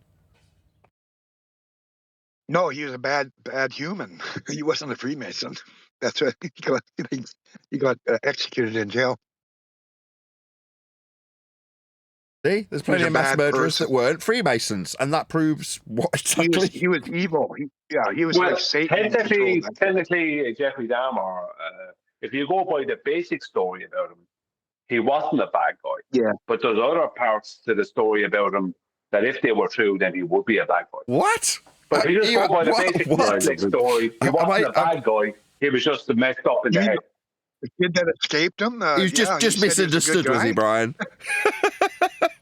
Well, he obviously, if you go by the story given to us by Netflix, then he was just a very messed up guy. Not exactly a bad guy, just messed up.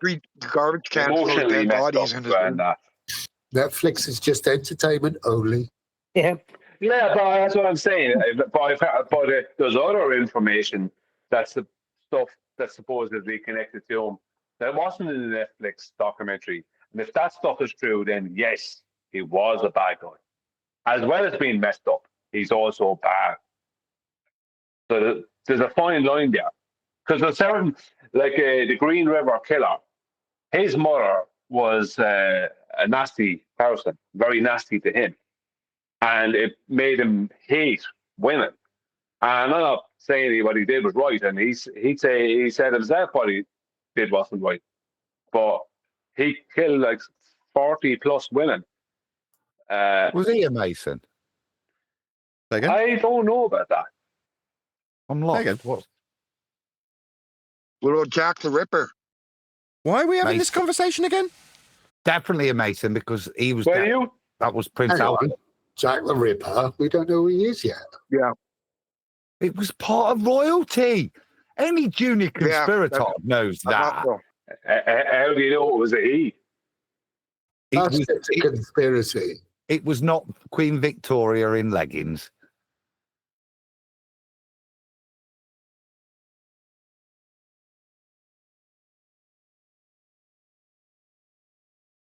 Well, I was told for the longest time that this country was founded by Freemasons. Thomas Jefferson, George Washington, Benjamin Franklin, they were all Freemasons. Is that true? Yes. As far as I know. I think Freemasons wrote the Constitution of America, didn't they? More than likely. What a freaking constitution it is. Best there is. And like I said, they use Christianity as a crutch, eh? So, a cover. What year are we talking? Not my Constitution. I don't know, but I go whenever, 1776, 1700 if I was taking a guess.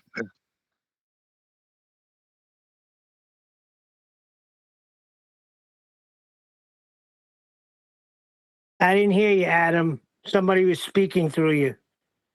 I said, it's not my Constitution, but I was taking a guess it'd be 1776.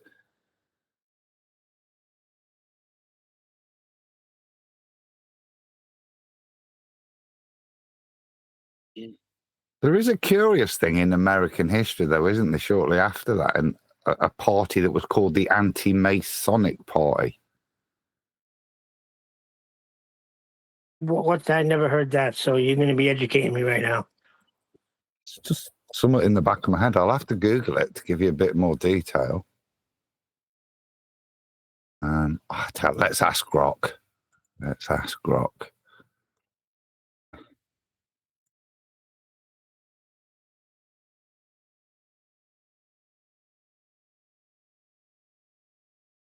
While you're looking for that, did anybody send you a message? Adam's here. Ask Grok. I remember a guy who would do a complex calculation in his head in 30 seconds or less that other people would take 4 minutes to do with a calculator. And now he's just asked Grok. Look what it's done to you. I could do an old school Google search, but sometimes it's very handy on. There we go. So I'm right. It's just I couldn't say with certainty. The Anti-Masonic Party, active in the US in the 1820s to 1830s, was the first notable third party in American political history. Emerged primarily as I think it started by is it the Mormons and stuff, isn't it? As well are involved in it. Widespread suspicion and hostilities towards Freemasonry, a fraternal organization perceived by many as secretive, elitist, and potentially subversive to American Republican values. So that's what it was. Below is a detailed overview of the Anti-Masonic Party. There you go. So I'm sure there's a famous.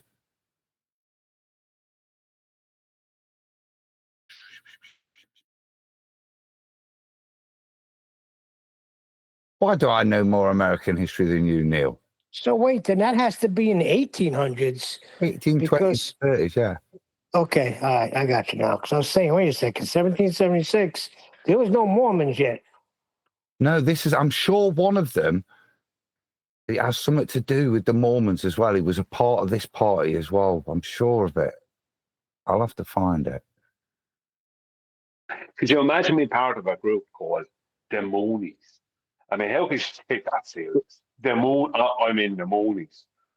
My God. Where are they now, eh? Where are they now? Nathan could be the president, but that had to. We're going to be sad for a couple days. Maybe. I don't fucking know. Hey, language. You're language. off mute, John. That's no way to talk to your kids anyway. Oh, shut up. Damn. You don't fucking irritate me. Yeah, just you be nice to them. I would have did that to them a long time ago.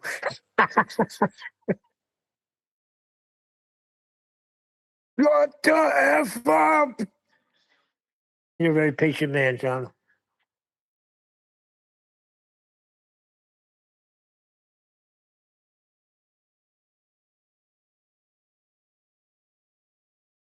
I put a clip from this really bad movie in Master B. It's not on topic with anything. It's just something I saw last night and it cracked me up. It's so bad. Whiskey, please. What movie? So bad. Hey. Clearly the lady's thirsty. Hello, pretty girl.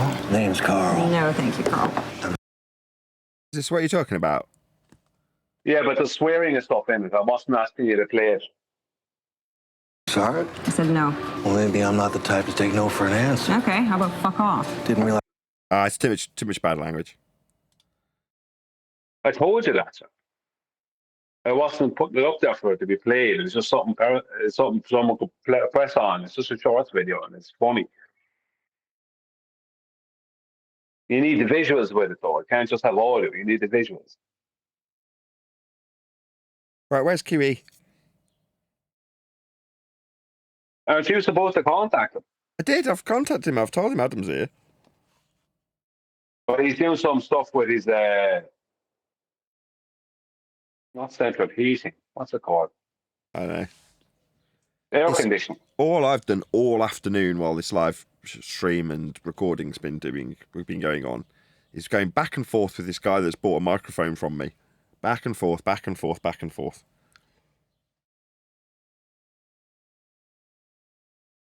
Pain in the ass. Flatsy was here as well. But she's not here now. I should really relax. We're going to start the book in due course, right? So with that, I'm going to say a huge, massive, enormous thank you to both Discord and G Plus panels for making today's after show possible. And of course, a massive thank you to all of you for liking, commenting, sharing, subscribing, joining as a Nathan Oakley 1980 channel member, and all that good stuff. I've been Nathan Oakley, and I will see you all in the next video.